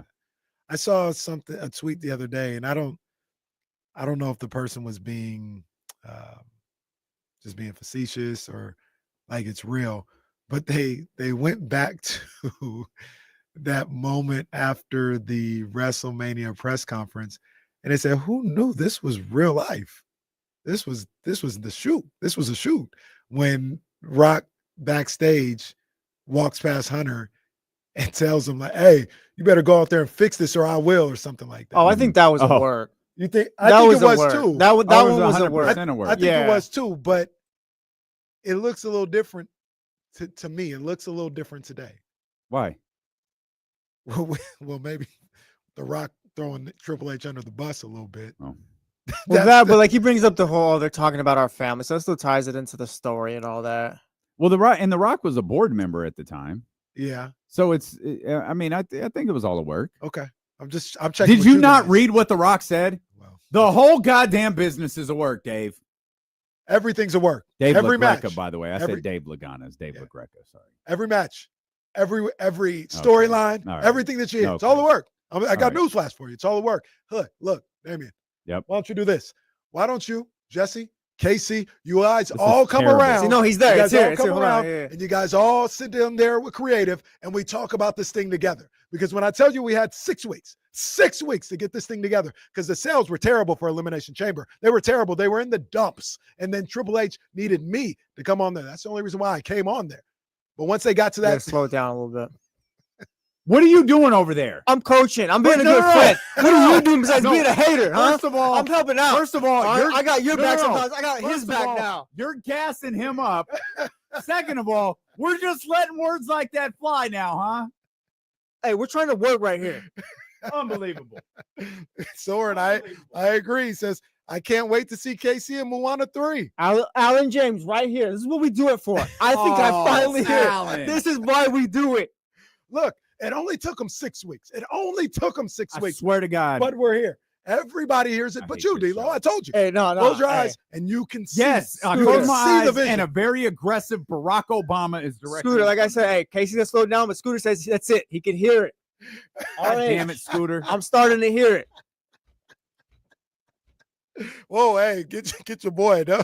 Hey, all right. Hey, no, I didn't read the last part. I didn't read the last part. I didn't read the last part. No, let's put that back on the screen. Hey, my hands are clean on this one. My hands are clean on this one, Brett. I didn't do it. All right, chill, brother, chill. Hey, that's good awareness by me, though. Okay, good decision making. Shout out to my boy RH. You know what I mean? Show is a joke. Did we give the programming update? We did. Okay. Did we talk about Sac State? We did not. Not yet. Do we want to give a keyword right now? Thank you. Yeah. I was going to say it too. I thought that's what you were going to talk about. Well, no, I'm sorry. I was a little thrown off by the 25 minutes of impression. Dwayne came into the building. I understand. Yeah, I get it. Now we got 3 fans. You want to win KC's Riches as part of the Jump Shot Jackpot giveaway, courtesy of Folsom Lake Chrysler, Dodge, Jeep, Ram, home of the big guy, Vince Bloom, and Kenny Caraway's bank account. Head over to ESPN1320.com right now and enter the keyword pass. Like I pass on Kenny's impressions. Enter the keyword pass. PASS. Pass. Over at ESPN1320.com, you'll see the logo for the jump shot jackpot, and that'll be your opportunity to win $500. As a matter of fact, let me grab this email from our girl Jackie real quick so we can shout out a couple of y'all be emailing me too goddamn much. If you enter, keep your phone on you too. Yeah, do that. Yeah. Shout out to Jalen in Sacramento. Shout out to Susie. Hey. Shout out to Kyle. Shout out Kyle, man. I don't know what Kyle, or what Susie, or what Jalen, but they all won a $500 e-Visa gift card. You have that opportunity right now by going to ESPN1320.com and entering the keyword pass. Again, right now on ESPN1320.com. I like that, no doubt. Kyle Madson going to join us in a couple of minutes to talk a little less than 15. I was going to say to be exact, a little less isn't exact. About 3:15. Kyle Madson will be with us. Jake Gaden, the newsbreaker. Come on, man. Our buddy over at CBS 13 said, according to a team source, former 4-star quarterback Jaden Rashada is extremely interested in the Sac State Hornets and could be close to signing. Update? He's committed. He is committed. What the hell is going on over there? My question as well. I need to know what Coach Marion is telling these kids because they're coming to Sac State from all over the country, all over D1 college football. They coming to Sac State. This young man, Jaden was a 4-star quarterback recruit. Georgia. He got recruited by Florida initially. Then he had some. We're beating Bama's ass this year. We're getting all of Georgia. I think this is like the third Georgia player they've gotten. My goodness. How much of this is just Sac State's finally got the right people invested in the program? I think that's got something to do with it. It's got something to do with it, but you also got the right hire, you've got the right president, the right coach. You definitely have that. The right athletic director with the same vision, with this big vision. That's kind of what I mean to everyone, but we know the game and all that too. Mm-hmm. It's just everyone is just now just in on Sac State. Everyone you got everything you need at this point. Finally, it's not just how it was a couple years ago. We got the coaches, you got some recruits. Now you have everything. Yeah, and you've got a guy in Brendan Marion who I talk about what he's saying to these kids, but I think one of the pitches that he has to them is, I have connections all over the football world, and my offense and what I was able to do at UNLV has gotten notoriety to the players there, to the quarterback, to the running back, to the wide receiver. These guys are going to the NFL. And I think he says this, you can get to the NFL from Sac State. Number one, Sac State before he got here had guys in the NFL. Now that I'm here with the connections, with the offense that I run, with the success that we're going to have, you can get to the NFL here. This ain't 1980 no more. I can get you film that will have scouts looking at you with the way that I run an offense, the way that things go here. And you combine that with the fact that, they got some NIL money with Sac State right now. And he's got the vision. He's like, I don't care if you went to Georgia. I'm not going to sit up here and say, no, don't come here because you went to Georgia. I'm going to try and recruit you. I'm going to talk to you. And he's killing it right now. He is absolutely killing it. I cannot wait to see what this football team looks like at Hornet Stadium. And he's not done, I don't think, either. It very much appears he's not. Every time we think, man, he's doing some great thing. Number one transfer portal class or whatever it is. Number one, it's like, man, he just keeps doing more and more and more and more. Yeah. And I want to see what this city looks like with Sac State doing what they're doing right now, both in football and in basketball. Yeah. Because I think this city would really get behind like a good, top tier, exciting Sac State football and basketball program. Well, we had a good football program. We did. They were successful. The 3-time Big Sky champion. They were successful, but this feels a little different. This feels a little. Oh, different. it does. Yeah, it feels different. And I was having this discussion with someone here, and there are a lot of people in this building that are really excited about Sac State, and I think we, Chatty House listeners, us people who've kind of been following, really excited about Brendan Marion, what he's doing with the football program. But Mike Bibby's different. Mike Bibby holds a place in this market that very, very, very few have. And he brings, while he is not associated with the football program, his association with Sac State, I think, elevates everything. Yeah. And while it was, I think the conversation we were having is like, David Patrick is our guy. Like that's our guy. And we knew when David Patrick signed with Sac State, that was a big deal. The reaction around the NBA was a really big deal. The reaction within coaching circles, that was a big deal. I think that's the case with Brendan Marion. Mike is it's a big deal for the city. Yes. Mike Bibby is back here, and I think the entire athletics department, you could make an argument that I'd listen to that the entire university is elevated because one of those guys who has a special place in this market is there now. 100%. And it elevates everyone and everything. 100%. He taps into immediately it's always looked at as a negative term. I'm not using it as that, but the casual citizen in the city. If you're paying attention to stuff and you're reading stuff, you know how good Brendan Marion is. You know how big of a hire, like you just mentioned, how big of a hire he is and recruiter. And even if they're as successful as I think they are, you'll be like, oh, Brendan Marion, that's cool. Like my mom will be like, Sac State football team is good. My mom, when Mike Bibby's at Sac State, oh snap. Like it just is, it's different, especially here in this city, to have Mike Bibby be a part of Sac State. And like I said, you said it perfectly, excuse me.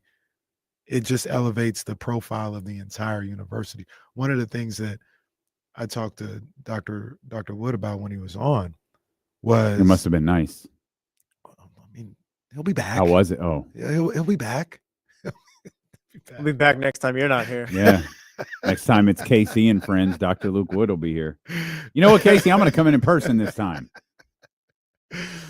And I'm bring Bibby and Marion with right? me. That's yeah. But one of the things I talked to him about is, and that he seems to understand and views as important, is hate it or love it. Underdogs on top. Dogs on top. Hate it or love it. I don't even want to say the sports world, but just in society, sometimes your football program and your men's and women's basketball program is like the porch, the front yard of your university. I don't know much about Alabama's curriculum, but I know they're in Tuscaloosa because of that football team and their sports. I don't know it's a good major there. I don't know anything about that, but I know them because of that football team. Duke is a prestigious university for sure. But as a young person, I didn't know nothing about Duke other than their basketball team. And you look at Sac State, and if they could get to the point where they use that football program and these basketball programs as the front yard of how good this university could be, to just get eyes, to get people to look at Sac State, whether you're an athlete or not, I think that's what he's about to tap into. And this makes perfect sense. They are cooking. I'll be there. I cannot wait. I'll be there. My God. You might enjoy this. Our boy Elijah Hicks, he sent me a picture today of these cowboy boots that he just got that are like $2,300. So I'll ask like where he got them from. I'll send it to you so you can have those. I'm just gonna get, the common man cowboy boots and the cowboy hat that I'll have. But I know the higher end stuff you'll probably be looking for, so I'll send that to you. That's a good point. It's gonna be a fun season. Make sure you guys get your wine and popcorn ready. Oh, that's a shot. No, that's a shot. What? No, that is a shot. What are you talking about? Don't make me have to be some villain when I'm not. Let's do two things. Where'd Elijah get the $2,300 for the cowboy boots? One. Well, I don't know. This guy's balling. Two. I'm sorry. Me. Cowboy boots. Man, Me. That's a good point. That's a good point. Okay. I know I'm gonna be in my cowboy boots. I know you are. Yeah. You're going to be walking around this fall in tight jeans and cowboy boots. You have been preparing us for months for this wardrobe change you're about to do. Oh, yeah, Haven't you showed up in the boots already or no? He didn't have the boot. Did you have the boots on? Yeah, No, he had some great cowboy boots. Did you? Yeah. It was kind of subtle. Was that on Casey and Friends? No, it was when I wore the white shirt and the black jeans. At you have the been great cowboy. transitioning into a cowboy for about a year. Shout out to Bruce Brown. I saw the vision, and then Coach Marion came and everything. We'll come back. Kyle Madson, kind enough to join us. We'll talk 49ers draft with him next here on Sacramento Sports Leader, ESPN 1320. All right. Sorry, guys. I got to do math here real quick. 3 minutes, 3.5, 2 minutes, say 13, 14, 15, 16-ish. 16. Oh, shit. 16. It's going to take us. God damn it. We're going to go over. Kyle Madson. Hey, hello. What's up, man? Go. Chilling. Vibing. Yes, sir. My cats are pissed I didn't come home last night. Look at this. Look at this. Look at this. Oh. Well, hey, that's all right. Hey. It's all right. Oh, boy. Right. So you're just preparing for a long night of writing? Yeah. Day 3 is the real tough one because that's where they'll not only pick dudes that I need to go research before writing about them, but it's like the picks happen so fast. And so it's just like playing catch up for 4 hours. It's not super fun. It's not like hard. It's just really, really tedious.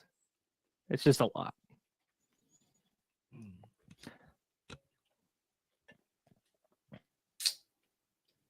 Hell yeah. Is my Wi-Fi bad? I think you're good. I don't know what that person's talking about. Okay.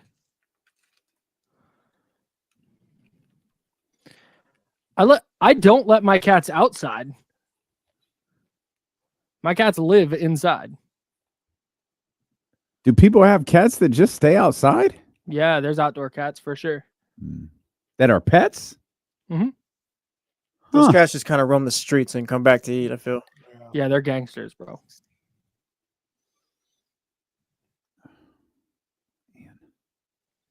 I keep freezing, the people are saying.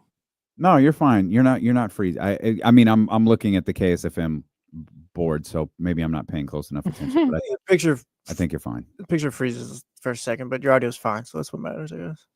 Yeah. I always tell my cats when they try and go outside, I'm like, the outdoor cats would whoop your ass. They have to hunt for food. You ain't about that life, bro. You ain't about that life. You think you want to be outside. Have your cats ever tried to attack you, or is that just a bad rap about cats? I have never once had one of my cats attack me. I have good cats, though.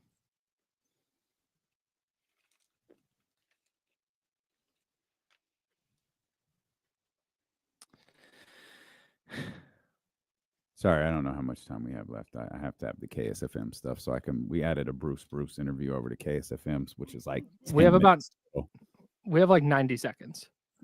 It's facts. Okay. I have Wide Orbit up in my station. Yeah, I was locked in on 13 You have Wide Orbit at home? Yeah. Oh, so I can upload my sports update. Terrific. Okay. Very good. Very good.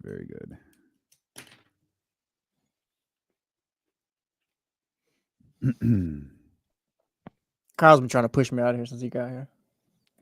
Facts. It's like, Jesse, you want to take a day or a week off? Or a month?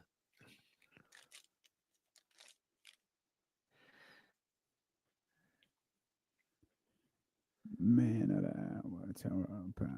I think we need to do LL week. Pause. First of all, into the concert. Whoops. We did have drinks last night. Whoa. Okay. Well, all right. Hey, what y'all do? Hey, what happens at Cash Creek stays at Cash Creek. Settle down. No, we haven't thrown one today. No. Like, let's get a lap too while you're at it. Yeah, officials woke up. The announcer or Stan Van Gundy was like, Steph Curry's only taken 2 free throws today. What's going on? Yeah, we're gonna get That's a good stand. That's a good stand, Van Gundy. No. I hate this. I just don't understand how these refs are letting this game get played this way. I wish they would have done this when I was a head coach. I would have had a lot more wins, BA, than I did. Welcome in Kyle Madson, who's kind enough to join us from his home in the midst of all of his draft coverage for the San Francisco 49ers. Kyle quit like he couldn't. Kyle said he can't hear us. He can't hear us. Well, yeah, I can't blame him. The computer probably shut down when we started getting Stan Van Gundy impressions. Does anybody know where the nearest Kinko's is? Okay, that's cold. Early results. That was good from Jern. Okay. So that's actually pretty good. You got Kyle Renata. That's actually not a bad SVG. LMAO. Ishmael. Casey is gonna make D'Lo crash out. I don't even practice these things. I'm about to look like Nikola Jokic if this don't stop. And Kyle, who could hear everything fine for the entire commercial break, the second we come back, can't hear anything anymore. He froze. And now he's froze. Nope, and now we can't hear you. Hey, happy Friday, everybody. No, this is good. No, okay, there you are. Now you're back. I'm good. I'm back. We can hear you. Yep. Okay. Oh man, I love this show. All right. Kyle, how do we feel about I read some of your work over at NinersWire.com. By the way, all 49er fans, all football fans should read Kyle's work over at NinersWire.com. Read the article over and over and over again. Close it, open it again, read it, memorize it, know it by heart. Do they need to read all the other writers too? Yeah, read it all. I get credit for all the clicks. Read everything on NinersWire.com as many times as possible, including John Lynch talking about they were trying to move up to draft a player that they ultimately drafted. I think the first article I read this morning was Kyle Madson's, well, this could have been a disaster article. But it turned out it wasn't. Your thoughts on the pick at number 11 yesterday? I thought it was fine. It's just wild that a GM's like, yeah, we actually tried to trade up. Turns out we didn't need to, but we were going to give up draft capital unnecessarily. Like, hey, you just keep that one in your pocket. You don't need to bring that up. That's okay, John. But no, they like Mykel Williams is fine. I'm not over the moon. Like they just like when they drafted Nick Bosa, it was like, oh, they might have just drafted a defensive player of the year. Mykel Williams is fine. I think his floor is really high, which is a good sign. There's still a really strong ceiling. Whether he'll ever reach it, I have no idea. But the fact of the matter is they need players who can play. I think Mykel Williams can at the very least be on the field in the NFL, which matters a lot. And I think we'll see that with the rest of their picks. I think it'll be less flashy boomer bust types and more, all right, the ceiling may not be an all pro, but this guy's going to play for 10 years in the league. You don't sound impressed at all. That was actually better than he sounded earlier. Well, yeah, it was just the way the show just kind of went. But yeah, no, he's fine. He's fine. Oh, I know. Well, I know. Okay, good. That's like me saying it's good. Oh, he's fine. No, it's good. Okay. Yeah, no, the pick was good. Okay. So Kyle, when I was listening earlier on the Insiders, and nothing you said was wrong. It was just I had a different expectations or perspective of the Mykel Williams pick. Okay. I hear everything that you're saying about getting to the quarterback and how that is still an issue. He probably doesn't solve that from everything that we know about him. Mm-hmm. And maybe I'm just drinking the Kool-Aid a little bit, but I heard a lot of people talking, and I think John Lynch talked about it too. The big buzz phrase was setting the edge, right? Stopping the run. And that was one of the big frustrations I had with this team last year was they couldn't stop the run. They couldn't get to the quarterback, but I feel like if one of the things that this team could do in the past was because they were so good at stopping the run, they put these quarterbacks in these offenses in like 3rd and 8s, and it made the job easier for these guys to get to the quarterback and defend on the back end. And I feel like maybe John Lynch is looking at it where that's where we need to start before we talk about going to get to the quarterback. Let's establish stopping the run. And this guy is supposedly one of the elite prospects at doing that this year. What you think? Oh, did we lose Kyle? Oh, I think we lost. Okay. We lost Kyle. It's okay. It's not going well over there at the Madson residence. Kyle, if you can hear me, it's okay. This is somebody buy Kyle some new headphones. Bro, this is like pocket watching all over again. He just left. Kyle, it's okay. Go back to writing. It's okay. I'm so sorry, man. Hey, so 49ers are drafting 3 times today. They we love Kyle, man. We love that dude, man. I'm gonna text Kyle, bro. It's okay. Go back to writing. I appreciate you. Oh man. Shout out to my guy Kyle inadvertently gives us just material that will live forever. Like the pocket watching walk off, the just pure disgust with whatever is happening in his home studio right now. That was just for us too. Like Chad doesn't even see that. No. It's great. It's great. So we got a headphone switch, it looks like. Yeah, you're damn right we did. Shout out to Beats by Kim or whatever they're called. Okay. Yeah, hell yeah. Let's go. There we go. All right. Oh, those are Kim Kardashian headphones. Oh, yeah. Skims? Those Those like Beats Skims or something like they're that. They're nude headphones, I believe. Well, yeah, that's her whole thing was like the Skims. I got the ones that match my skin tone. Yep. Can hardly tell you're wearing.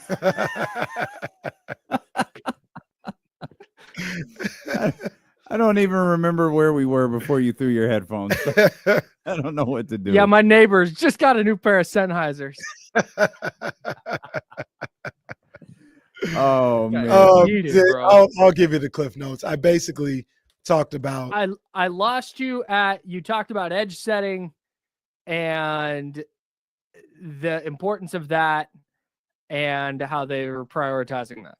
Yeah, basically, I think John Lynch wants to get to the quarterback, but he said, "Hey, if we can stop the run first and get nasty on the defensive line, we'll do that." And apparently, I'm not even going to act like I'm, like I said, baldy with this, but Mykel Williams seems to be one of the best prospects as a pass stopper, or excuse me, a rush stopper. There it was. So I saw I think Will in the chatty house say, I don't know that they could have done better. And I think that's probably about right. Like, I don't think they made the wrong pick. I don't think there's not some other prospect where I'm like, man, they messed up. They didn't take player X. I just think Mykel Williams is fine. And I agree with you. That's why I said he has a high floor. He should be able to play and help their defense immediately. I just don't know if he's going to solve their problem of finding a pass rusher opposite Nick Bosa, and that's fine. Maybe they find that player later. But that's why it's not like, oh man, slam dunk, home run, amazing pick. There's upside for that. But right now, yeah, he's a guy who can play. They needed that. I graded it like a B. That's not a bad thing at all. Did you think headed into that pick they were going either one or the other, offensive line or defensive line? No, I was pretty sold they were going defensive line. Oh. I don't think the 49ers think their offensive line is an issue. Oh. When you hear them talk about it, Kyle Shanahan and John Lynch both, they're like, oh, Jake Brendel? No, Jake Brendel's great. He's one of the 12 best centers in the league. Yeah, why? No, Jake's awesome. Colton McKivitz, yeah, I love the improvement from him last year. Yeah, you don't know. Colton McKivitz is great. Like, all right. They know better than I do. So I was pretty sure they were going with their defensive line in the first round. And then you saw Armand Membu and Kelvin Banks go before them. And that sealed any chance that they were going to go elsewhere with that pick. I had a funny look when you were saying that, not because of anything you were saying, but I wonder if I disagree with them. And I, mind you, it's not the sexy pick, offensive line, all this other stuff, but they were a championship contender with would you call it a makeshift offensive line? Now, some would say that's why you didn't win, right? Like you didn't have those studs. Yeah, Chris Jones dominated twice. Yeah, Chris Jones dominated. Aaron Donald dominated when you needed him to. You lost your quarterback because you weren't able to do that. So I would suggest maybe one time, go get you a stud. But other than that, I don't know, man. I feel like you might be able to find Super Bowl caliber winning offensive linemen later in the draft, unless it's I agree, the guy that you went out there for the next 15 years. Obviously that's the top of the top, but if they're not there, I'll wait till about the third round. But what you think about? I don't disagree, and I think that's exactly how they view it. In fact, I know that's how they view it. Kyle Shanahan and their offensive line coach Chris Forster said as much. We'll get the dudes who score the touchdowns, and we'll figure out 5 starting offensive linemen. And their philosophy is there's a baseline level of offensive line play to win a title. And you can get to that baseline, like you said, with a couple of veterans, a couple day 2 picks, a couple day 3 picks. You don't necessarily need, maybe outside of left tackle, you don't necessarily need the number 1 left guard and the number 3 center and the best right guard and the second best right tackle. You don't necessarily need. It's nice if you can fall into that and wind up with that. That's great. But I don't necessarily disagree that they need a top 2 offensive line to win a Super Bowl. Any reason to be uncomfortable with the pick that they made yesterday?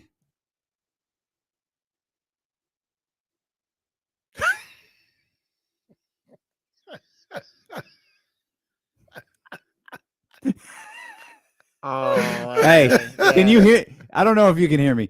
It's okay. Go back to work. It's okay. We love you. You are a treasure. There he goes. That's great. Kyle Madson, everybody. Ladies and gentlemen, give it up. He's left the building. We thought Ham's 3 o'clocks were bad. Oh man. I think all computer, laptops, anything, they go home early like the office, like this office. That's what it is. That's what it is. Kyle tried to actually do some work, and they're like, excuse me, buddy. No, that's not what goes down. As soon as the draft is over tonight, this microphone is getting punted along with, I don't think it was my Sennheisers. That's my bad. That's my bad on the Sennheisers. I think it's my microphone. We're ordering a new home setup ASAP. Now, no one saw it except the 3 of us. Did you break your previous headphones? No. They're here. They're intact. Okay, they're intact. I've broken a pair of headphones before. I may have punched a sound panel or 2. Like, it happens. Brother, I have broken more pairs of headphones. No. When you work for the show I used to work for, they got tossed across the studio a lot. Which one?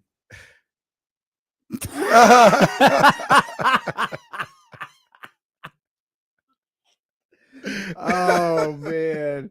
Okay. One more question and we'll last we'll one go. because Yep, I got you. What do you want to see them do today? today, more defensive linemen would be great, specifically Okay. a defensive tackle. If they want to go get Donovan Ezaraku is the player that I think is awesome. Boston College defensive end, like true pass rushing defensive end. If he falls to you at 43, just go get him too. He's a rotational pass rusher day one. He defended the run really well in college. I don't know if that'll translate to the NFL, but if you're going to prioritize the defensive line the way they do, I don't hate a defensive lineman at 43.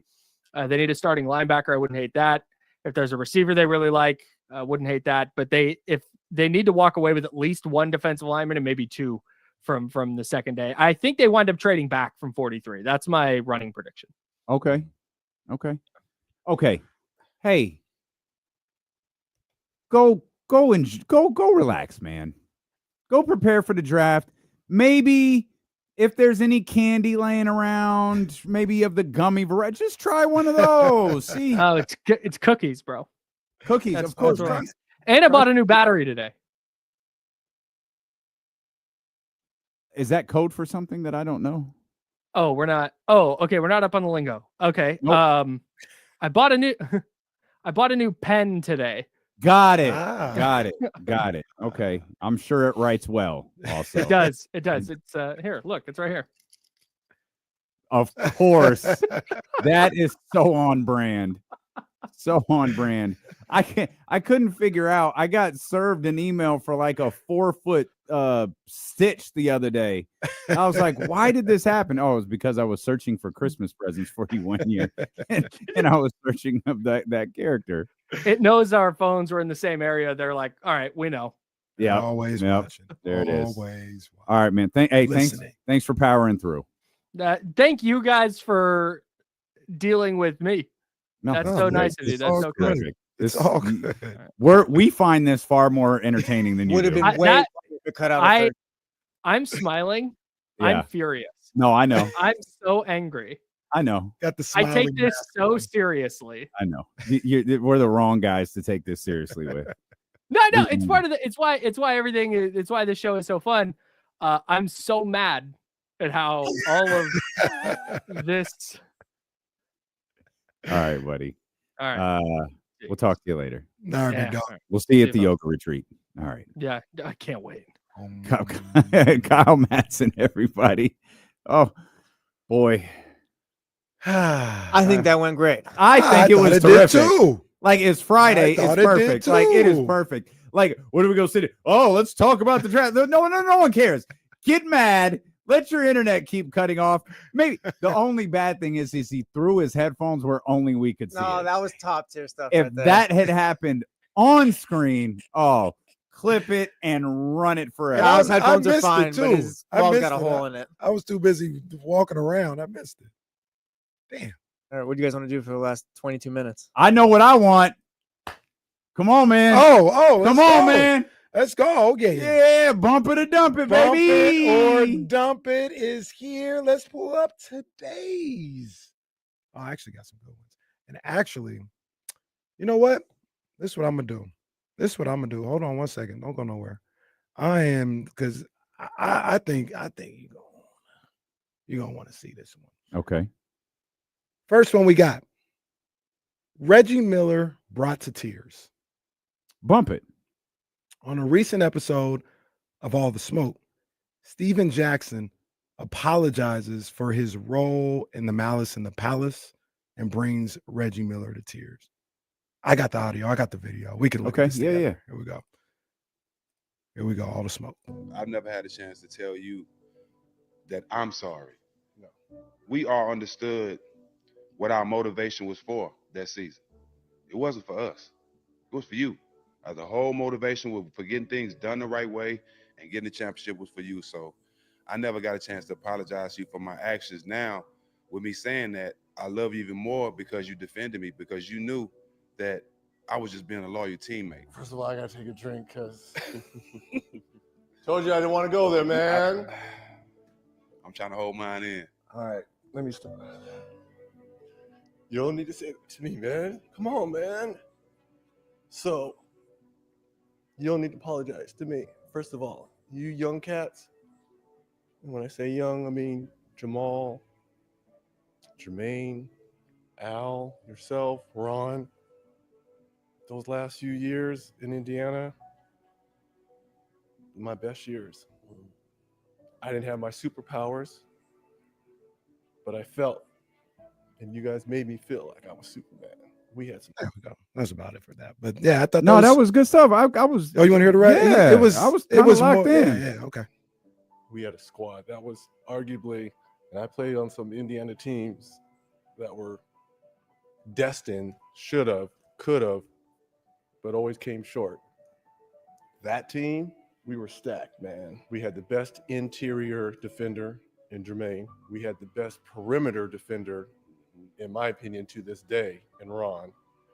You coming, having been a champion with these young guys. We had just lost to Detroit the year before without you, and we smacked them there. But you don't need to apologize because that's basketball. That's life. That's good stuff right there. Yeah, man. That's good stuff right I there. saw that. I said, wow, that's pretty dope, man. So shout out to Stack Jack. Shout out Reggie Miller, man. I like Reggie Miller. I know people. I don't love the announcer Reggie Miller, but I like announcer, Reggie Miller. man. He's funny as no, but I like Reggie Miller, and I didn't like him because I was a Jordan fan. So I wasn't a big Reggie Miller fan during his playing days. But I like the way he talks about basketball. I like the way he goes about basketball. If every injury wasn't the risk of death for the player, I don't know, Kevin. I think they're gonna have to cut his foot off. That would help. If he didn't start every sentence with, I don't want to speculate, but it looked like he snapped his neck and is going to die. I would warm up. Dave's not even over exaggerating either. No, I'm not. Like if there was a little less of that, I would enjoy Reggie much more as a broadcaster. Yeah. But well, I don't know. It could be a sprained ankle, a broken ankle. He could have torn his ACL, MCL, maybe his Achilles pop. Oh, he's walking. Oh, he's shooting the free throw. Well, sometimes that stuff happens. Kevin, it's fine. Oh no, Kevin, this might be like Theismann. Oh, wait a minute, he's up. He's back in the game. No, I didn't do enough. You had to do it with the. Okay. Well, that wasn't a Reggie. Yo, guys are probably listening to D'Lo and KC. Meanwhile, just remind of his worst moment ever. Sorry, Joe. All right, man. I got another one here. I like Reggie. Yeah, I do too. And I love that moment between him and Stack Jack. We all can get better, including me. Former NBA. He might be dead, Kevin. Let's see the replay. He does call for the replay on an injury. Oh, that's so good. That's so good. Former NBA Rookie of the Year, Mykel Williams, to make boxing debut. Dump it. I saw this one the other day. I almost do this one in there myself. Dump it. Yeah, just if you see it, man. Go ahead, do that. Not interested. Let's see. Michael Jordan pumps $10 million into his fourth family health clinic. All right. It's a positive story. Bump it.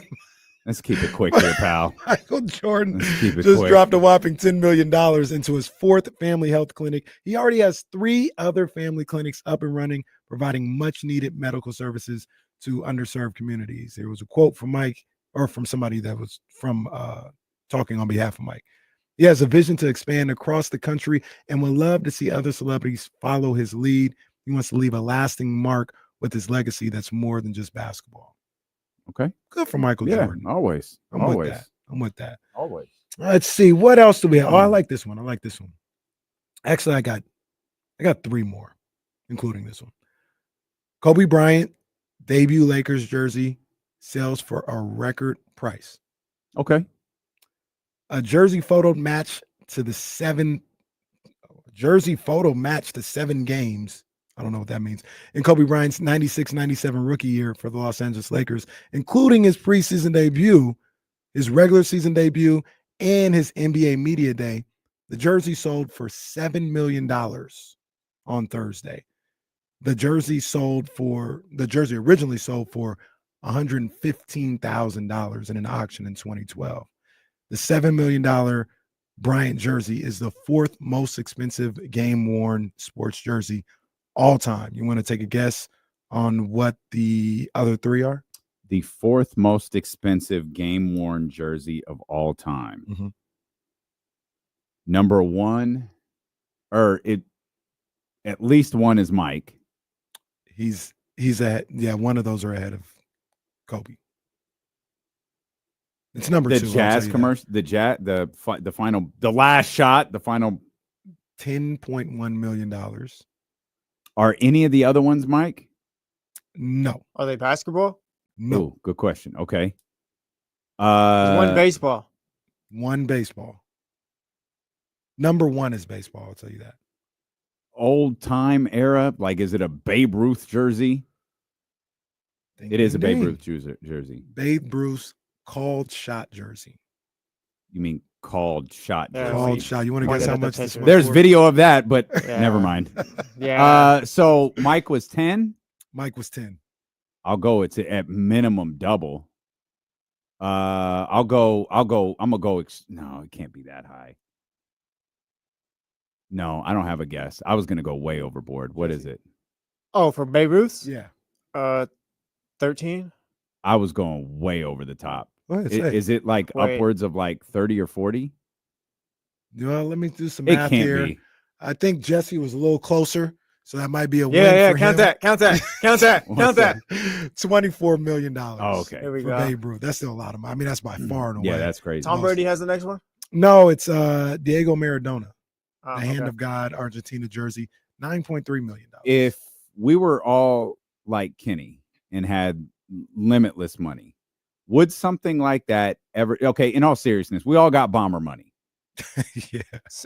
Would something like that interest you? Yeah, I got bomber money. Hell, Hell yeah. no.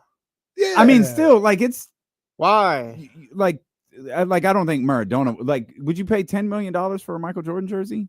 If I that had he it, wore in that yeah, game? if I had it like that, like you're saying, bomber money. Yeah, I'm saying, absolutely. I'm saying, money's not an object. Absolutely. What's I up, what's- like collectibles. I like history, all that other stuff. So you can get those. If I could get 12 of my favorite game worn jerseys, Mm-hmm. it would have to be something I like. Like I wouldn't get Babe Ruth because I don't care. Yeah, But Jordan, yeah. hell yeah, Kobe, maybe, yeah, for sure. I would. You're out on that, Would Jesse? you? Yeah, I'm out. There's nothing I can do with it besides look at it. You display it, yeah. Yeah. Oh, damn. The- Didn't the- go into the- the man cave tonight. The thing so that it's bothers me wasted about my investment. the thing that bothers me about those is you think it's a game worn jersey. Maybe someone told you it was a game worn jersey, and maybe in fact it is a game worn jersey. But you're paying $10 million on it. You obviously got FU money. You're hanging it up, and it's like, oh, what's this? Oh, that was the jersey Jordan wore. His shot against the Bulls, or his last shot with the Bulls. Yeah. Oh man, that's crazy. Yeah, it's $10 million. Okay. So just to be clear, you're positive that's the jersey he wore. Well, they got No, I just trusted everybody involved. like Scooter says, they gotta like authenticate it and stuff like that. No, right? they do. I don't care. Oh, you don't trust that? No, it's not even about trusting. It's like if I have a gold statue or whatever it is, like you know what it is. Like it's or let's go, because you know what I was thinking, if I had that like type of money, and you've seen these on display at like the African American Museum in DC. Like if you sold me Michael Jackson's outfit from Motown 25, and it's like on the mannequin with the sequin, the glove and the sequin jacket. Yeah, I put that up because no one goes, "What's that?" Fair enough. I mean, maybe some people do. You probably know what that is the second you see it. Right. That's Fair enough. it looks like every other jersey he wore. Yeah, I understand. Now, mind you, I think that type of money for that kind of stuff, it's just out of my realm of comprehension. For sure. Right? Like even For sure. paintings, like the money they spend for paintings. Although I heard a story about, I'm not even gonna say it on there, but I heard a story about paintings. But I think we told the story years ago. What's that? That not all the paintings are real. No, not that. Oh. Yeah. I'll text you and see what you think. Yeah, but I feel like we had this conversation before. I could be wrong. Go ahead. But it's just like, all right, like, yeah, I would do it if I had money, but I don't know. $10 million is a lot of money for a painting, a statue, or a jersey. If I had that money, those Basquiat prints I have in my house would all be real. Every single now, one of once them. again, I got Ballmer money. I don't care. Yeah. I'll pay $10 million for socks if I got that money. Yeah. To me, I don't care. But yeah, Kobe's 96-97 rookie season jersey goes for $7 million. Riley knows what time it is. Well, shout out Riley. Shout out Riley. Riley knows what it is. I don't want no problems, man. I don't know nothing about nothing. Two more real quick. This was actually a couple days ago, but we'll just say today. Okay. YouTube turns 20 today. Dump it. I don't care. I don't care what YouTube is doing. One, we don't get any money from them. Two, they can't fix the customizable feature. And you people don't read. Bryce tagging me in this stupid tweet where this guy's like, great news. YouTube's getting fully customized. Nope. You read the article. The reporter didn't even read it. The description was very clear. They're going to add select new. I don't know why this is so complicated. What's that? The one that's Fubo? F-U-B-O? Yeah. They got it. You're Google. That is embarrassing. You're Google. And you can't figure this out, but Fubo has got it. All right, dude. All right, man. How embarrassing. They messing with us. They playing with us. They can figure it out. They just messing with us. Probably. No, stick around longer. When we raise the prices $20 more a month. That's why they're going to raise it, because they figured it out. Man, we're hoes. Yeah. I hate this. This last one, I hate you. Google. You don't have the option to dump this one because I know you're going to want to know. Louis Vuitton increases handbag prices amid tariffs. Didn't you just do this story yesterday? That was Gucci. I'm keeping you up to date on everything that's in your world. As the sales continue to slow in the luxury market, be prepared to start paying more. Analysts at Bernstein and Barclays noticed that Louis Vuitton has increased prices by about 4% on the U.S. site. The French house's price surge seems to be a direct response to the tariffs recently imposed by President Donald Trump. However, analysts also observed less intense price hikes in the French and Japanese markets. So I'm just keeping you up to date, big dog. I appreciate you. Yeah, man. Could you grab your backpack and What? put Why? it in front of the camera? What does that have to do with anything? I just want people to see your backpack. It's really nice. It's not even part of the story that I just read. It's not? You want to tie things full circle? You want bump it or dump it? The president shares his thoughts on Shedeur Sanders not going first round. That's not true. It's true. It's true. They had the statement right in front of me. It's your call, He big wrote dog. a statement? Yeah. Stop it. I Bump got it or dump right it? here. Bump it or Oh, dump no, it. no. Give me this. All right. What? What is wrong with NFL owners? Are they stupid? Deion Sanders was a great college football player and was even greater in the NFL. He's also a very good coach, streetwise and smart. Therefore, Shedeur's quarterback son has phenomenal genes and is all set for greatness. He should be picked immediately by a team that wants to win. Good luck, Shedeur, and say hello to your wonderful father. End quote. That's a work. You just got chatty house. No. What did you get that from the desk of Donald Trump? Stop it. No, like this is real. There's no way Come that's on, real. man. Donald He tweeted it from Trump. his little Come app or on. whatever he's got. Shedeur.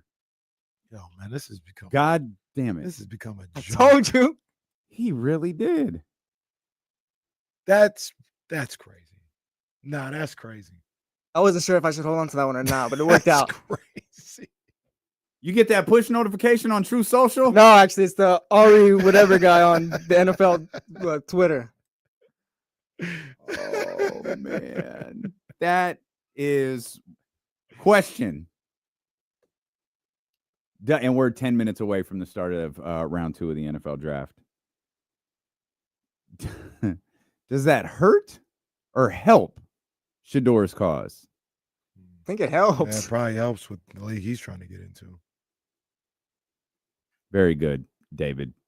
Trump it or dump it. That's terrific. Trump it or dump it. That's great, David. What are you doing with him? Are you proud of yourself, David? Look at Steven. You guys are on the same side as Trump. Wow. Come on. Come on. Man. That almost got Nacho banned the other day. Don't ever equate me with him. He's not wrong. Well, I guess we're headed to the mall to get our MAGA hat. Damn. Let's go. Like the local guy. Hashtag Jesse for Trump. No, hell no. See, this is why, I was going to hold on to this one. Yeah, no. Stop playing. D'Lo and KC live with Peaches. Some of you might not get it, but most of you will. Oh, man. Donald Tapia. No, see, hey, some furniture going to be moving if I was Jesse. Furniture going to be moving. Oh, man. Oh, man. Come on now. And look, that's what's going to happen too, Bobby Hill. Bump it or dump it. D'Lo and KC agreed with Trump. That's going to be the headline. I didn't go say the podcast title. I'll name that today's show. Awful announcing. Black host in Sac. Oh, Jesse just killed the show. 5 years down the toilet. Oh, man. Oh, Bryce says headline news on Outkick the Coverage. Jason Whitlock beating down our door to get on the show. Now, these are some brothers that understand it. Well, where's my pizza? Where's your new impersonation? Hey, I was listening to D'Lo and KC. Not that one. I don't have one. I don't really. Well, you don't have a rock one either. I do. Don't say that. I do. And look, before when this show first started, I was in line. But now, I'm going to tell you this. I waited all this time. I didn't see anything happen. And now I understand what D'Lo and KC are talking about. I'm talking about the 6 weeks. The 6 weeks that we had to get this thing together. And D'Lo and KC, they're with me. They agree that things had to be done. We didn't see things done before. Honestly, you got like a minute 15 if you want to get these impressions off. Well, I didn't talk about. Oh, great! No, this is terrific. This is great. Go ahead. You tell me when this goddamn show is over. Looking for a Schefter. He's freezing again. Yeah, look, they bullied him out of wearing a tie. He doesn't have a hoodie on. He's got the Manning quarter zip. He has a jacket on like a grown-up today. He's got 3 layers on, 4 layers. He's got at least 4. Poor Shefty. The hoodie with the tie. I think it needs to be a quarter zip or a zip up hoodie. Just a pullover hoodie. It ain't it. I thought the guy looked fine yesterday. I didn't think he looked bad. He didn't look ridiculous. I just didn't think it looked great. Look at God, that looks so miserable out those there. People in the middle. Just terrible. Doing? Like if you have to pee, you're stuck. Did you know? I think I've waited till the end of the show to point this out. Can someone correct me if I'm wrong? Have we said Sacramento Kings one time today? No. This has to be the first time in at least 2 years that we've gone the entire day about right. where we have not mentioned the Sacramento Kings. Feels in some pretty way, nice, shape, or form. huh? Wow. It wasn't the worst. It was very freeing. Feels good when you just keep. It was a great day. It was a great day until Jesse's little news drop there. The best part was that you guys didn't believe me either. No, I didn't. We are not here on Monday. We will be back with you on Tuesday at 10 a.m. beginning with the Insiders here on Sacramento Sports Leader. Have a great weekend on ESPN 1320. Vamos, Shedeur.